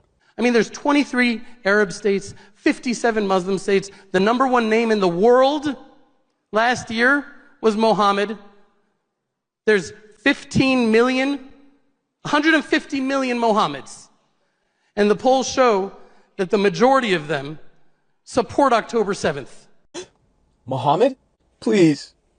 Not more Muhammads. My guy is just scared and fear-mongering over a name. And then he goes on to say that he got all the Muhammads together and did a poll on if they agreed with October 7th. Please provide the details to what exactly you are talking about. This was at the Israel Summit, a conference in Texas. So obviously the people in the room are siding with him like, oh my God, that's so many Arab and Muslim countries. The only reason you would list how many of them is because you think it's too many. Bro is just a big, giant ball of racism. This message to Benjamin Netanyahu that he ought to take care of the rest of them yahoos. And I'm going to tell you what would fix it right now. By the way, it'd fix it and it would help usher in what we're wanting so bad. Huh? While they're mowing down the Gaza Strip, what they ought to do is evacuate up there on the hill and get a great big missile and blow that wicked Dome of the Rock plumb off of the spot where it's standing right now so we can get that third temple rebuilt and usher in the coming of Jesus. Tear down that big demonic monstrosity that shouldn't even be there. Blow the whole thing to kingdom come. Rebuild that third temple. I want to say this to our Christian friends, you know, just to call it as it is and say it straight out, you know, you guys are worshiping one Jew. That's a mistake. You should be worshiping every single one of us because we all die for your sins every single day. And that's exactly what's going on here. Yeah. We're all God's firstborn, and we're dying for your sins right now because the Jewish people in the land of Israel are the bulwark against the orcs. Okay? The orcs are coming not to a theater near you, but to your home. In the land of Israel are the bulwark against the orcs. Okay? The orcs are coming not to a theater near you, but to your home. Obviously referencing the Palestinians, meaning that they're animals, they're not humans. But again, here's a Jewish rabbi telling Christians that they should be worshiping him and all of the other Jews in Israel. Statements like that will just be pushed under the rug and, forgotten and say, oh, well, that's just one rogue, I just want to say, You fucking Muslim cocksucker. All of you. Every last Palestinian. Why? You're like What the did we niggers do? of the Middle East. We are? Yes. The dead Palestinians. Are you sure? Fine, John. Is Fuck that... you cocksucker. Why? What did I do to you? Fucking Muslim cocksucker. What did I do to you? You Nazis, that's what you are. Nazi kills 40,000 people. Yeah. So that's the Israeli that makes them Nazis. That makes the Israeli Nazis. Right? Right? That makes the Israeli Nazis. All of us? All of you. Every last Palestinian. Why? You're like What the did we niggers do? of the Middle East. The Christians evangelists here in America, which almost all of them are Republicans, they're probably all going to vote for Trump, and they are very pro-Israel. They are the ones that, thanks to them, United States always been with Israel in the last few decades. If you take out Christianity out of the picture, what United States had to do with Israel? The only things they are helping us is because of religion reason. But what a lot of Jews do not know is that they're not doing it for us. They are doing it only for themselves. Make no mistake. They all believe that once we will go back to the Holy Land and J.C. Penney will show up to redeem the world, he will put us all to be burned in hell. That's what they believe. Because we never accepted him. And we won't accept him. So why they want to help us to take over Israel, to win against the Arabs, make sure the Jews go, why they pay all these organizations that sponsor Aliyah? A lot of the people who made Aliyah, it's Christian money. All the airfare, it's all come from them. There's some reform rabbis who have connection with them. They get hundreds of millions of dollars donation from them. Rabbis from Manhattan, from Texas. Why they are so generous? Why are they donating money to Israel? What do they care about Israel? The answer is because they believe the Messiah would come. They just have the wrong identity of the Messiah. That's it. They believe that it's actually JC. They never watch my debate with a Christian professor. They would watch it quickly. They would dump all the Christian symbols, you know where, because it would be so obvious that it's all fake. You taught they're still God's chosen people? Yes. The New Testament says the nation of Israel is no longer God's people. The people of God is the church. Your view about Israel is wrong. They're not God's chosen people. The vineyard is what? Israel. And the tenants, the vine dressers, are the rulers, right? Yes. And their last chance, their last hope of getting it right was what? The owner, who's God the Father, do as their last chance to get right. He sent his son last of all, right? Right. All right. So then Jesus already says their what response will be? They'll kill him. Yes. When they kill him, what is God going to do? Therefore, I tell you that the kingdom of God will be taken away from you. From who? From the Israelites. Yeah, so why would you say they're God's chosen people? Jesus just said, when you kill me and reject me, the kingdom will be taken away from you. So where'd you get their God's chosen people? They rejected Christ on his first coming. When the true divine God came to them, they crucified him. He came, they said, crucify him, crucify him, crucify him. His blood is on us and on our children. Only fool would say such a statement. Do you think it's easy to take the blood of Christ on you and on your children? You are still paying for it till this very day, my beloved Israel. Do you have rest? No. Do you have peace? No. Can America give you peace? No. Did Great Britain give you peace? No. Can any power give you peace? No. You have the money of the world, you Freemason. Can you give peace to you and your family? Because peace only the beloved of the Father can give. His name is Jesus. Yeshua. Isn't it? Shalom. Yeshua. They rejected the Lord. He will take them through the vineyard, through the winepress of the wrath of God, and will decimate. Then they will see who Jesus Christ is. He's been crying out for over the thousands of years. Thousands of years. اعلام خطری از الان باید کرد نسبت به گسترش و بزرگ شدن این جامعه خطرناک اسلامی که اومدن سلطه فرهنگی داشته باشن. اونم چه فرهنگی؟ فرهنگ ضد همجنسگرایی. همین چند روز پیش فکر می‌کنم فیلادلفیا آمریکا بود که دو تا رژه طرفداران حماس و فلسطین و ضد جنگ خوردن به رژه رنگین کمانی و همجنسگرا جلوی اونا بلاکش کردن. اینا میگن همجنسگرایی میفهمن چی؟ چرا نمیفهمید چه زهری وجود داره در کلام اینها، در این عدالت، در این انصاف، در این ضد جنگ بودن، در این نمیدونم فلسطین پلستین اینا خطره. اینها اروپا رو میخوان. جمهوری اسلامی به همین اعتبار میگه ما کاخ سفید رو حسینیه میکنیم. این تمام شده است. آن چیزی که الان ترس واقعی در آلمانه ترس اسلامه. یعنی به شکلی من میتونم بهتون بگم که اسلام هراسی امروز باید یک وظیفه ملی میهنی برای هر اروپایی باشه. اما خطر بزرگ این خطره. ما این خطر رو باید جدی بگیریم عزیزان. همون کسانی که در آمریکا هستن و همون کسانی که در اروپا زندگی میکنن و خصوصا ما ایرانی، این خطر جدیه. یکی کسی اگه ببرید تو بروکسل نمیدونه کجاست. لندن وضعیت افتضاحه. بخشای از کشورهای اسکاندیناوی بازم به همین ترتیبه. قشنگ یه جاها شده گتو. بیچاره ماها که فرار کردیم از یک وحشت اسلامی که بیایم در یه جای آزادانه زندگی بکنیم و بعد نگاه کنیم چه بدبختی باید روبرو بشیم که بترسیم تو خیابون. How do you feel about what you're seeing behind you today? There's a pro-Palestinian side and a pro-Israeli side. I'm so disgusted seeing those who supporting the genocide, who supporting starving children. It is disgusting. Each person who is holding Israeli Nazi flag is disgusting. I absolutely find it unbearable watching them. On the other hand, until we got to this corner where I have to face these criminals supporting of a genocide and a Holocaust that is happening in Gaza, until I saw them, I was so happy to see the thousands and hundreds of thousands of people at this beautiful demo. People are so caring, so loving. People conscientious, best people supporting Palestine. How welcoming do you think either side is? Palestine marches are always very, very welcoming. I've been on loads. Everyone's friendly.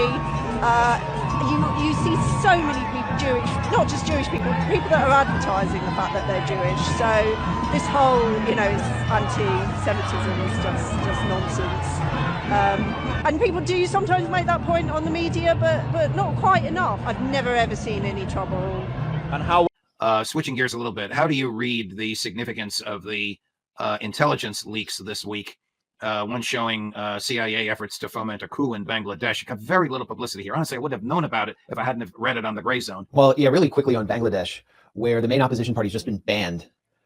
In a real show of democracy by the new leadership, Mohammed Yunus, who's come in, is a close ally and acolyte of Hillary Clinton and the Clinton Global Initiative. He is basically a global loan shark who made almost $1 billion selling microloans, which is an extremely predatory form of lending that somehow cast him as some kind of global hero. He replaced the elected leader of Bangladesh, who is said to be too close to India. She had refused to allow a military base. And we uncovered documents, Kit Clarenberg in particular, uncovered documents from the International Republican Institute, which is a wing of the regime change arm of the US government, the National Endowment for Democracy, from the International Republican Institute, which is a wing of the regime change arm of the US government, the National Endowment for Democracy, which itself was spun out of the CIA during the 1980s. And what they do is, I think most people watching this know, they pay opposition groups, they fund civil society organizations, media, even musicians like rappers, performers, in order to galvanize protest activity, generate color revolutions. And that is precisely what they did in Bangladesh to remove the elected leadership. I think most people watching this know, they pay opposition groups, they fund civil society organizations, media, even musicians like rappers, performers, in order to galvanize protest activity, generate color revolutions. And that is precisely what they did in Bangladesh to remove the elected leadership. And one of the things that really stuck out to us in these documents was how the International Republican Institute, which is run purportedly by the Republican Party, saw the LGBTQIA community and minorities and rappers as key to destabilizing the government. And they actually used the term destabilize. And at one point, US embassy personnel were taken to a literal drag show in Bangladesh that was sponsored by the International Republican Institute, which means by you, the US taxpayer. And this was considered part of their destabilization activities. And one of the things that really stuck out to us in these documents was how the International Republican Institute, which is run purportedly by the Republican Party, saw the LGBTQIA community and minorities and rappers as key to destabilizing the government. And they actually used the term destabilize. And at one point, US embassy personnel were taken to a literal drag show in Bangladesh that was sponsored by the International Republican Institute, which means by you, the US taxpayer. And this was considered part of their destabilization activities. So where are the congressional Republicans? Where's the Freedom Caucus on this? I mean, this is U.S. tax dollars literally. Where's the Christian nationalist? That's the Speaker of the House of Representatives. Yeah, I mean, I don't know. Maybe Marjorie Taylor Greene hasn't heard about this, but we'd think there'd be like more outrage. This is a pretty explosive piece, and it definitely reverberated throughout the region. We've been hearing back from our friends there. You said we must be ruled by maniacs if they're able to see children being burnt alive. Otherwise, they would be turning their faces away. And the truth is that we are ruled by criminals, by psychopathic maniacs, because we see dead children and they see their stock prices go up. But the way in which Israel sets ablaze tents is a planned agenda of extermination that the countries who are arming Israel, like the US and the UK, have historically used to exterminate populations they're at war with. If we listen to just the simple words of Tzipi Hatovli, Israel's ambassador to the UK, who has repeatedly stated, and by the way has said this on Piers Morgan's show, that Israel should do what the US and England did in Dresden in its war against the Nazis when they killed 600,000 people, when they firebombed the city. In fact, she has gone on multiple TV stations and channels to say this, preemptively saying what Israel is going to do, saying and planning out war crimes on live TV. She justifies these war crimes, of course, because she says this firebomb policy was used to kill hundreds of thousands in Dresden because it was a war against Nazis. This firebombing policy was created to exploit the fragile wooden infrastructure of the buildings at that time and burn hundreds of thousands of people alive. And Tzipi Hatovli, of course, says that the price to kill innocent civilians was worth it to defeat the Nazis in Dresden. So Israel gets to do it too in Gaza. And the fact is that these war criminals are given unlimited airtime to broadcast their genocidal agendas and declare their war crimes before they even commit them with full impunity is not just problematic, but a hypocrisy and a showcasing of the bloodlust of the international rules-based order. This war and every US-UK-backed war was never about human rights, but about occupation, ethnic cleansing, land theft, and resource exploitation, just continuing a legacy of modern-day colonialism. Right now, Unit 8200 makes up Israeli defense forces that are infamous for surveilling indigenous Palestinian populations, amassing on individuals for the purposes of blackmail and extortion. So these former Israeli spies, one could argue that they may still be working as Israeli spies, are working in these big tech companies to collect information on users so that they could use that to extort people, to blackmail people, and also to ensure that a pro-Israel narrative is dominant. We're seeing that in WhatsApp, in Facebook and other big tech organizations like Google, Facebook, Microsoft, and Amazon. We have to remember that Unit 8200 hit the headlines last year after the Pegasus scandal broke. Former Unit 8200 officers designed and implemented that software that spied on tens of thousands of politicians and likely aided in the killing of Saudi journalist Jamal Khashoggi and most recently the pager attacks, terrorist attack in Lebanon. And so we at MITPress conducted many studies on this, whether it's in the media or within big tech, and I'll talk about big tech a little bit. We were able to find 99 former Unit 8200 veterans currently working for Google. Google already has a close relationship with the Israeli government. I mean, last year, along with Amazon, it signed a $1.2 billion contract with Israel to provide military surveillance tech services, technology that will allow the IDF to further allow unlawful spying on Palestinians, destroy their homes, and expand illegal settlements. And Edward Snowden also told us that this unit is notoriously spying on American citizens as well. And then we have Meta, the company that owns Facebook, Instagram, and WhatsApp. They have also recruited heavily from the ranks of Unit 8200. Undoubtedly, one of the most influential people at Meta is Emmy Palmore. She is one of the 23 individuals who sit on Facebook's oversight board. Described by Mark Zuckerberg as Facebook's Supreme Court, this oversight board collectively decides what content to accept and promote on the platform and what should be censored and deleted. And also, we have companies like Microsoft, which employs hundreds of former Unit 8200.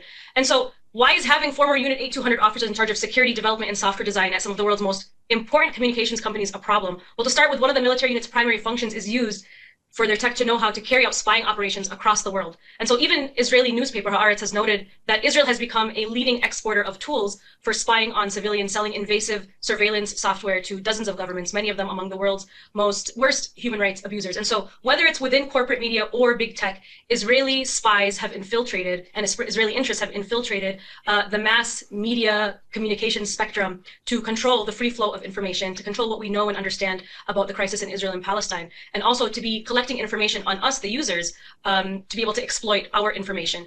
And we actually just published an investigation, out of Yemen. As we know, Yemen has enforced, the Red Sea blockade. And if you'd like to know more about that, George, I can talk more about what we discovered in Yemen, which is the largest spy network created by Israel's Mossad and the CIA in Yemen to exploit Yemen's security so that the United States and Israel can weaken the Yemeni resistance. By all means do, because, well, we're big fans of the Yemenis here at the Mother of All Talk Shows. What are they doing there? Well, first, we need to collectively extend our gratitude and send our greatest appreciation to the people of Yemen. This is a nation who has heroically stood up to Israel, the United States, and Great Britain, despite being bombed, starved, blacklisted, demonized, and dehumanized for decades. But the war against Yemen by the CIA and Israel's Mossad is a historic one. Israel's Theodore Herzl famously declared Yemen as an enemy for defending Palestinian human rights in the 1950s. Herzl worked with the CIA to try to set up spy and military bases to try to control Red Sea access.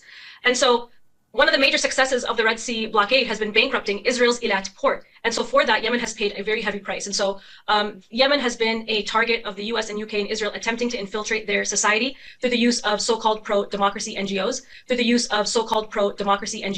So we at Mint Press just released a bombshell investigation uncovering the inner workings of one of the largest spy networks ever exposed in Yemen, shedding light on how the CIA and Mossad covertly infiltrated Yemeni society through pro-democracy NGOs, including the National Democratic Institute, the Middle East Initiative, the Office of the High Commissioner for Human Rights, and the IDEA Initiative, and other smaller offshoots of US aid through pro-democracy NGOs, including the National Democratic Institute, the Middle East Initiative, the Office of the High Commissioner for Human Rights, and the IDEA Initiative, and other smaller offshoots of US aid. And so it's not a conspiracy that these pro-democracy NGOs are used to infiltrate society and to spy and recruit spies from the society. So spies were recruited through psychological manipulation, sexual blackmail, and torture, highlighting the extent to which the US and Israeli operatives bent moral boundaries to secure cooperation. This investigation also offers a disturbing glimpse into the shadow war being waged in Yemen, one fueled by exploitation and coercion. So through clandestine operations, CIA and Mossad trained operatives, manipulated local dynamics, exploited religious divisions, and sowed seeds of normalization with Israel. And so the four main goals of this spying operation that we found, based on the documents that we looked over, and we actually interviewed one of the spies that is being currently held in a Yemeni jail. The four goals of the spying operation were: one, which is to encourage normalization with Israel. The second is to gather intelligence for Saudi airstrikes on military targets to weaken the Ansarullah anti-colonial resistance movement. The third is critical intelligence on shoulder-fired air defenses, unmanned aerial vehicles, and ballistic missiles. And the fourth, which may shock or may not shock others, is to encourage LGBT causes to be more publicly accepted to target the conservative Islamic society. And the fourth, which may shock or may not shock others, is to encourage LGBT causes to be more publicly accepted to target the conservative Islamic society. And so we interviewed a high-level spy arrested last June who worked for both the CIA and the Israeli Mossad for 15 years, named Abdul Muhsin Hussein Ali Azzan. He was recruited by US intelligence and had worked for the CIA. And he actually converted from Islam to Christianity while working for an American company in Atlanta that engaged in politicizing under the guise of selling printer ink. So just to give a couple of examples, this spy, he admitted that he did not just infiltrate and recruit Yemeni paramilitaries, he also gathered critical information on shoulder-fired air defenses, unmanned aerial vehicles, and ballistic missiles. So just to give you an example of how some of these NGOs worked, one of the NGOs named Dar al-Salam organization promoted normalization with Israel. This group collaborated with Jewish organizations in the US and Europe, aiming to disarm individuals of personal weapons like the Kalashnikovs and persuade the Islamic clerics in Yemen to promote coexistence and normalization with Israel. And just one more that I wanted to mention is another spy that we reviewed. His name is Sheikh Hafazallah Al-Hamdani. He's a senior consultant for development management programs at the US Agency for Development, served with the CIA for 27 years. He was recruited by the US Embassy in Sana'a. And this man carried out his espionage duties as an employee of USAID. He designed intelligence follow-up and evaluation mechanisms, coordinating USAID's work with the intelligence contractor MSI. Al-Hamdani stated that USAID's cooperation with MSI aimed to access project areas to locate ballistic missile launch sites and unmanned aerial vehicles. They also monitored and determined military installation locations, provided coordinates to the CIA and Mossad, and assessed combat situations on the fronts and the position of goods, fuel, food, and essential services. And once again shows us that a tiny nation with determination and dignity can stand up to the world's superpowers.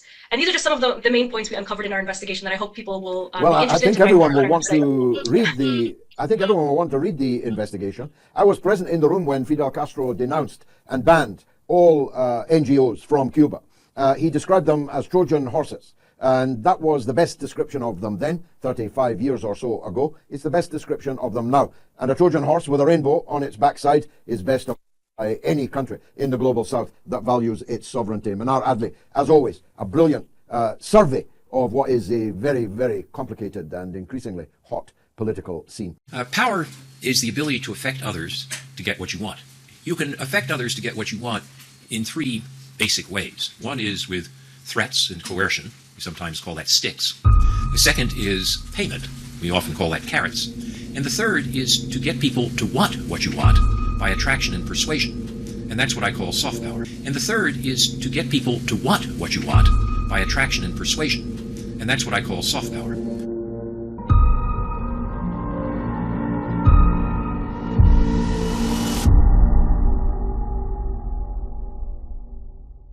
After nearly 9 years, America's war in Iraq will be over. I'm now the 4th United States president to preside over American troop presence in Afghanistan. 2 Republicans, 2 Democrats. I will not pass this responsibility onto a 5th. I've concluded that it's time to end America's longest war. It's time for American troops to come home. U.S. troops have been moving around in the Middle East and leaving behind a trail of destruction and insecurity for 20 years.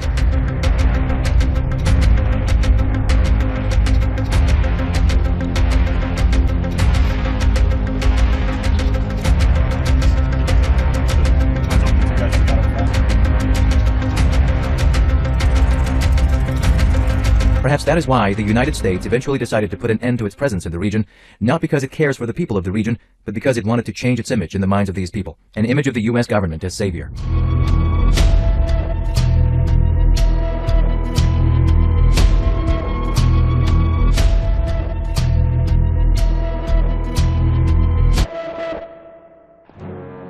Gentlemen, on your marks, get set.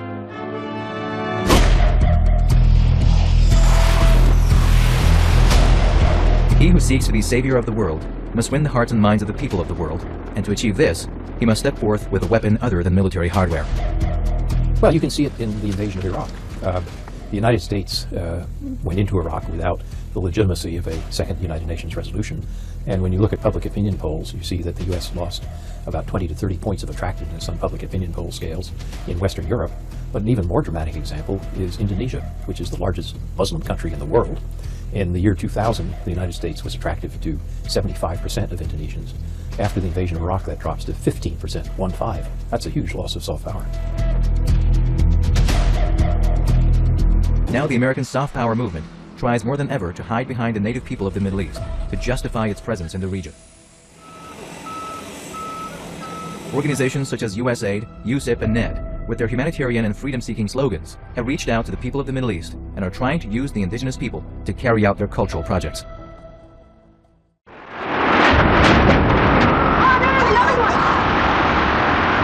Oh my God, explosion now. Oh my God! America's cultural presence in the Middle East is older than its military presence. It might be hard to accept such a thing in the current situation. After the U.S. invasion of Afghanistan under the pretext of a terrorist attack on the World Trade Center, it was a military image of the United States that was shaped in the minds of the people of the region. But military presence is only a part of U.S. strategy in West Asia. Currently, there are several major, apparently cultural currents at work in exercising Western soft power in the Middle East. USAID, USIP, and NED are all U.S.-born complexes with well-organized programs operating outside the United States. They each have stories that will be very thought-provoking. The United States Agency for International Development, USAID, the United States Institute of Peace, USIP, says its goal is to prevent and resolve conflicts around the world. The National Endowment for Democracy, NED, states that its goal is to promote democracy in the world. We will talk more about how true these claims are in practice and what results they may have achieved so far. But why is West Asia so important to the U.S.? But why is West Asia so important to the U.S.? But why is West Asia so important to the U.S.? But why is West Asia so important to the U.S.?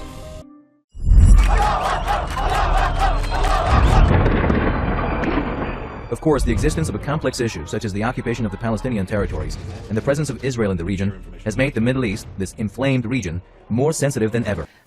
What we're seeing here, in a sense, is the birth pangs of a new Middle East. And whatever we do, we have to be certain that we're pushing forward to the new Middle East, not going back to the old. And all given factors have become an incentive for the United States to become more insistent on staying in the region.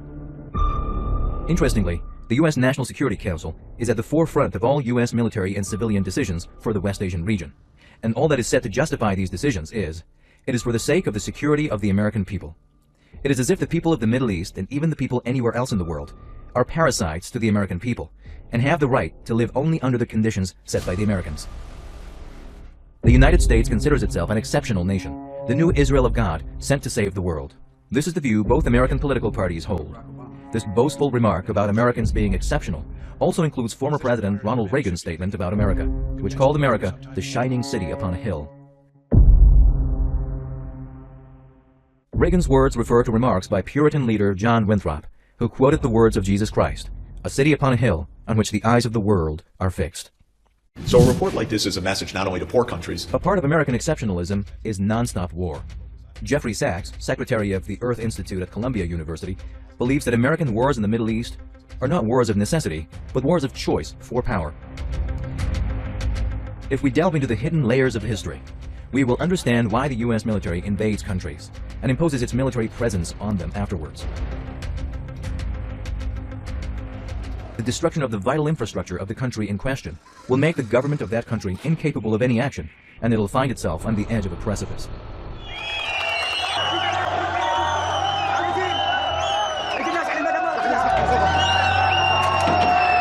It is at this point, with the collapse of the ruling regime, that the United States steps in and, by supporting the indigenous elite who are dependent on it, changes the course of government in that country.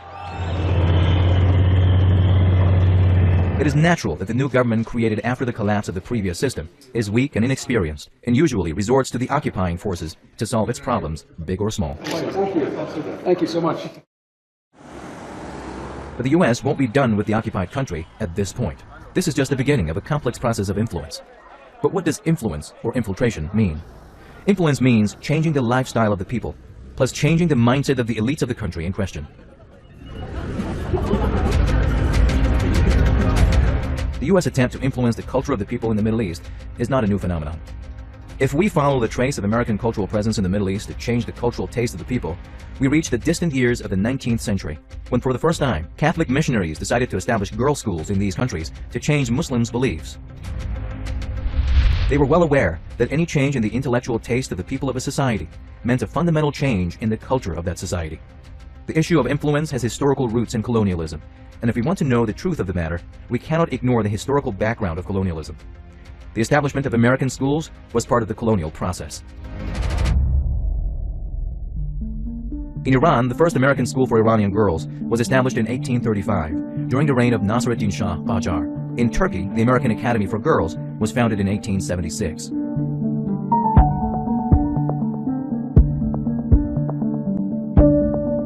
These moves made the domestic constituents of these countries think of establishing schools based on Western models. In Iran, for example, in 1906, Bibi Astarabadi founded a school called the Maiden School, whose main purpose was to educate Iranian girls by Western standards.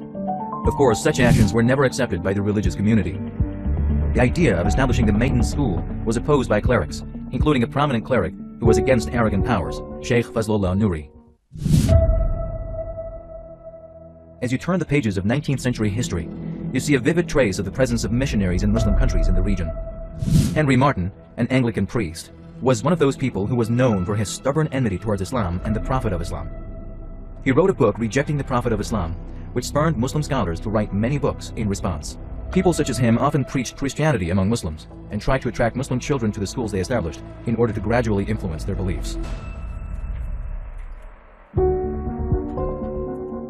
Besides girls' and boys' schools, universities have also been established by Americans in the Middle East. The oldest American university in the region is the University of Beirut, which was founded in 1886. It was founded by an American missionary named Daniel Bliss. Among the famous graduates of the university is Zoha Hadid, an Iraqi architect with her own unique style. Educating elites and shaping their thoughts is a policy that always works. Perhaps that is why the United States, among all its efforts, has not forgotten to establish universities and grant special scholarships to elites in the Middle East. With the help of educational tools, you can make a person feel ashamed of their identity and want to replace it with another identity. This has happened to some of the elites in the Middle East and has created the cultural divide in the Islamic societies of the region. In the 21st century also, universities such as the American University of Dubai and the American University of Sulaymaniyah have been established. It can be said that in the Arab countries of the region, it is the Arab Islamic identity that has been targeted.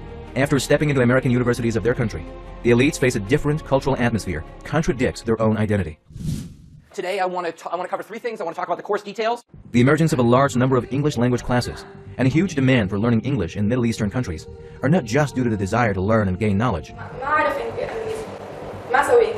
Language is powerful. Language is a philosophical and intellectual tool. If speakers of a language can do something to increase the desire to learn their language in other people, this would mean a boost to their power. Of course, learning a language is not inherently something bad. It leads to the expansion of human beings' horizons and an interaction of cultures. But since it is part of a process of globalization, it has negative cultural consequences as well. Globalization. Globalization means compacting the world and cramming it into a single, small space. According to some experts, globalization is a fictitious phenomenon aimed to seize all the world's resources through the capitalist system and the development of neocolonialism.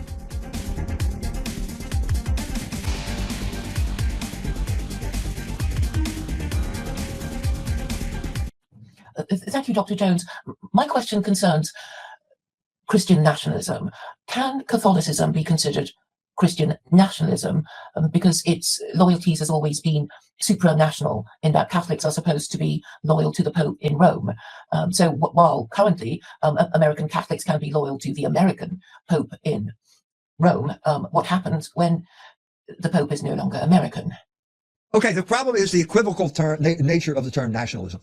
What does that mean? Does it mean my country, right or wrong?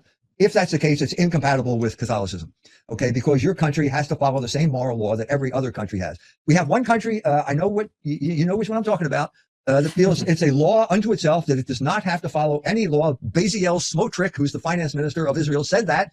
It's on Twitter somewhere, okay? And that is the fundamental crisis of our age. But if you're talking about ethnic identity, Nazio and ethnos, they're the same word, okay? If you're talking about ethnic identity, well, the Catholic Church is completely compatible with ethnic identity, if that's what you mean by nationalism. So the church, when the church spread, it spread by conversion. It did not force people to speak a language like Arabic, which is what happened to the Islamic conquest in North Africa. It had its own lingua franca, which was Latin, because it had to take over the basically the Roman Empire after it collapsed. They had to take it over because someone had to be bringing order to the chaos. If you went to Rome, there was always the Irish college, the German college. All these individual nations, all these individual groups were organized according to language and ethnic identity, which meant that the church never suppressed ethnic identity, never suppressed it, always had a modus vivendi between national. Obviously, it's not perfect, but there was always a modus vivendi between collaboration between the emperor and the pope. Okay, you did not have this in other instances. One of the differences, the exception in Islam, I would say, will be Iran. Iran was conquered, Persia was conquered by the Arabs. When the Arabs conquered all of North Africa, they imposed Arabic on the people that they conquered. Egyptians don't speak Egyptian anymore, okay? But the Persians did. They preserved that identity by preserving their language. The Persians, the Iranians still speak Farsi. They have roots, deep roots, national roots, a national identity that is deeply bound up with the Persian language, specifically because of Persian poetry, specifically because of the great epic of Persian, which is the Shahnameh by Ferdowsi, that has one of the longest poem in history, and there's not one Arabic word in it. So I think between all that, I'm trying to explain to you, I hope I explained to you the relationship between national identity and a universal church, where the one does not exclude the other. Teaching English in the globalization equation is not just a subject like math. The spread of teaching English as an international language all across the world is meant to achieve the goal of building a global village where everyone speaks the same language. The idea can be traced back to the original guidelines of the British Council about 150 years ago. The document states, teaching English should be a way that lays the foundation for a global culture based on our own culture. Hey Mom, I just landed. Oh, hello, Turkey. Hello, Turkey. As an example, we can mention the unfortunate incident that the Turkish language came to meet. The unfortunate incident is, Turkish script was abolished and replaced by the Latin alphabet, in a way that nowadays the youths in Turkey generally do not understand the poems and writings on the historical monuments of their country. Such changes create a deep rift in indigenous cultures. Asian youth who are anxious to learn English without any specific reason have a deep identity gap on the inside. Ortalama vatandaşımızın din anlayışı zina eder, cünüp gezmez, 11 ay içer, Ramazan'da içmez, haram yer, domuz yemez. Evet. Teravih kılar, farz kılmaz. Farz kılmaz. Sadaka verir, zekat verilmez. Evet. Mevlüt dinler, ayet dinlemez. Dinlemez. Kurban keser, secde etmez.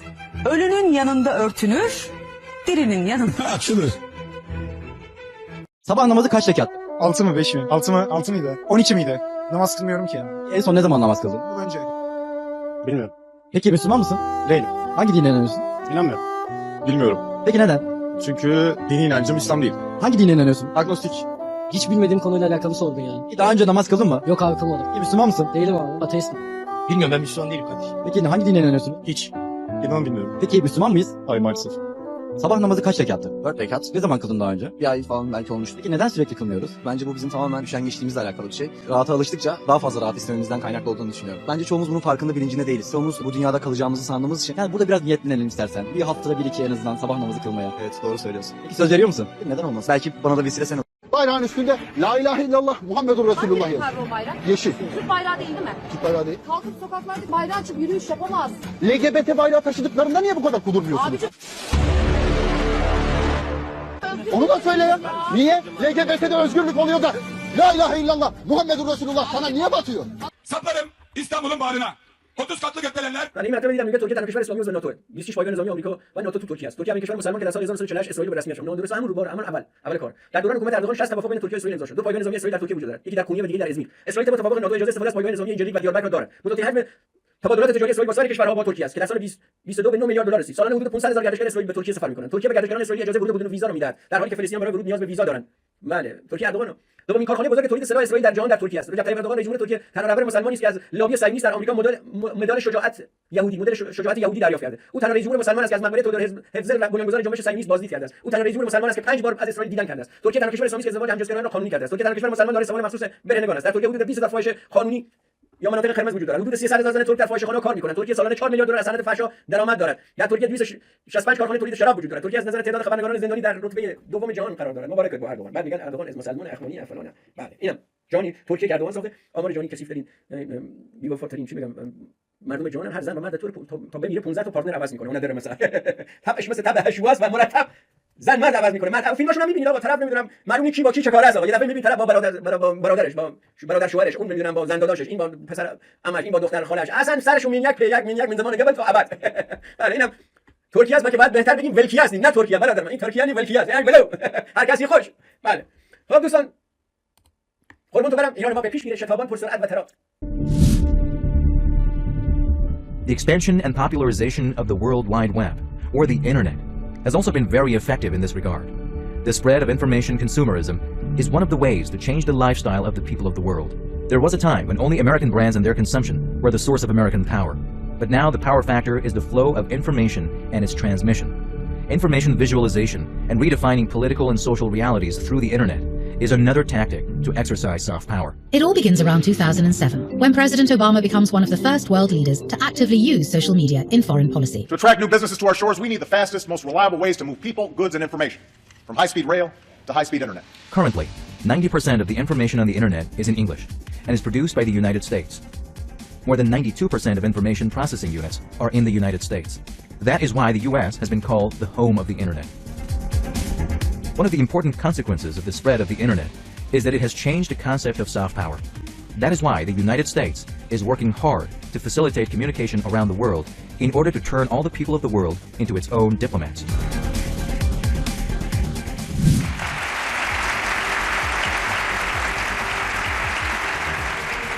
We'll put more Americans to work repairing crumbling roads and bridges. In a Senate hearing, Barack Obama called Americans a people of Google and Facebook. It's probably more true than even when he first wrote it. According to Joseph Nye, a political science theorist, a country that can lead the information revolution in today's world has more soft power than any other country.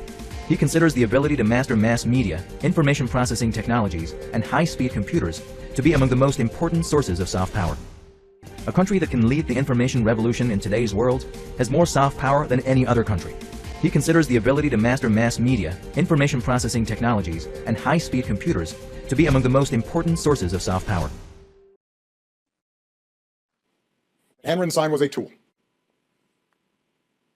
TV is a tool. The internet is a tool. Social media is a tool. At the end of the day, tools don't control us. We control them, and we can remake them. It's up to each of us to decide what we value, and then use the tools we've been given to advance those values. And I believe we should use every tool at our disposal to secure our greatest gift. You just have to flood a country's public square with enough raw sewage. You just have to raise enough questions, spread enough dirt, plant enough conspiracy theorizing that citizens no longer know what to believe. Once they lose trust in their leaders, in mainstream media, in political institutions, in each other, in the possibility of truth, the game's won. Don't let your dreams die. I hear your whispers. Women, life, freedom, zan, zandagi, azadi. Zandagi, azadi, woman, life, freedom, free Iran. Beautiful woman. The main audience for the information war is not trained elites or businessmen or highly specialized resources of societies, but young people all around the world.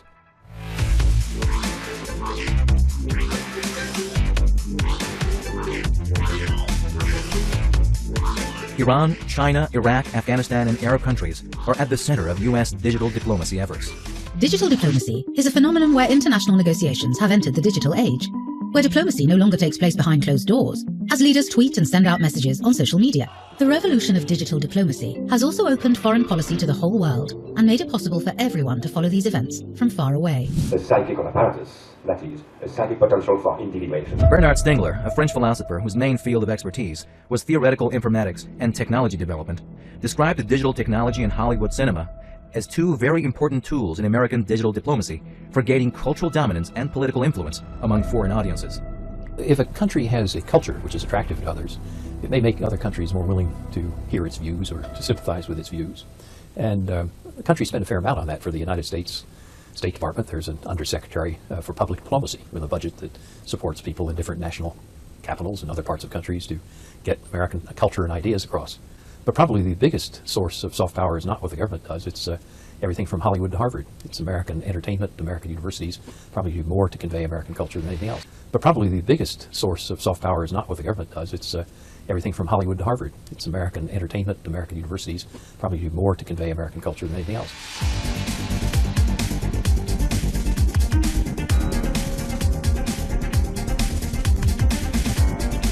Various university scholarships granted to the elites in the Middle East provide the basis for their presence in Western societies, where they are even physically and geographically miles away from their roots and identities. Each of the scholarships has a story of its own, and we do not need a magnifying glass to find in the footsteps of Western soft power, because the footprints are all too obvious.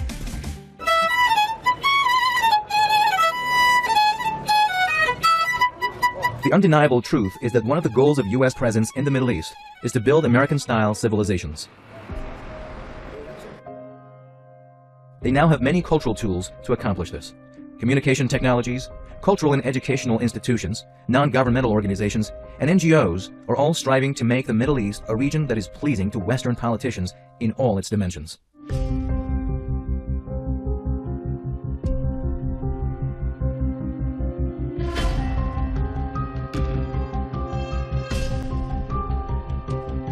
They would be hard-pressed to create a scheme more effective than USAID. That's shocking to say, but look, let's just go to a couple things here. We left Afghanistan, and I'll characterize it as left in August of 2021. So the Taliban's in charge.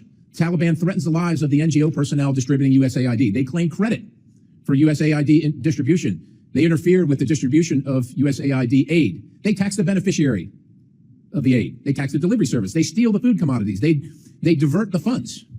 They extort citizens for protection for USAID aid. They create sham procurement schemes, and they threaten the lives of those who oppose those schemes. Now, that all occurred before August of 2021, when we were there. Now, you don't have to be a rocket scientist. You can just read. The Taliban is classified, and if you don't know, the Taliban's in charge of Afghanistan. They're classified as a specially designated global terrorist organization by OFAC. So post-2021, so this is last year, 2024, we spent $697 million of the taxpayers' dollars in Afghanistan, including $534,719,000 in change from USAID in Afghanistan. I don't know what we think we're going to change in Afghanistan. We lost lost or wounded 22,500 Americans in Afghanistan over the course of our term there in the war, spending over $2 trillion. We're just going to keep on spending because somehow we think it's going to get better. And if you're wondering who's in charge of Afghanistan getting the money, and that money I just mentioned, the $697 million is on top of, and is in addition to the weekly to every 10-day shipments in cash of $40 to $80 million. Afghanistan is ruled by folks named Sarajuddin Haqqani. The Haqqani network mean anything to anybody in the room? How about Abdullah bin Laden? Who gets some of that money? Does that name ring a bell to anybody in the room? Because your money, $697 million annually, plus the shipments of cash funds madrasas, ISIS, Al-Qaeda, Boko Haram, ISIS Khorasan, terrorist training camps. That's what it's funding. If you think that the program under Operation Enduring Sentinel entitled Women's Scholarship Endowment, which receives $60 million annually, or the Young Women Lead, which gets about $5 million annually, is going to women who, by the way, if you read the Inspector General's report, is telling you that the Taliban does not allow women to speak in public. That the Taliban does not allow women to speak in public. Yet somehow you're believing, and American people are supposed to believe, that this money is going for the betterment of the women in Afghanistan. It is not. You are funding terrorism, and it's coming through USAID. And it's not just Afghanistan, because Pakistan's right next door. USAID spent $840 million in the last 20 years on Pakistan's education-related program. It includes $136 million to build 120 schools, of which there is zero evidence that any of them were built. Why would there be any evidence? The Inspector General can't get in to see them. But you know what? We doubled down and spent $20 million from USAID to create educational television programs for children unable to attend the physical school. Yeah, they can't attend it because it doesn't exist. You paid for it. Somebody else got the money. You are paying for terrorism. This has got to end. I yield, Mr. Chairman. آخرین کشتارشان 3 ماه پیش بود. 81 نفر را کشتند. در منطقه مافای، جایی در نیجریه. کشوری سرشار از معادن فلزات گرانبها. اینجا نامشان بوکو حرام است. هر کجا مدرسه باشد، ویران می‌کنند. 600 آموزگار را کشتند. دختران دانش آموز را گروگان می‌گیرند و در بازار برده‌ها می‌فروشند. بیرون از نیجریه، جایی اسمشان داعش می‌شود و سر می‌برند. و جایی هم داعش خراسان. به زودی خانه‌ات را مثل همینجا بسته و خراب خواهیم کرد. اسکات پری عضو جمهوری‌خواه کنگره افشا کرده. آمریکا سالانه میلیون‌ها دلار خرج گروه‌های تروریستی می‌کند. پول شما یعنی سالانه 697 میلیون دلار از طریق USAID به داعش، القاعده، بوکو حرام، داعش خراسان و اردوگاه‌های آموزشی تروریسم می‌رود. این همان چیزی است که شما تامین مالیش می‌کنید. واشنگتن USAID یا همان اداره توسعه بین‌المللی آمریکا را این گونه به جهان معرفی کرده بود: حامی اصلاحات اقتصادی، پیشرفت آموزشی و کاهش خشونت مبتنی بر جنسیت. به جز USAID، نهاد مشابه دیگری هم به نام NED یا همان بنیاد ملی دموکراسی هم با همان شرح و وظایف وجود دارد. بررسی عملکرد USAID و NED نشان می‌دهد رفتار آنها برای پیشبرد اهداف آمریکا در همه کشورها یکسان نیست. جایی که حکومت مرکزی توان کافی برای برقراری امنیت را نداشته باشد، بیشتر سرمایه‌گذاری‌ها روی گروه‌های مسلح است. پیشتر خبرنگار تحقیقی و سردبیر پایگاه اینترنتی اینسرج اینتلیجنس در مقاله این نوشته بود: مواجهه مؤسسات آمریکایی مثل USAID برای تغییر حکومت در ایران بیشتر تحت پوشش برنامه‌های ترویج دموکراسی است. روزنامه‌نگار تحقیقی انگلیسی هم که کارش بررسی نقش سرویس‌های اطلاعاتی در شکل‌دهی سیاسی است، در گزارش اخیرش در سایت خبری کردل به بررسی اسناد افشا شده از تلاش مستمر و پنهانی واشنگتن برای تغییر در نظام ایران پرداخته. از میان مؤسسه‌هایی که برای آشوب در ایران برنامه‌ریزی می‌کنند، نام این 4 تا بیشتر شنیده می‌شود: USAID، خانه آزادی، NID و NED. اینها با شناسایی افراد از طریق کلاس‌ها و دوره‌هایی که آنلاین یا حضوری برگزار می‌کنند، نیروهایشان را جذب می‌کنند. رویا و لادن برومند، مؤسسان بنیاد برومند، حاصل همین شیوه از جذب هستند. روزنامه‌نگار افشاگر دکردل می‌نویسد: مؤسسه NED یک هفته بعد از شروع آشوب‌های تابستان 1401 در ایران از مرتبطینشان خواسته تا از بنیاد برومند پیروی کنند. مؤسسه‌ای که بر اساس اسنادی که به تازگی افشا شده به مدیریت رویا و لادن برومند تا پایان سال 2022 15 میلیون دلار از آمریکا پول گرفته. سایتی هست به نام پروپابلیکا که یک سایتی هست که تمام فایل‌های تکس یعنی مالیاتی مؤسسات غیر انتفاعی رو که تا به امروز به ثبت رسوندن در خودش داره و شما میتونید با سرچ اسم اون بنیادها یا حتی افرادی که اونجا کار میکنن یا مدیرانشون به این مدارک دست پیدا کنید. البته افشاگری‌ها دامان بسیاری را گرفته. مؤسسه توانا به مدیریت مریم معمار صادقی و اکبر عطری نزدیک به 12.5 میلیون دلار، مؤسسه ایران وایر به مدیریت مازیار بهاری نزدیک به 14 میلیون دلار، کمپین حقوق بشر ایران به مدیریت هادی قائمی 16 میلیون دلار، مؤسسه اسمال مدیا به مدیریت محمود عنایت 21 میلیون پوند و مؤسسه اسناد حقوق بشر ایران به مدیریت شاهین میلانی، پیمان اخوان و گیسونیا نزدیک به 9 میلیون دلار از دولت آمریکا پول گرفتند. برخی از میان خودشان میگویند اعداد و ارقام بیشتر از این هاست. این فاندها هنوز انتهاش مشخص نیست.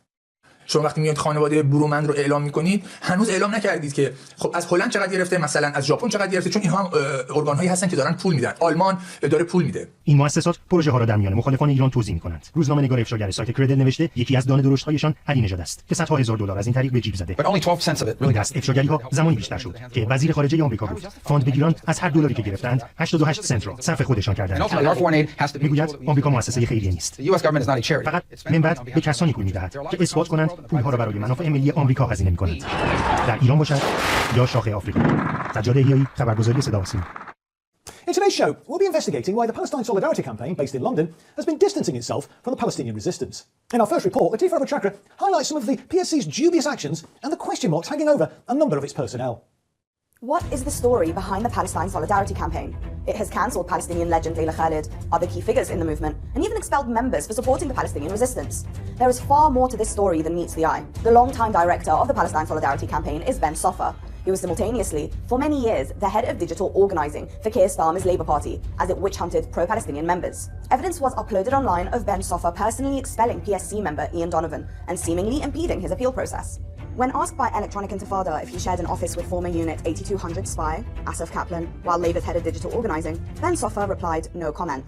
That should have been enough for him to not be trusted. However, there is worse than that beyond the surface. Palestine Declassified can reveal that his father, Stanley Soffer, is in fact the Board of Deputies head in Cardiff.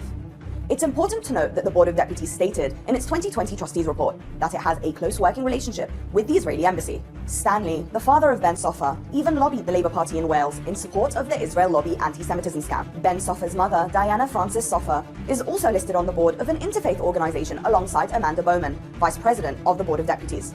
The question of where members' data goes is also very key. The head of data at PSC for 3 years was none other than Deborah Fiorin, a former employee of GCHQ Deputy Director Brian Lord.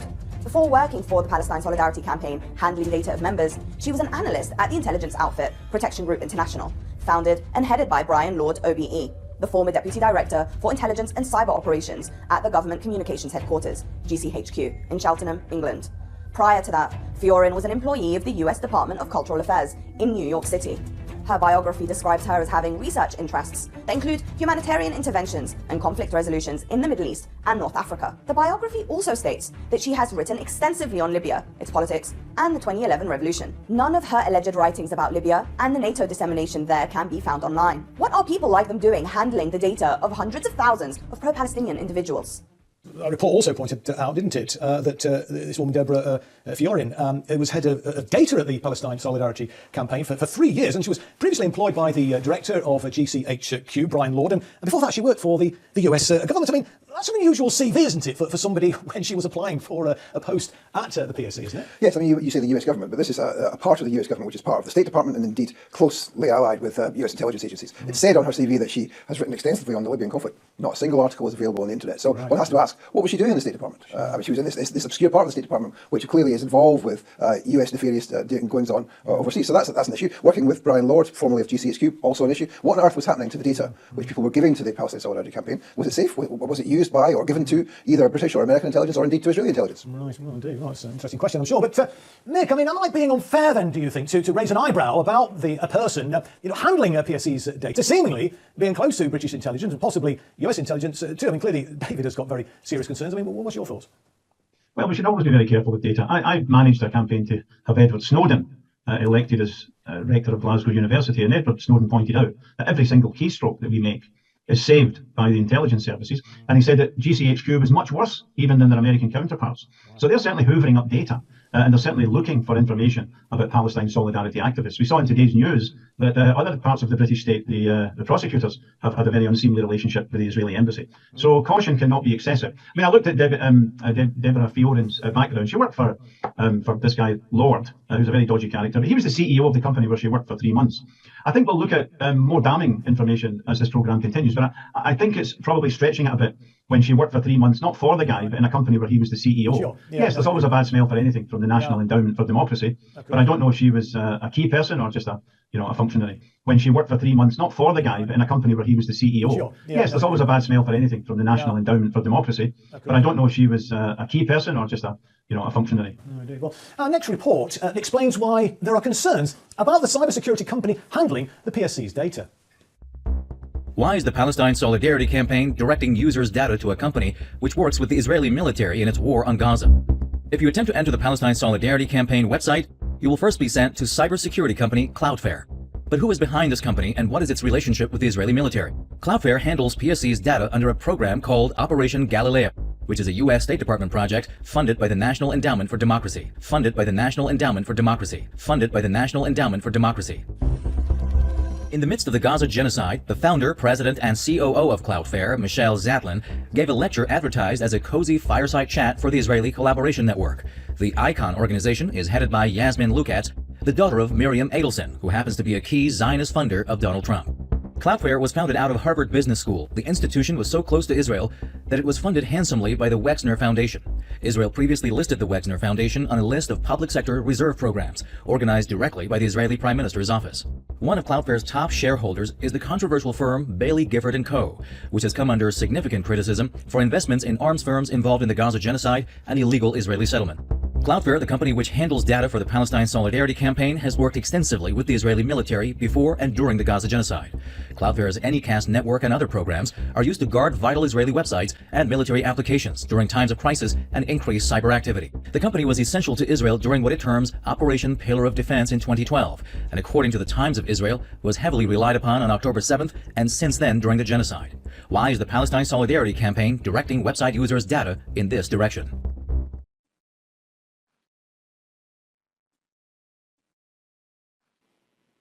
Handwritten sign was a tool. TV is a tool.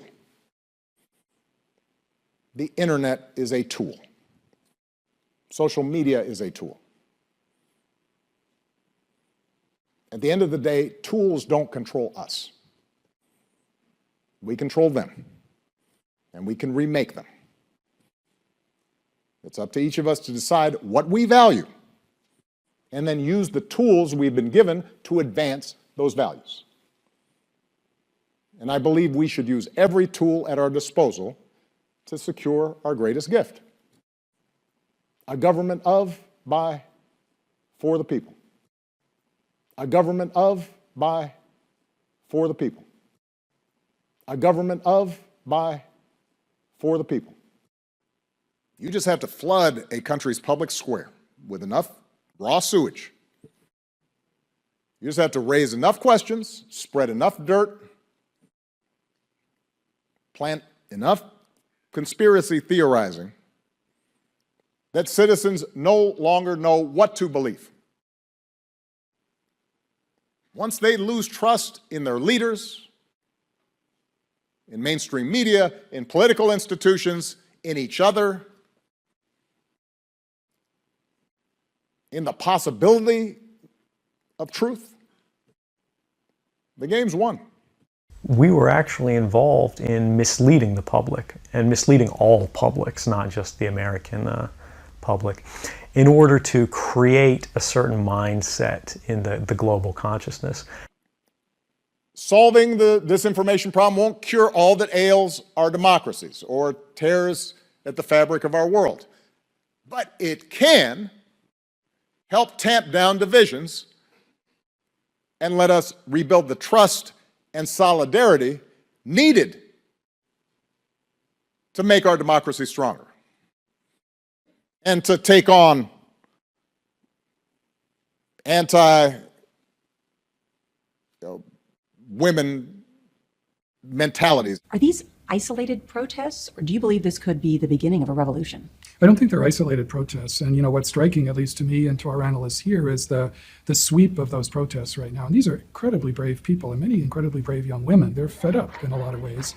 And they're willing to take the risk of getting out and demonstrating because they're fed up with economic decay, with corruption, with the social restrictions, especially that Iranian women face, and with political repression as well. Now, again, this is an autocratic system, the Iranian regime, which is very good at repressing people. And, they're quite ruthless now in putting down those kind of protests as well. Iran has shut down internet access for most of its 80 million people.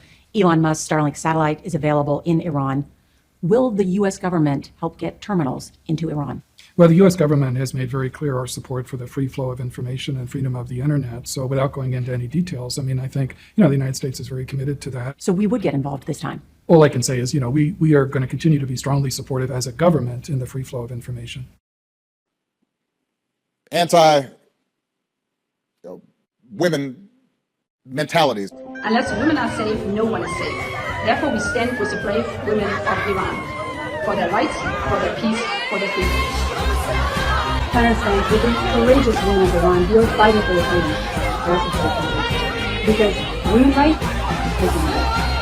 What if Join our voices to those of the Iranian people who are peacefully demonstrating. The repression must stop. Women's rights and freedom of expression must be respected. The women and men in Iran who peacefully protest against violence and discrimination has every right to do so. Women's rights are human rights. The rights to life, to free speech, and to free assembly are human rights.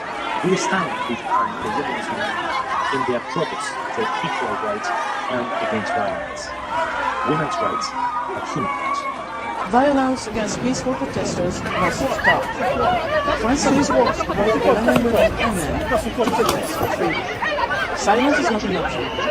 Those responsible will be held accountable. I stand with the brave women and men of Iran. Because women's rights are human rights, we stand with the brave women of Iran for their safety, dignity, and freedom. Anti-women mentalities. ندارن. حرمت ندارین شما. قانون تو کشور من زن رو آدم حساب نمیکنه. اگر زن باشم حتما منو شلاق میزنه.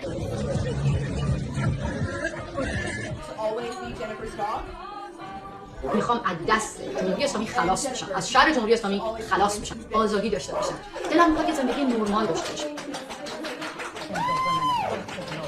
دغدغه ما یک پارچه نیست، مسئله ما کرامت انسانه. We are badass women.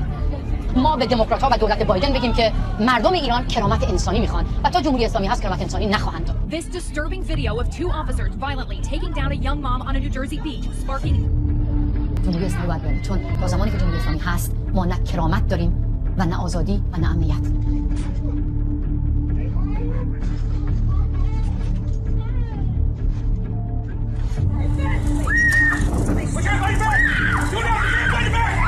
احترام بذارید به زنانی که مثل زنان همه جای دنیا فقط میخوان باد بره تو موهاشون، میخوان مثل آدم زندگی کنن، مثل آدم. ما هم حق داریم علنی آزاد و امن زندگی کنیم، نه با ترس و دلهره و یواشکی.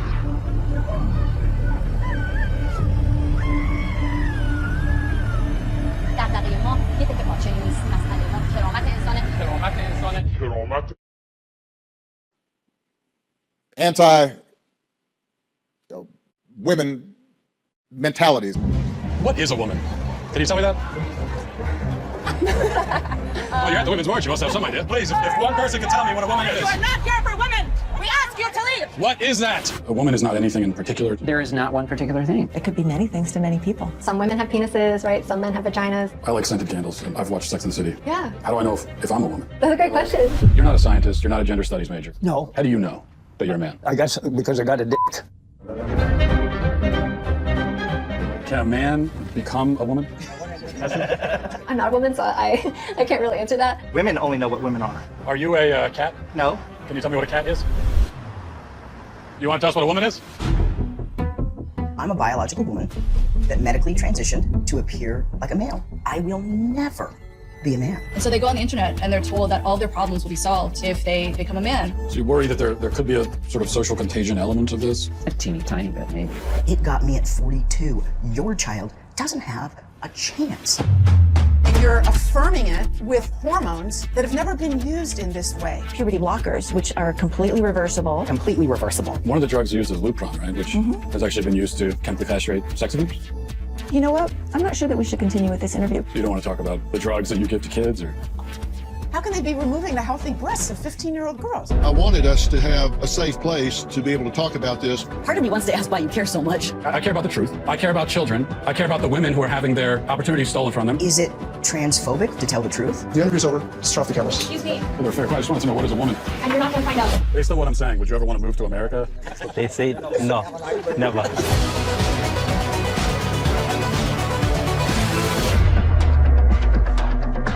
You shifted from using the term mother to birthing people. Black birthing people. Black birthing people. Black and indigenous birthing people. Is the administration's official policy to replace the term woman with birthing people? I was a little taken back when I just read it and saw it, that the term mother was gone in spots and it was replaced with birthing people. Again, if we're trying to be precise in the language that's used. Mom's a pretty good word. Now joining us from San Francisco, California for more on the story is Mr. Scott Bennett, political commentator. Hello, Scott. Hope you're safe and doing well out there in sunny Northern California. Now, Scott, the Iranian leader said that the enemy is utilizing a whole range of resources, including satellite networks and cyberspace, to dash Iranians' people's hopes, to make them feel like they need the West in order to be, I don't know, democratized. Your thoughts on that?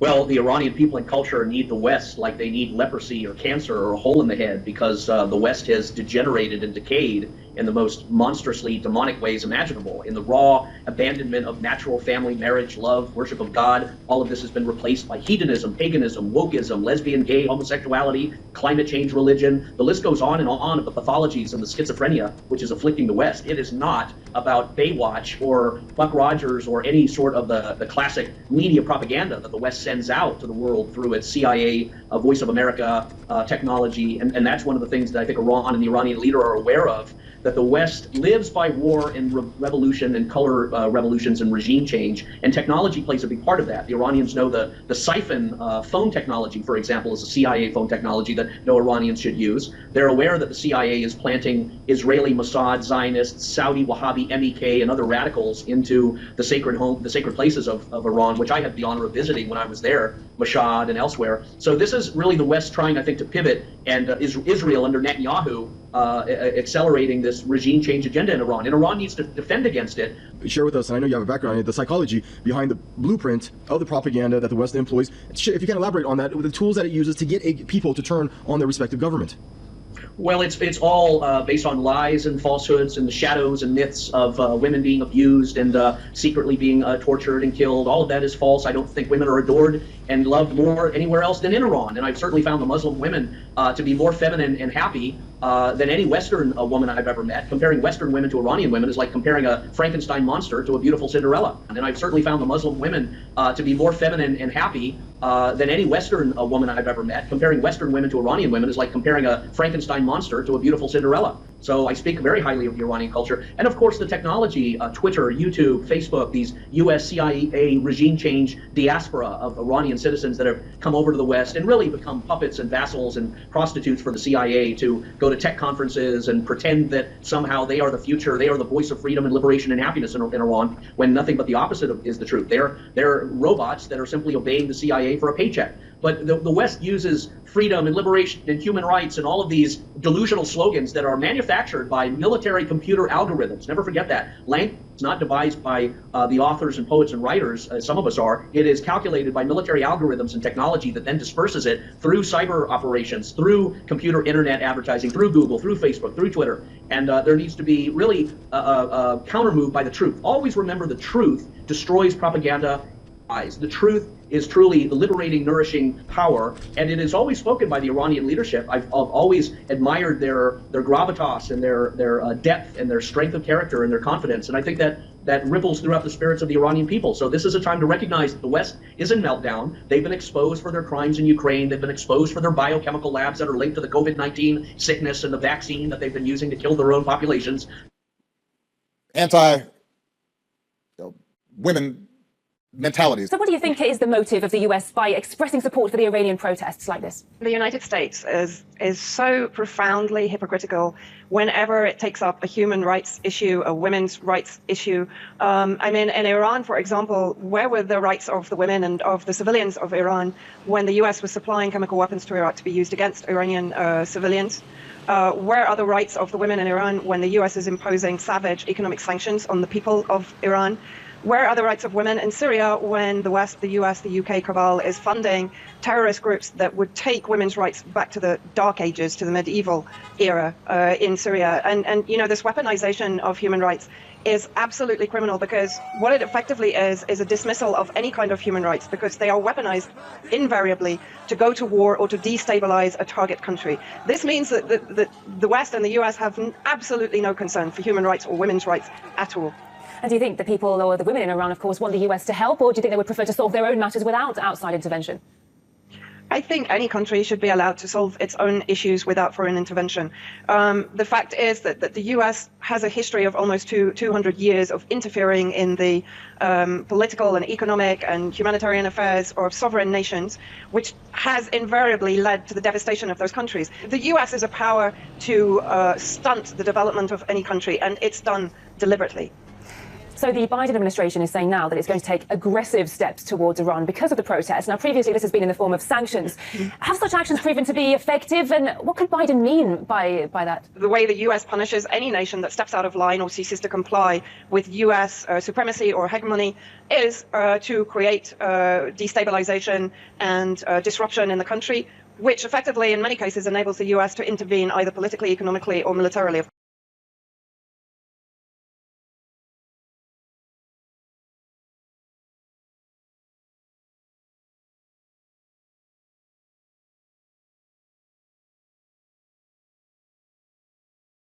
It's a chance for journalists and their supporters to figure out, how do we adapt old institutions and those core values that made those institutions valuable? How do we adapt that to a new age? It is a chance for all of us to fight for truth. Not absolute truth, not a fixed truth, but to fight for what deep down we know is more true. The funny thing in this case is that the murder that we're talking about is telling the truth.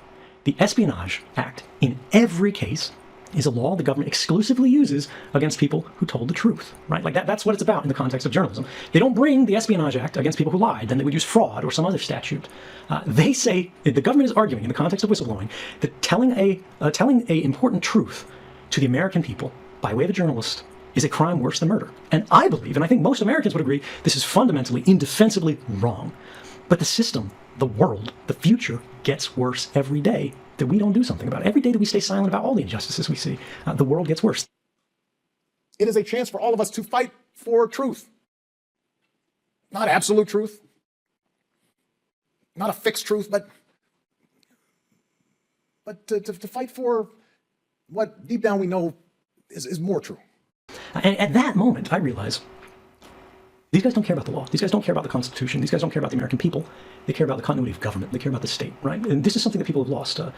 We hear this phrase over and over again, national security, national security, national security, and we're meant to interpret that to mean public safety. But national security is a very different thing from public safety. National security is a thing that in previous generations we referred to as state security. National security was a kind of term that came out of the Bush administration to run cover for the fact that we were elevating a new kind of secret police across the country. The document that the public had been given about the warrantless wiretapping program was a completely different document. It was a document tailor-made to deceive and mislead the Congress and the public of the United States. And it was effective in doing that. Here I am, sitting at the NSA, next to my buddies who I've talked to about these programs. I've gone, look at this, and they're laughing at it. I'm laughing at it. And it's not that we go, oh, ha, ha, ha, he's getting away with it. It's like, what are you going to do? These guys are, they're bullshitters. The system is built on lies. That even many people, many experts who study this know are lies. It is a chance for all of us to fight for truth. Not absolute truth, not a fixed truth, but to fight for what deep down we know is more true. Yours is a voice of criticism we don't often hear in the United States. Often when there is dissent expressed in the United States against policies of the Israeli government, people here are called anti-Semitic. What is your response to that as an Israeli Jew? Well, it's a trick. We always use it. Jew. Well, it's a trick. We always use it. Jew. Well, it's a trick. We always use it. Jew. Well, it's a trick. We always use it. When from Europe somebody is criticizing Israel, then we bring up the Holocaust. When in this country people are criticizing Israel, then they are anti-Semitic. And the organization is strong and has a lot of money, and the ties between Israel and the American Jewish establishment are very strong, and they are strong in this country. As you know, they have power, which it's okay. They are talented people, and they have power, money, and media, and other things. And their attitude is Israel, my country, right or wrong, the identification. And they are not ready to hear criticism. And it's very easy to blame people who criticize certain acts of the Israeli government as anti-Semitics, and to bring up the Holocaust and the suffering of the Jewish people, and that justify everything we do to the Palestinians. And it's very easy to blame people who criticize certain acts of the Israeli government as anti-Semitics, and to bring up the Holocaust and the suffering of the Jewish people, and that justify everything we do to the Palestinians. According to John Fetterman himself, his Zionism puts him out of step with the rest of his party, which, I'm sorry, only 13% stand with Israelis against the Palestinians. This is a party whose grassroots is right now captured by the left. And so Zionism does not have a future in the American left. The Democratic Party's relationship with Zionism depends on whether it's willing to repudiate that far left. And the thing that makes this so appalling is that Jews built the left in this country. We built the labor movement. We broke the New Deal. 70% of the lawyers who worked on civil rights cases were Jews. We've been at the forefront of every liberal and leftist issue in this country. The absolute chutzpah of saying, you're not welcome here. You know what it reminds me of? When they banned smoking in bars. I was a smoker, and I was so outraged. I was like, if there's going to be a turf war over this, surely the smokers should have gotten the bars, okay? And you can so easily imagine a counterfactual in which the left in America said, wait a minute. We can't oppose Zionism because we would lose our beloved Jews who have been there with us at the forefront every minute that we built this movement. We have to find a way to make sure that Zionists still feel welcome. We could never do that to them. And they didn't do that. They did the opposite. 6 years ago, I was up here, and I said, this is our first Jewish president. It's true. Now he's the first Jewish president to serve two not consecutive presidencies. We thank you for everything. Come to Vice President Vance's Hanukkah party with me. His what? Come to Vice President Vance's Hanukkah party. At this point, I have no words. JD Vance is supposed to be Catholic. Like, what are we doing? Are we just not supposed to be Christian anymore? Hanukkah party? Really? I mean, are we even surprised, though? Like, this is just the fruit of the Judeo-Christian lie they've been given to you for the last 200 years. There is no such thing as Judeo-Christian. I guess it also makes sense when you're friends with people like this. Does America and Israel both have defense contracts with again? This is also the fruit of Nostra Aetate out of Vatican II, but that's a video for another day. An Israeli reservist soldier ran over a Palestinian man while he was praying in the occupied West Bank, according to the Israeli military and CNN's review of the footage. The attack occurred hours after the soldier fired gunshots in the area. The footage shows an Israeli man driving a quad bike along a pathway in the central town of Deir Jarir in Ramallah. In the clip, he charges the vehicle toward a Palestinian Muslim man praying on the side of the road before running him over. Moments later, the Palestinian man stumbles up and is seen walking back to the quad bike that rammed him. According to Israel Defense Forces, the same reserve soldier had fired his weapon while dressed in civilian clothes in Deir Jarir just earlier that day. UEFA has fined Maccabi Tel Aviv €20,000 over racist and discriminatory behaviour by their fans during last week's away match against Stuttgart. Video circulating online showed Maccabi fans singing racist chants, often targeting Palestinians. In this video, Maccabi fans were filmed singing their infamous rape song, which insults a rival Israeli club by calling them Arab whores and threatening to rape them and their girls. Some fans were seen gesturing Nazi salutes. UEFA has issued Maccabi with a one-match away fan ban, but it doesn't come into effect immediately. The fan ban has actually been suspended for a probationary period of 2 years. As for the fine, this follows over a year of tensions triggered by Maccabi Tel Aviv fans causing havoc in various European cities. In November last year, Maccabi Tel Aviv fans rampaged through the Dutch city of Amsterdam. They tore down Palestinian flags, intimidated locals, and chanted slogans celebrating Israel's genocide in Gaza. Local men eventually attacked Maccabi fans in retaliation, which drew widespread condemnation from Western world leaders. That we have to urgently get together and see what we can do to fight anti-Semitism and to make sure that Jews in the Netherlands feel safe and secure again. Last month, based on findings provided by Dutch police, West Midlands police in the UK banned Maccabi fans from attending a match with Aston Villa. So in terms of what we were told, the Ultras were very well organised, militaristic in the way that they operated. They attacked members of the local community, including taxi drivers, tore down flags, people were thrown into the river, and definitely the singing, and I think the question from one of your colleagues earlier about the no schools in Gaza, as the children were all dead.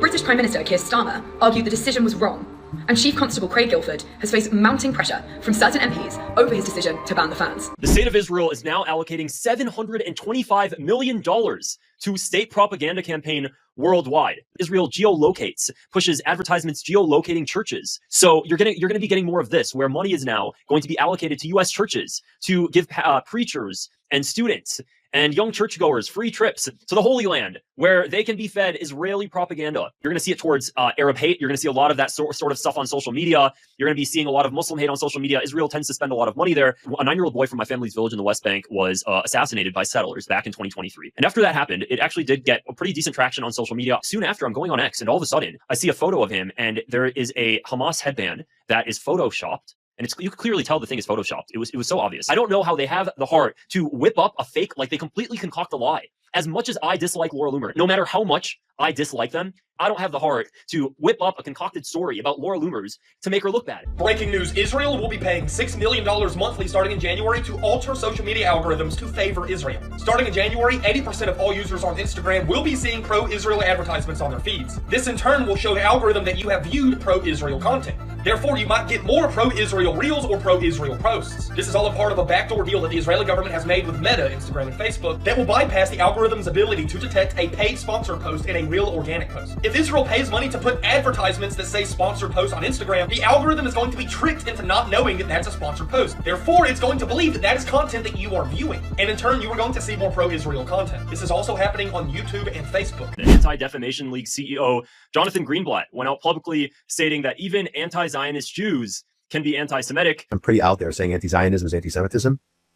Because it is. Not supporting the state of Israel, not supporting the determination of Jewish people to build a homeland on Palestinians' land. That is anti-Semitic. Israel has signed a deal with YouTube that will take down any anti-Israel videos in the future. This deal gives Israel authority over what videos are allowed on the platform that revolves around Israel, including those about what's happening in Gaza. Now, as of now, there's already been 800 videos taken down by the request of the Israeli government on YouTube. All of these videos criticized Israel. And this is expected to run until 2045 as a part of the US-Israel agreement, which grants Israel access to our technology and data, which does include YouTube, as well as ChatGPT, Google, and other systems. This will also alter your recommendation feed and your search results. If you look up for anything related to Gaza or Palestine, a pro-Israel feed will await you, and your recommendations on history and current news will come from a pro-Israel source, such as Fox News, CNN, or any other of those. The US government had to sign off on this deal that was disguised as an advertisement deal. Basically, Israel pays money to run ads, but in reality, they pay money in order to control. The Israeli government has signed an unlimited deal with Google and Amazon to know where data is going. A lawyer who was representing Google in this deal is saying that the Israeli government is offering to pay an unlimited amount of money in order to know where data is being sent, specifically where data on the Israeli military and Israeli government are being sent, as they feared that the US government is taking in this data of Israel. Now Google and Amazon have implemented a winking mechanism that will send an invoice to the Israeli government in order to pay Google and Amazon for them to let Israel know. If the US government is asking Google for info on Israel, Google will let Israel know this by dialing up the dial tone, +1, the US area code, and how many ones is how many shekels the Israeli government must pay this company in order for that company to tell Israel what data is being sent and when it was being sent. Warning, police all across America are using Gideon AI, the Israeli special ops software, to track you before you commit a crime. Gideon AI has been rolling out in pretty much all Republican states the past year. Created by an Israeli special ops veteran, your state is selling out your information and giving it to Gideon AI. Now what Gideon does is it monitors what you like, comment, and share, and even game chats on Xbox and such. And they use this to determine keywords to prevent you from committing a crime. And these police stations are now arresting people for pre-crimes, essentially stopping the crime before it happens. That's their whole thing. But here's the problem. The states are giving Gideon full authority to decide what is a problem or not, meaning these Israelis and Israeli military veterans are deciding what should be an arrestable offense. And if you're wondering, the #1 crime on Gideon right now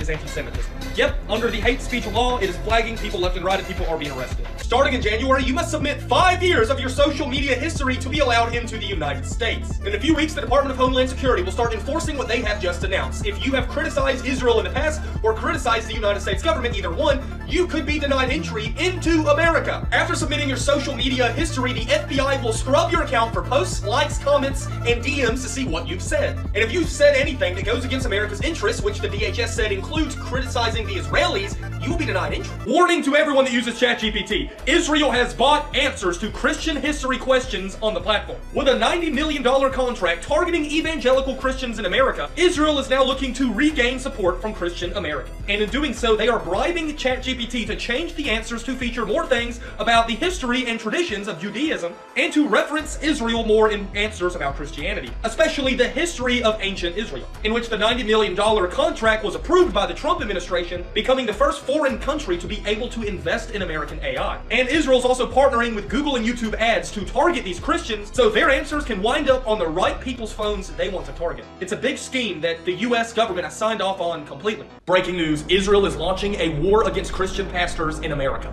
The Israeli government has allocated nearly $90 million to altering Christianity theology and doctrine to get people to believe that Israel is the same Israel as Israel in the Bible. As you know, in the Bible, Israel is referred to as the Church of God, aka Christians. But the state of Israel is going to try to alter that, attacking Protestant churches through a belief called dispensationalism, which is the false teaching that at the end of times, Jesus will come to the current state of Israel, reclaim his throne as the king of the state of Israel, and banish the enemies of God. This teaching was first developed in the 1800s and was picked up in the 1960s by pro-Israel churches in the south of the United States. As this belief is dwindling and Americans are waking up to Israel, they're now looking to attack us through our faith one final time. We will shine a light on you that, thanks to Google and SEO, will follow you for the rest of your life. When you look for a job, when you look for a spouse, when you look for a nanny, when you look for anything, our work will always be documented, again, thanks to Google and SEO.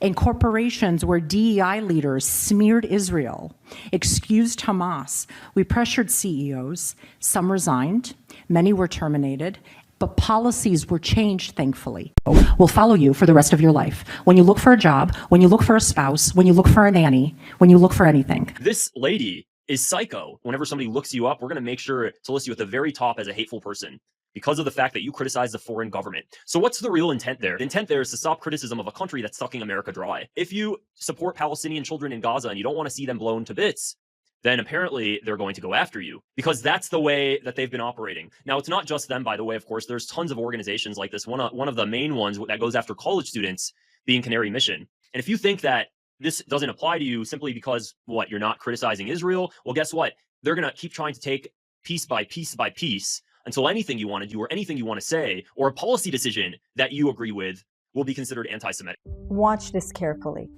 We updated our policies to recognize that the term Zionist can be used as a proxy for Jews and Israelis.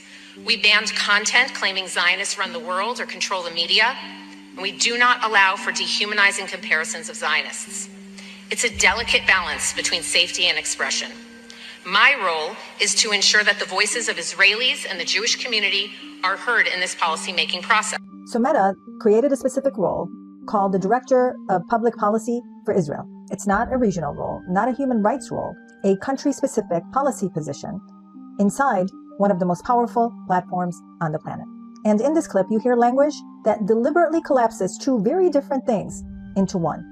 Political opposition to a state project gets folded into a hatred of a people. Once that happens, debate turns into harmful content, and then it disappears.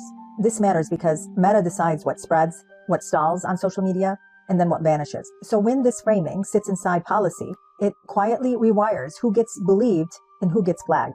I'm watching Palestinian voices get throttled in real time.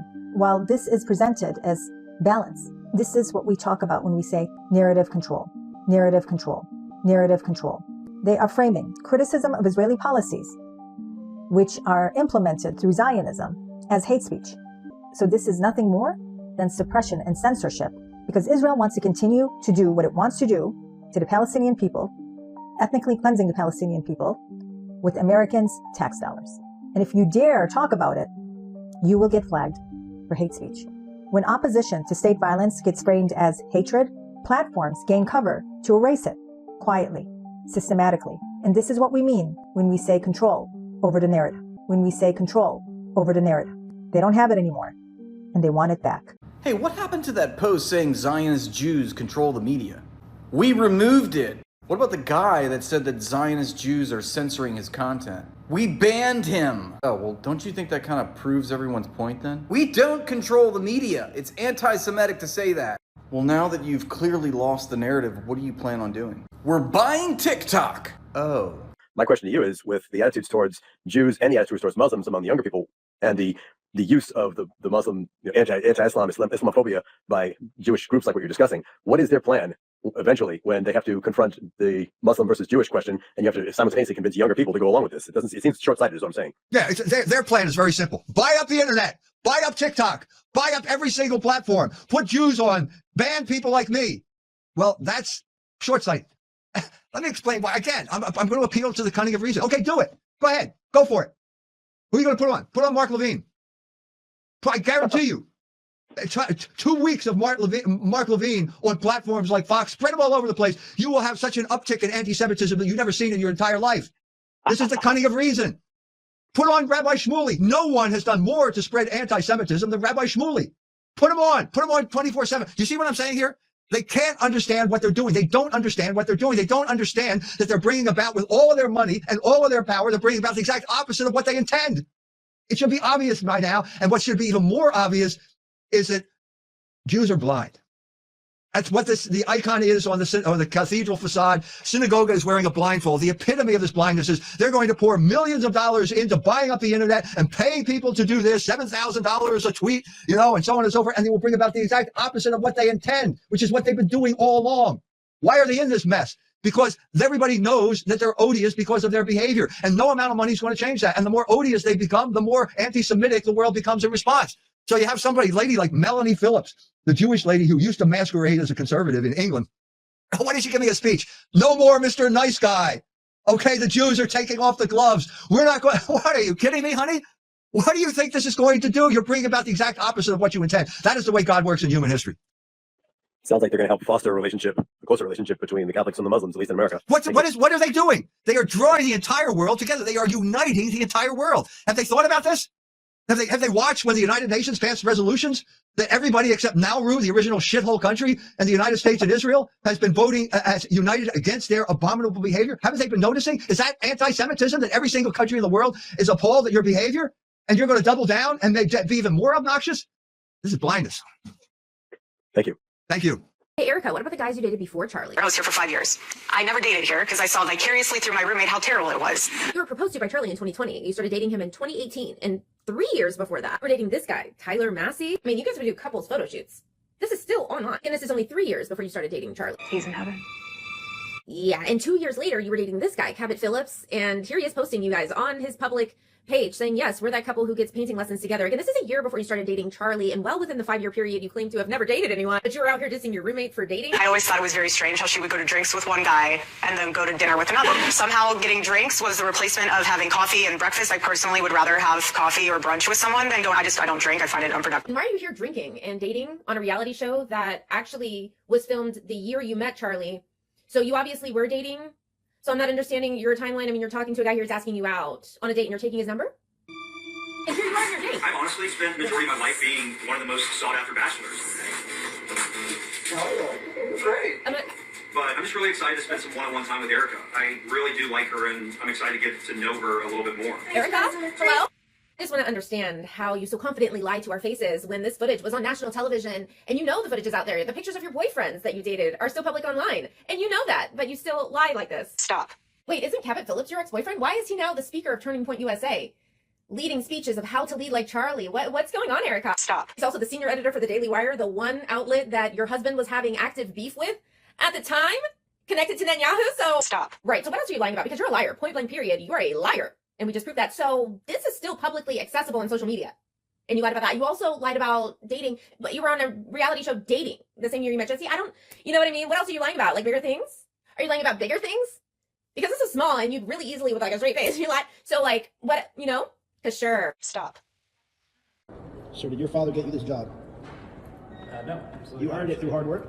I did. Can we get America first or Israel first? No answer? Now he got scared. The first one's he got it. Sir, America first or Israel first? Yeah, I'm not going to talk to you about that. You're not going to talk to me about that? Sir, you look terrified. He just got a chill down. He skipped on the elevators. He said, I'm going to take the steps today. Case study number 1467 in the book. Free love is the first and most obvious bribe that can be offered to a slave.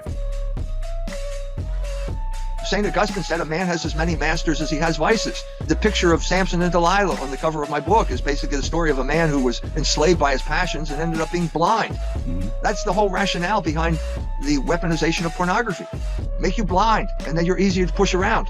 The whole history of my life, my kind of long life, I guess now I can say, was the disruption of the moral consensus that Americans had. Right. And that was called the sexual revolution of the 60s or the cultural revolution or whatever you want to call it. But it was deliberately disrupted. And sex was the thin end of the wedge that was used to disrupt that. And certain groups were interested in overthrowing it because they knew that if you could create immorality, the people would be slaves to their passions and they could manipulate their passions and control them. Who owns OnlyFans? Guess who it is? None other than a Jew. His name is Leonid Randvisky. I hope I pronounced his name right. Who owns most porn websites? Guess who it is? Another Jew, Rabbi Solomon Friedman. He's a rabbi. Imagine now Abu Taymiyyah, or one of the religious figures in the community, owns the website of such. You'd put the living daylight out of him, right? Straight out of Johannesburg or Joburg. Who founded TinTeenah, Grindr, Bumble? All of these zina apps, my brothers and my sisters, all of them are Jewish. Sean Rat, Joe Shimkai, and Whitney Wolf Hurt. That's their names. All of these apps, my brothers and my sisters, that you have millions, or should I say it comes into billions, right, are surfing. Why, my brothers and my sisters? Why is it that you have some of these rabbis and some of these Jews that own some of these websites? May Allah Azza wa Jal have mercy upon Salah ad-Din al-Ayyubi. You know what he said, my brothers and my sisters? If you want to destroy any nation without war, create adultery or nudity common in the young generation.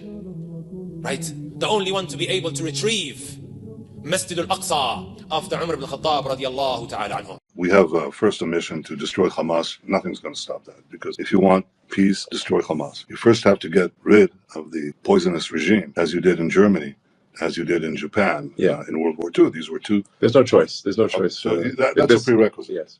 But then look at what happened. What you had in Japan under Douglas MacArthur was a cultural reformation.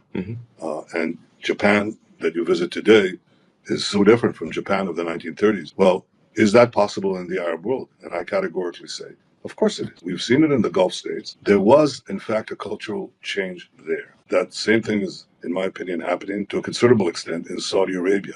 The de-radicalization of these Muslim countries, these Arab countries. So we have to do the same thing. We have to demilitarize Gaza, and we have to de-radicalize Gaza, especially work on the mosques and on the schools. That's where children imbibe their values. And then we have to also rebuild Gaza, and I hope to have our Arab friends help in that context. The president is sending a very strong message. Think about it. It's about education. And how do we educate? Indonesia has 350 million Muslims living in the country. How do we change their textbooks?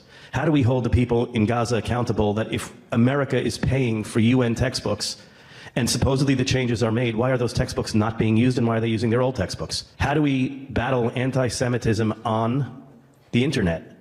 How are we doing better on algorithms? What companies can we work with? We are going to have a whole division within the office of the Special Envoy to combat anti-Semitism that is going to work on technology and working with the greatest leaders in technology, many of whom are Jewish and have offered their assistance.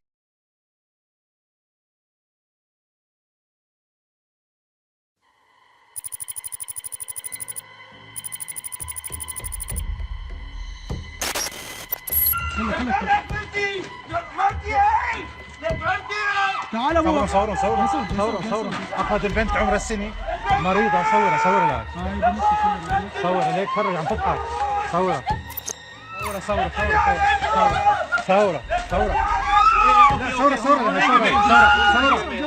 عم تقتلها.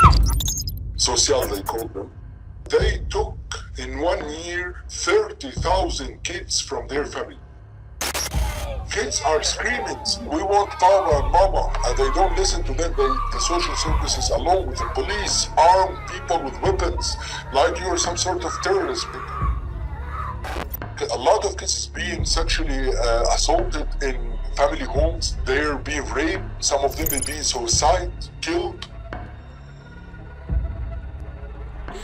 كل يوم أنا ما بقدر أنام دون أبوي أمي. أنا ما في عندي شيء، قلبي كلهم دايما بالدق. Hearing that someone in the family died is better than hearing that the social has sent you a letter that they're going to have a meeting with you. يا ابوس ايديكم يا عرب، يا ناس، يا مسلمين، يا اوروبيين، انا اجد كل كائن على وجه الارض.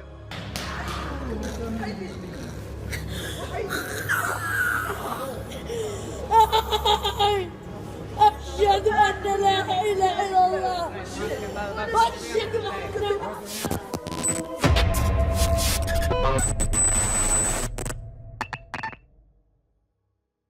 It's really good. Bacon? Bacon? Anybody? Under the new rules from the 12th Imam, you can eat bacon. So long. You can eat bacon whenever you want. God commands you to repent. Muhammad is a pedophile. You're praying to a man who's burning in hell. He married a 9-year-old girl, and you're gonna, Muhammad? I spit on the grave of Muhammad. Muhammad is in hell. You're gonna burn in hell. You need to repent. You need to get saved and set free. Jesus Christ is coming soon. Take that towel off of your head. Take that towel off your head. You need to repent. You need to repent. Repent, you child of the devil. Hey, let him go. Let him go. You're slipping. Back up. Back up. You need Jesus. I'm like, you're not you preach. This is not violent. You're gonna burn in hell. What do you want? What do you want? Why are you here? What do you want? You came here to pray. Why are you here? You're saying to the devil. This is what you're paying. This is free speech. You're not my brother. This isn't free speech. Go back to your country. This is free speech. You guys don't have any bombs on you. You give us more ammo to prove you're a bunch of violent psychopaths. You guys don't have any bombs on you, do you? Don't give me that Alhamdulillah baloney. This is about Jesus. The message today is that Jesus Christ is Lord. Muhammad is dead. He's in a grave. Jesus is alive. I spit on the grave of Muhammad. Jesus Christ is coming soon. Take that towel off of your head. Take that towel. So this happened yesterday at the University of South Florida. A group of Muslim students were praying, bothering no one, and these professional agitators came and tried to disturb them while they were praying, saying some really disturbing things. So first of all, to the agitators, get a better phone, you broke ass bitch, because that was terrible quality. What is that, iPhone 6? Ridiculous. Get a better phone. Second of all, to the students and to anyone who comes across these people, realize that these are professional agitators trying to get under your skin. So the best thing you can do is simply ignore them and leave. That's the best thing that you can do. They are trying to elicit a reaction out of you. Don't give them that. I know it's difficult. Trust me, I've been there. But realize that these people are most likely being paid by a small foreign country the size of New Jersey to do this, because that country feels a lot of pressure and is pushing and has admittedly said that they are spending millions of dollars for these people to spread hatred and divisiveness in our country. So let's not let it divide us. Every tongue shall confess, every knee shall bow that Jesus Christ is Lord, to the glory of God the Father. Jesus is Lord. Jesus is Lord. Bacon. It's really good. Bacon? Bacon? Anybody? Under the new rules from the 12th Imam, you can eat bacon. It's halal. You can eat bacon whenever you want. The U.S. needs Islamophobia to breed support for these wars against Muslim-majority countries. Because if you don't demonize Muslims at home, how do you think you're going to raise a generation of young people who are prepared to pick up a gun and go fight against Muslims in a country they can't even find on a map? It's only when you demonize people and convince young soldiers that they are not worth it. They did it in Vietnam by calling people gooks. They did it in World War II by calling people Japs, and with those cartoons of those caricatures of what Japanese people look like. And when you round people up and put them in concentration camps in the desert, saying that they're all a threat to us because they're of Japanese ancestry, citizenship be damned, you're telling young soldiers that anyone who looks like that is dangerous and worthy of dying.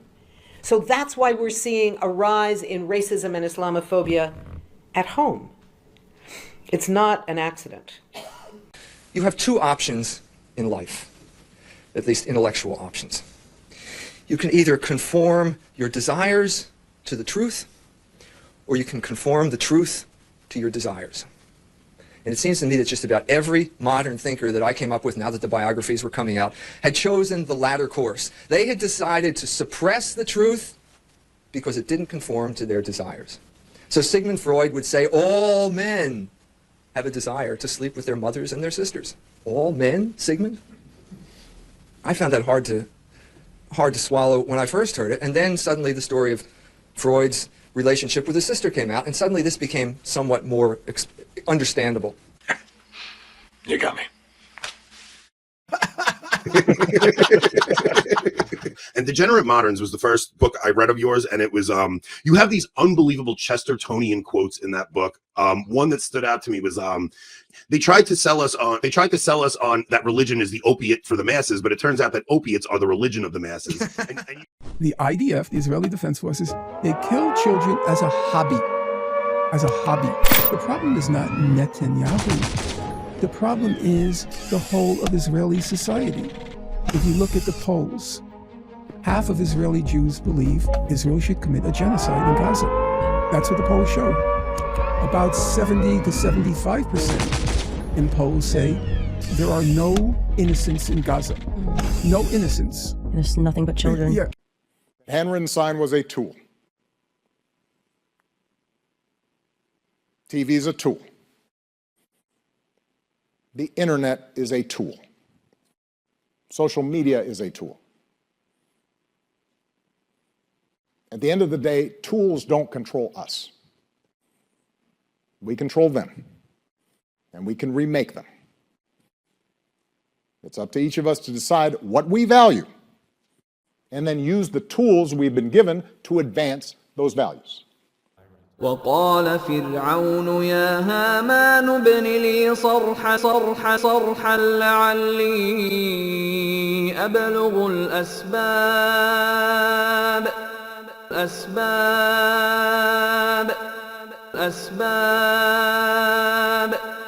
And Pharaoh said, O Haman, construct for me a tower that I might reach the waves. أسباب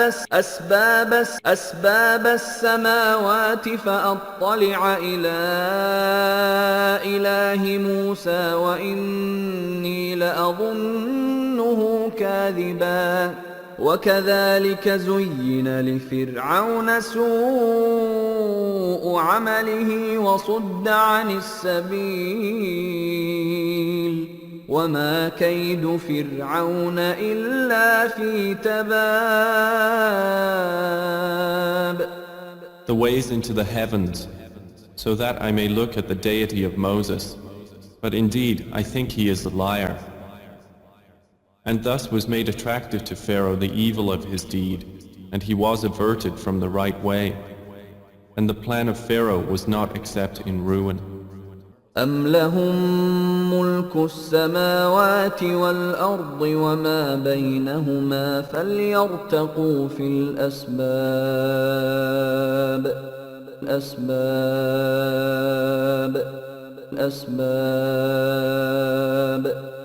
Or is theirs the dominion of the heavens and the earth and what is between them? Then let them ascend through any ways of access. جند ما هنالك مهزوم من الأحزاب. They are but soldiers who will be defeated there among the companies of disbelievers.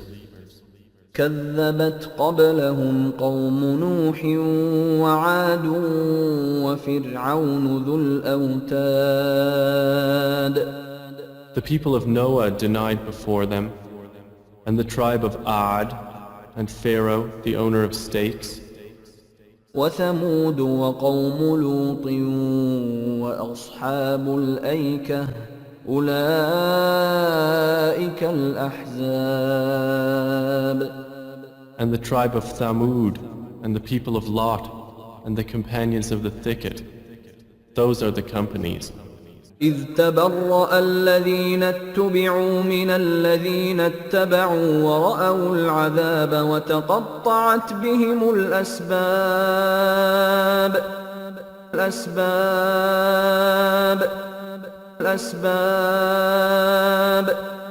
And they should consider that, when those who have been followed dissociate themselves from those who followed them, and they all see the punishment, and cut off from them are the ties.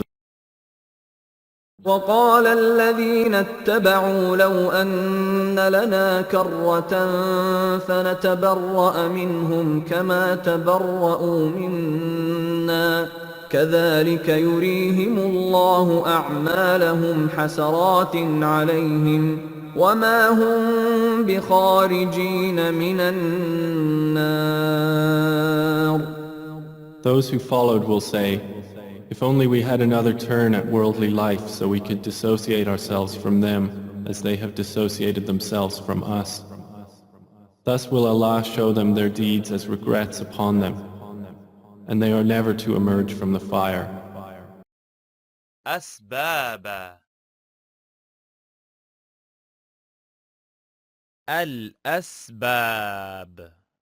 وقال فرعون يا أيها الملأ ما علمت لكم من إله غيري فأوقد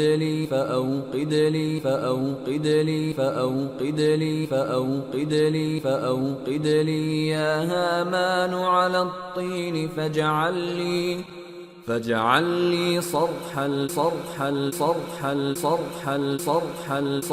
لعلي أطلع إلى إله موسى وإني لأظنه من الكاذبين.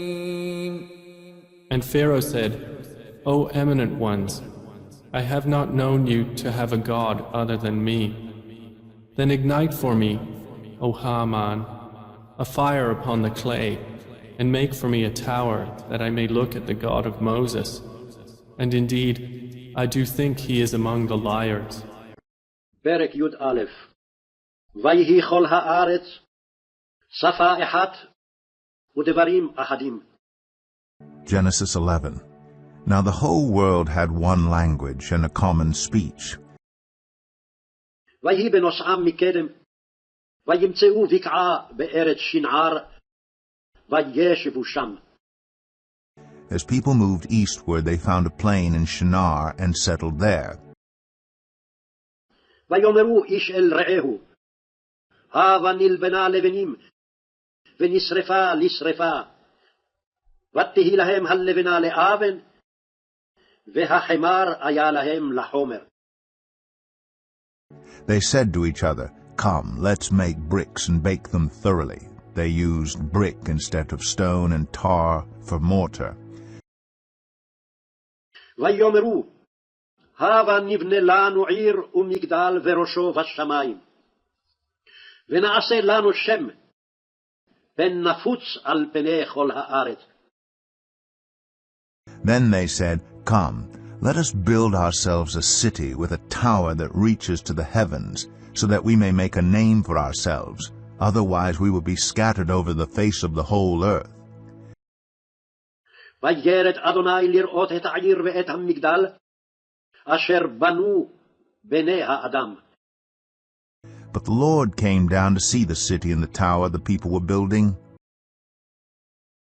ויאמר אדוני הן עם אחד ושפה אחת לכולם וזה החילם לעשות ועתה לא ייבצר מהם כל אשר יזמו לעשות.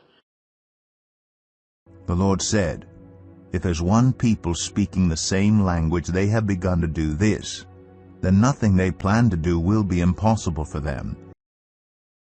הבה נרדה ונבלה שם שפתם אשר לא ישמעו איש שפת רעהו. Come, let us go down and confuse their language so they will not understand each other. ויפץ אדוני אותם משם על פני כל הארץ ויחדלו לבנות העיר. So the Lord scattered them from there over all the earth, and they stopped building the city.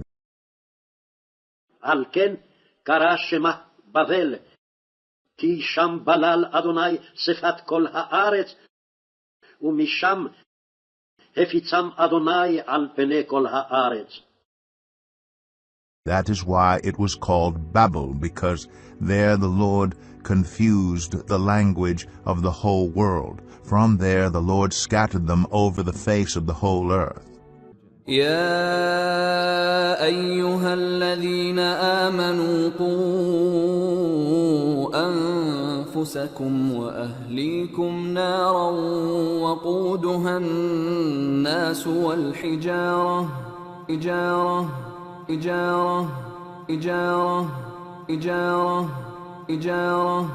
وقودها الناس والحجارة عليها ملائكة غلاظ شداد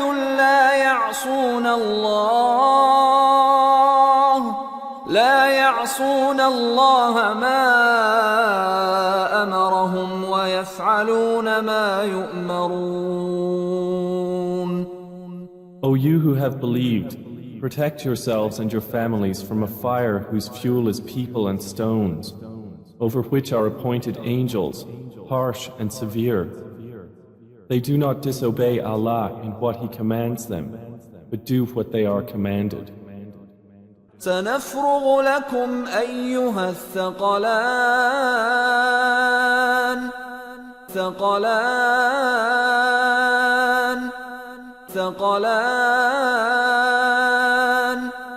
We will attend to you, O prominent beings.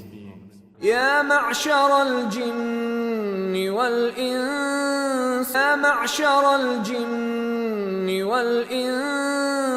معشر الجن والإنس إن استطعتم أن تنفذوا من أقطار السماوات والأرض فانفذوا لا تنفذون إلا بسلطان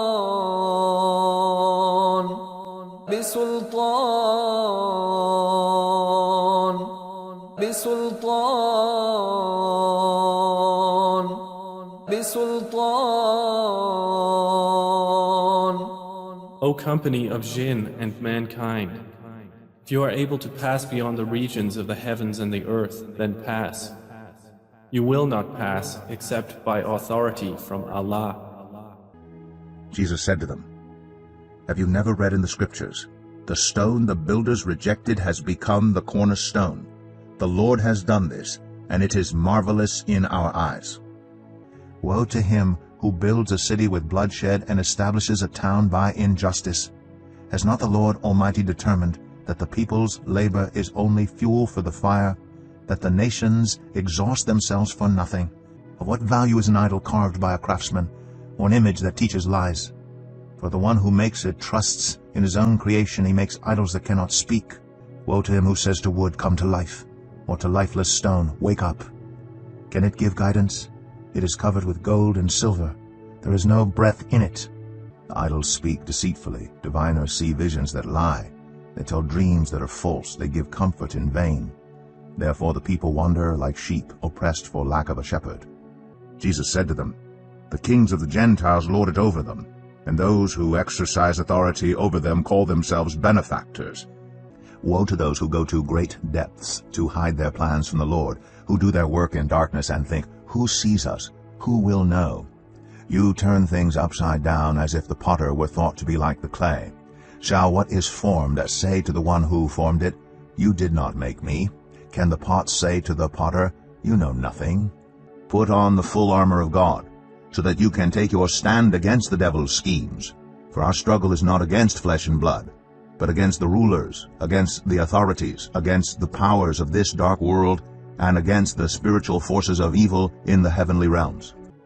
The Spirit clearly says that in latter times some will abandon the faith and follow deceiving spirits and things taught by demons.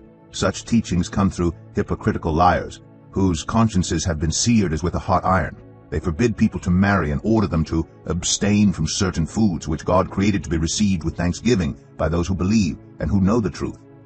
For the time will come when people will not put up with sound doctrine. Instead, to suit their own desires, they will gather around them a great number of teachers to say what their itching ears want to hear.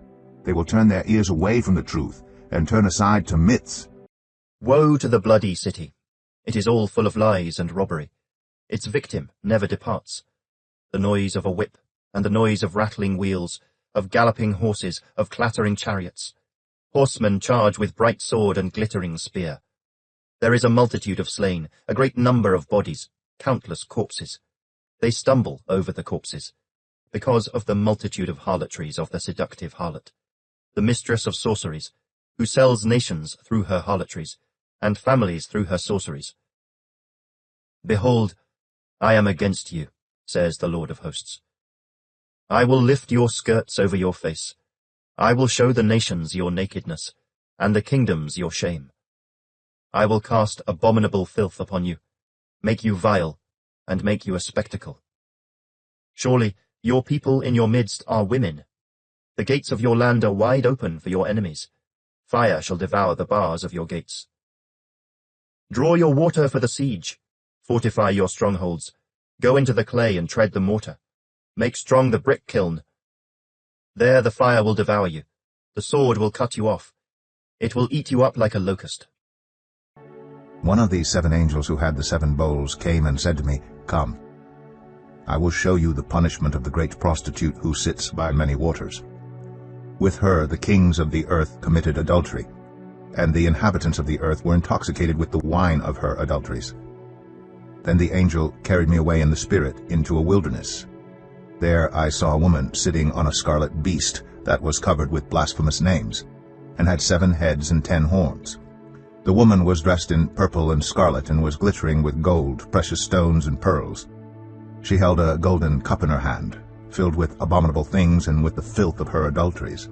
The name written on her forehead was a mystery, Babylon the Great, the mother of prostitutes, and of the abominations of the earth. I saw that the woman was drunk with the blood of God's holy people, the blood of those who bore testimony to Jesus. When I saw her, I was greatly astonished. Then the angel said to me, "Why are you astonished? I will explain to you the mystery of the woman and of the beast she rides, which has the 7 heads and 10 horns. The beast which you saw once was, now is not, and yet will come up out of the abyss and go to its destruction." The emergence of real intelligence. Well, I don't know what real intelligence is. This is probably part of the problem. We need to get some definitions. It's certainly true, I referred to Dreyfus's book, What Machines Can't Do, that we're reaching some places in the process where certain people's theories and ideas will probably have to be abandoned and thrown overboard. This is a good thing. We are going to find out whether the universe is a Cartesian machine, whether Boolean algebra is sufficient, whether we need fuzzy logic, whether the heart and the head can or cannot be integrated. These are not going to remain open questions unto eternity. In fact, they will be dealt with in this narrow historical neck that we are all experiencing and that we call the millennium. I think reductionism will not survive. I think we are going to find that, all is in everything. Something like the alchemical notion of the microcosm and the macrocosm is actually going to be scientifically secured. The great thing about us and the rest of our colleagues we enjoy who aren't present is that we're engaged in the business of radical speculation. Well, obviously there's a high triage in that game. My position is that the best idea will win. And what best means is like saying, what is fit in Darwinian rhetoric, but that we're in an intellectual environment rapidly mutating. All kinds of ideas are clashing and competing for limited resources and the limited number of minds to run themselves on. And the most efficacious, the most transcendental, the most unifying ideas are naturally going to bubble to the surface. And for guys like us, the name of the game is to just be a little bit ahead of everybody else on the curve so that we can perform our function as prophet. So that we can perform our function as prophet. But you want to be a prophet, not a false prophet. But the danger, it comes with the ambition, and there's no way to tease them apart except to live into the future, except to live into the future. And that's all how it began.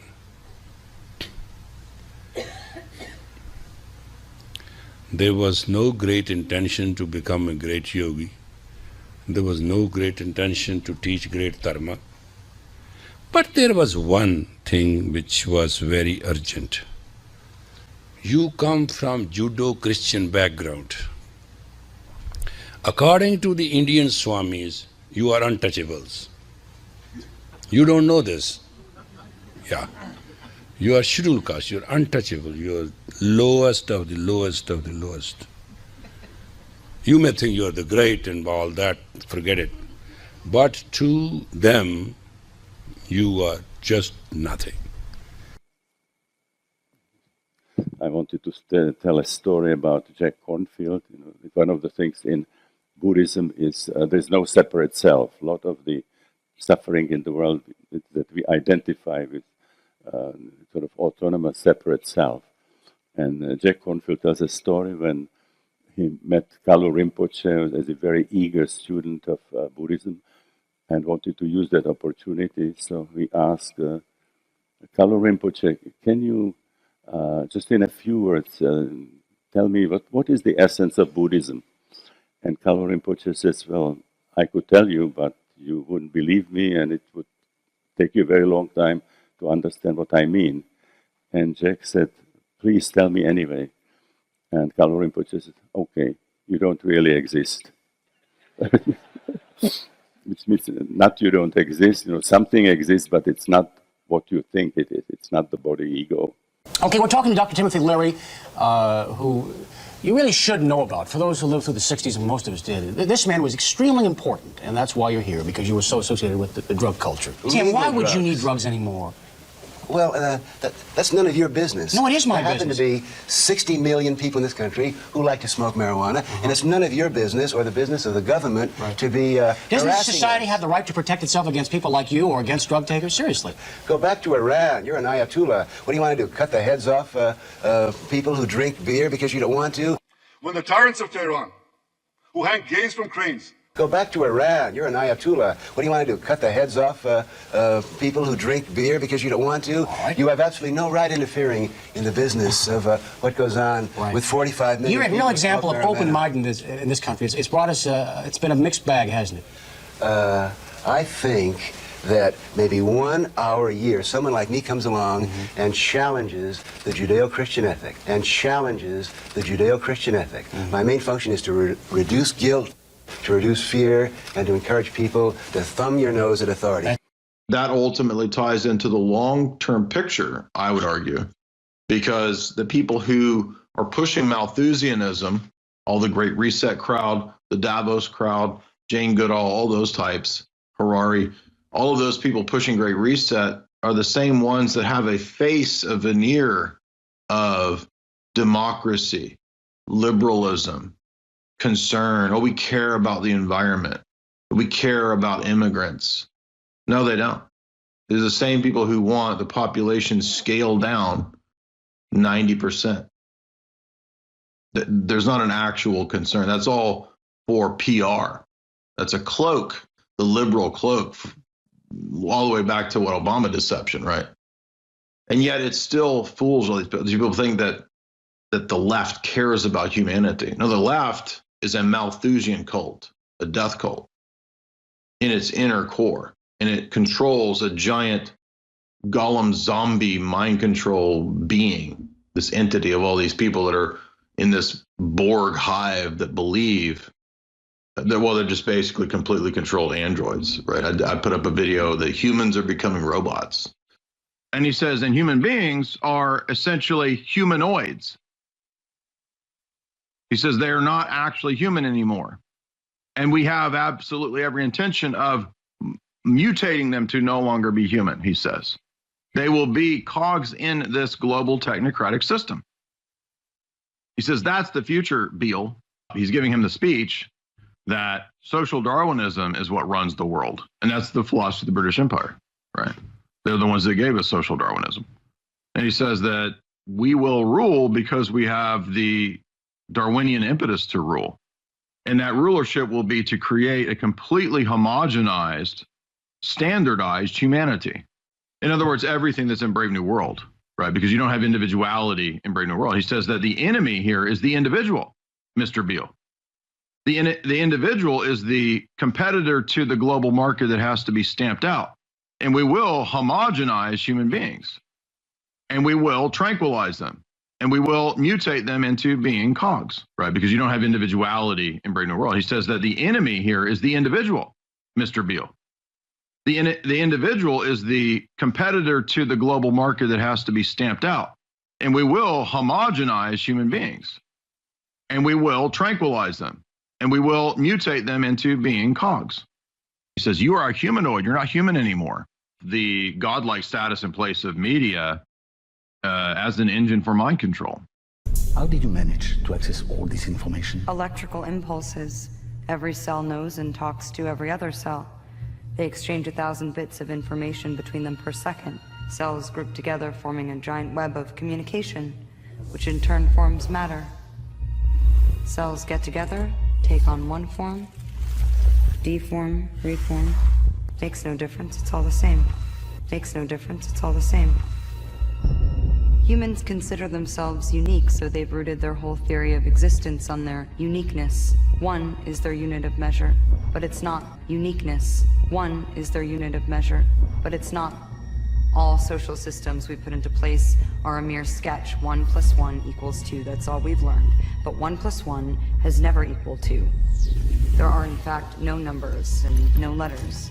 We've codified our existence to bring it down to human size. But some governments and corporations, for the first time in history, have the power to basically hack human beings.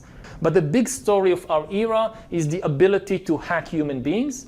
And by this I mean that if you have enough data and you have enough computing power, you can understand people better than they understand themselves, and then you can manipulate them in ways which were previously impossible. This new era in which humans are now hackable animals. This new era in which humans are now hackable animals. The handwritten sign was a tool. TV is a tool. The internet is a tool. Social media is a tool. At the end of the day, tools don't control us. We control them. and we can remake them. It's up to each of us to decide what we value and then use the tools we've been given to advance those values. Mark chapter 13 verse 20. And except that the Lord had shortened those days, no flesh should be saved. But for the elect's sake, whom he hath chosen, he hath shortened the days. Matthew chapter 24 verse 22. And except those days should be shortened, there should no flesh be saved. But for the elect's sake, those days shall be shortened. Revelation chapter 11 verse 18. And the nations were angry, and thy wrath is come, and the time of the dead that they should be judged, and that thou shouldst give reward unto thy servants the prophets, and to the saints, and them that fear thy name, small and great, and shouldst destroy them which destroy the earth.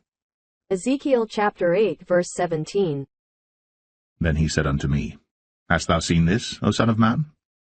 Is it a light thing to the house of Judah that they commit the abominations which they commit here?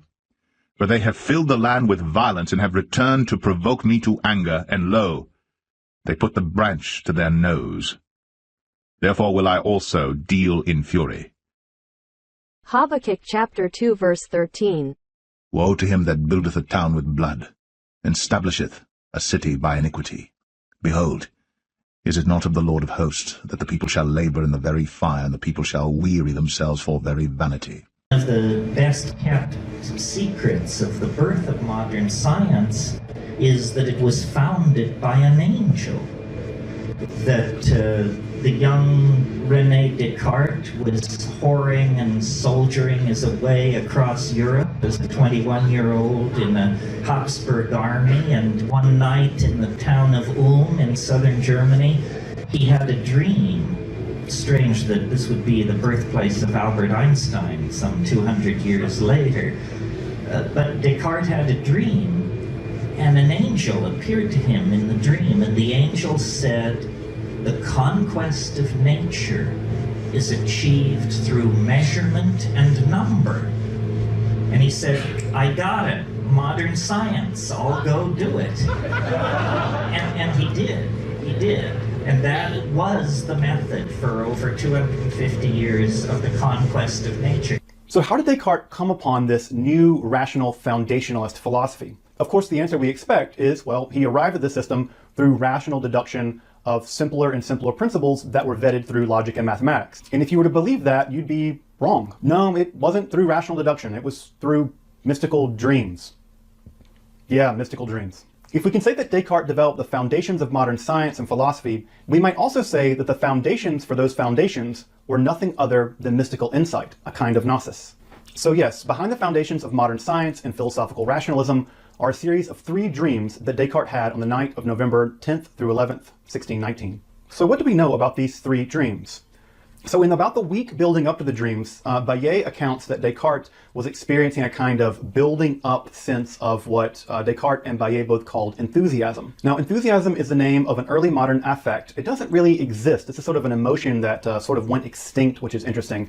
But this idea of enthusiasm was marked by an overwhelming sense of inspiration, and sometimes resulted in ecstatic outbursts.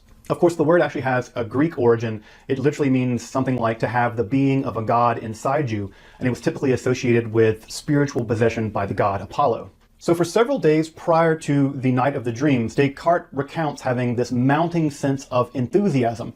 And again, enthusiasm doesn't just mean to be excited about something in the early modern period. It's as if something were possessing him.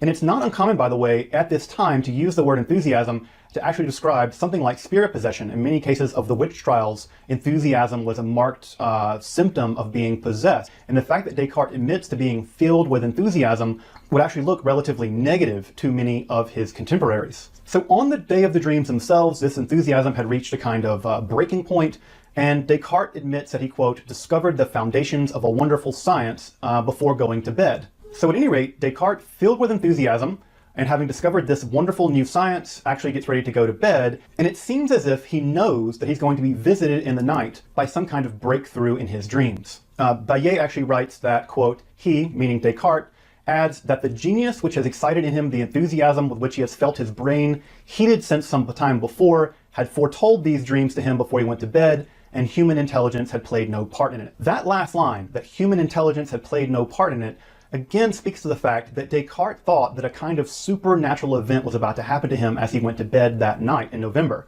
He'd already had this mounting enthusiasm, he had made this enormous breakthrough, and he had the deep sense that he was about to be visited by something other than human intelligence in this dream. That Descartes had a series of dreams in which supernatural beings talked to him and revealed to him the fundamental truth of reality. So, in the famous heated room, Descartes went to bed on the night of the 10th and had a series of mystical dreams that fundamentally laid the foundations for modernity. Perception must be judged by truth. Experience must be judged by truth. Absolute truth. Capital T. But that is an epistemic and metaphysical question. But all of modernity is built on the rejection of epistemical, metaphysical questions. So here we are presented with an immediate problem. The immediate problem of modern man versus the idea, the principle, the reality of truth, capital T. And what does almost everybody do? Relativism. It's all relative, dude. It's all relative, dude. It's all relative, bro. And so we could classify this as, again, epistemic relativism, subjectivism, pure subjectivism, naive skepticism, all of these, positivism, they're all kind of classed in the same. So they all ultimately mean the same thing. Nothing's true. And ultimately we understand this position begins, its starting point, its foundational presupposition is the negation of truth. But of course, that's contradictory, isn't it? Well, yeah, of course it is. Because in negating truth as my starting point, I have a truth. I have the truth, namely that there is no truth. But that's a truth claim. So it's contradictory from the outset. But to the fallen mind, so what? Cool. Life's mysterious, dude. Then they have to be consistent with that and admit that their discovery of that truth was not a real discovery. Their actions are not really theirs. They're not really that smart. They're not really anything. That's all illusory. And it was just determined. It's just chemical reactions. And even the meaning that they ascribe to their thoughts, their belief system, their claims, even that is also illusory. It's just in their head. It's just solipsism. Yes, exactly. Determinism is circular and it leads directly into solipsism, completely self-destructive as an ideology, completely self-contradictory as an ideology. And it's that's the end result precisely because it's a war on truth. Once you've discarded the idea of divine truth, there are these little cul-de-sacs that you can go into for a time period, and the generations since the revolutions have done this, of trying to find a means to live, find meaning, find happiness, organize society. But every one of these cul-de-sacs is a fraud. It's a deception. They collapse. They don't last. Pure agnosticism, naive empiricism, all of these nonsense positions, they just end up in solipsism. This is me and my mind, bro. You're just a manifestation of my mind, bro. And at that point, you might as well be taking DMT and believing whatever the elves tell you. Christianity is so retarded and superstitious. But the elves, bro, the elves blew my mind. I was under a shaman, man, who guided me through the elf dimension after I went through a long tunnel. It was the colon of the universe, and it farted me out to the elf land. So in vitalism, you kind of have this retreat into mysticism, the spiritual, the magical, the mystical, the occult mystic. And he says the great example of this would be W.B. Yeats. Yeats said after reading Huxley and rationalists, he says, I detested them because I missed the simple animistic spiritualistic religion of my childhood, pagan, Celtic, demonic stuff. And if you read W.B. Yeats, he says the elves are real. So once again, we're back at the clockwork machine elves, because W.B. Yeats has whole essays on how the elves are real. Guess what? He was doing drugs. That's how the elves are real. And he was in Crowley's cult too, by the way. So he's picking basically occult types here. Here's where we get again, once again, we come back. So after the vacuum of all this scientism and rationalism and, oh, we're going to have Neil deGrasse Tyson and, oops, here we are back at DMT, bro. Machine elves, bro. Come full circle. The revolution comes full circle. Oh, it was superstitious. Christianity was so dumb. And oh, look how evolution is so, oh, but wait a minute, evolution actually leads me to DMT and the machine elves, bro. And but Christianity is still stupid. Oh, but maybe there's aliens, bro. There's no God, but the aliens put us here, bro.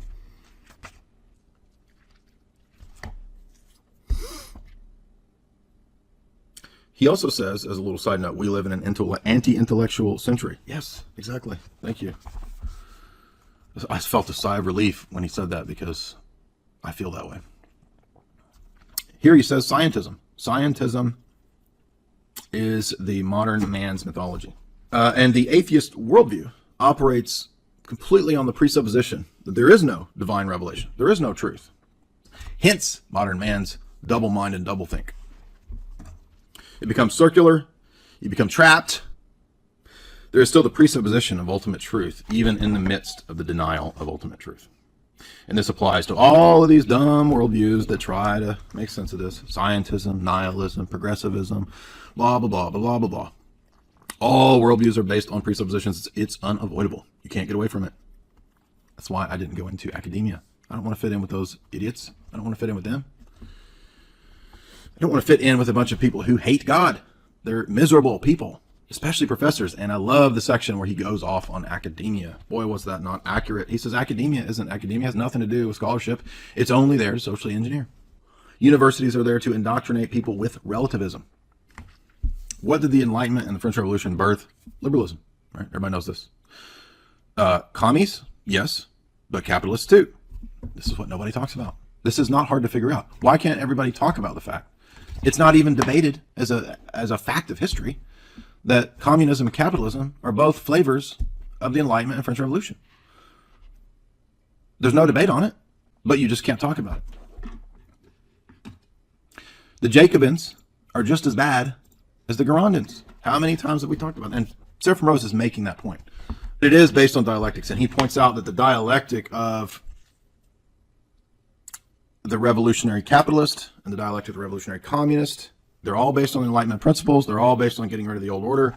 Who's the first phase? Well, it's the liberals. The demythologized hope in human progress liberal. We're going to have scientific socialism. We're going to have we believe in the power of man to erect a society based on freedom, truth, and the American way. And the republics and the democracies, what have they done? Nothing. They're nightmares. They're just as corrupt or worse than any of the monarchies. By the way, the Soviet experiment, the Bolshevik experiment, all of the experiments of the 20th century, they're all based on Plato's ideals. Did you know what a Soviet is? A Soviet, it means republic. It's the same thing. He says that the revolutionary spirit is what has affected the entire Western world, and then by extension the rest of the world, since the time of the revolutions. The revolutionary ethos that's let loose, the revolutionary anti-old order, right? The ancient regime, the old regime, the removal of church and altar, crown and altar, right? The Masonic dictum, get rid of crown and altar. And that's unfortunately the entire milieu into which we are born in the modern world. Man's problem is not logic, but another faith. Exactly, because all worldviews are based on faith. And the idols of our day, the religious, superstitious idols of our day, are Darwinism, evolutionary theory, transhumanism, secularism, humanism, liberalism, socialism, libertarian capitalism, anarcho-capitalism. All of these secular atheistic positions, they're all worthless. They're all wrong. They're all dumb. All of them. And they're all constructed within the last few centuries as part of the revolutions. All of them as part of the revolutions against the old order. And what do they culminate in? What does the Soviet cosmist have in common with the Ayn Randian John Galtist? The power of technology to save man and give him immortality, right? Look up Russian cosmism and look at how the Soviets had all these dumb paintings of, oh, we're going to be flying around in little Jetsons, Foo Fighters, and and it's all going to be a utopia, and Stalin's going to bring us this great utopia through Russian cosmism. And it was all nonsense. It was all stupid cheeseball posters from a Mystery Science Theater B movie. Even Huxley says in the introduction to Brave New World that Brave New World is the end result of all of the revolutions, from the Enlightenment to the Scientific Revolution, Reformation, all the way up through Bolshevik Revolution, All of it. French Revolution, the end result, the logic. Even the people at the head of the revolution can tell you that the logic of the end result, the dark logic of all the revolutions, is the technocracy, the Brave New World. It's the final revolution. And the cronies in his circle, who were at the top of the pyramid, Bertrand Russell, Julian, him, they said this is the final revolution. They used the term final revolution. The final revolution is the revolution against man. Man is the last thing to be overcome. The final revolution is the revolution against man. Man is the last thing to be overcome.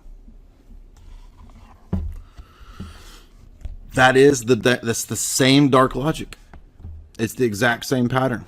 All we're doing here is pattern recognition.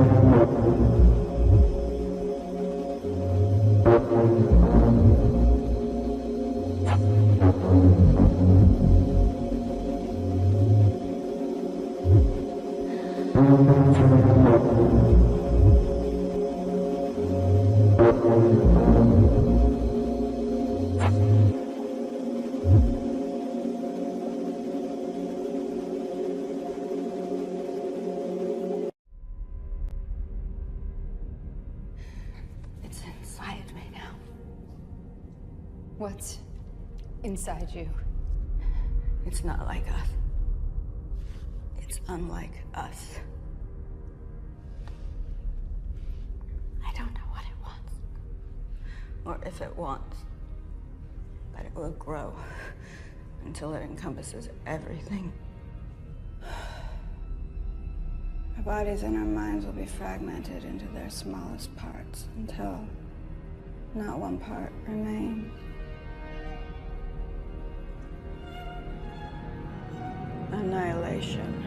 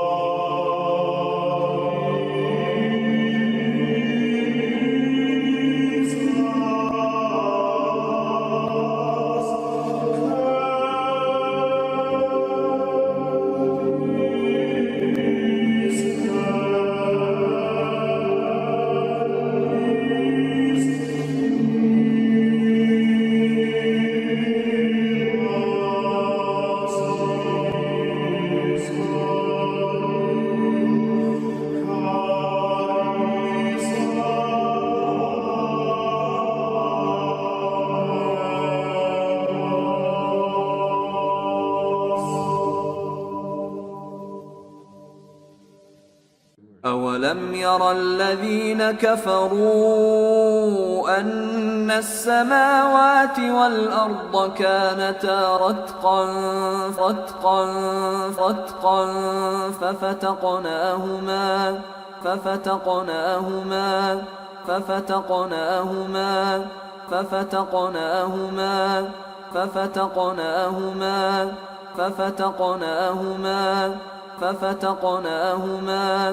ففتقناهما وجعلنا من الماء كل شيء حي أفلا يؤمنون.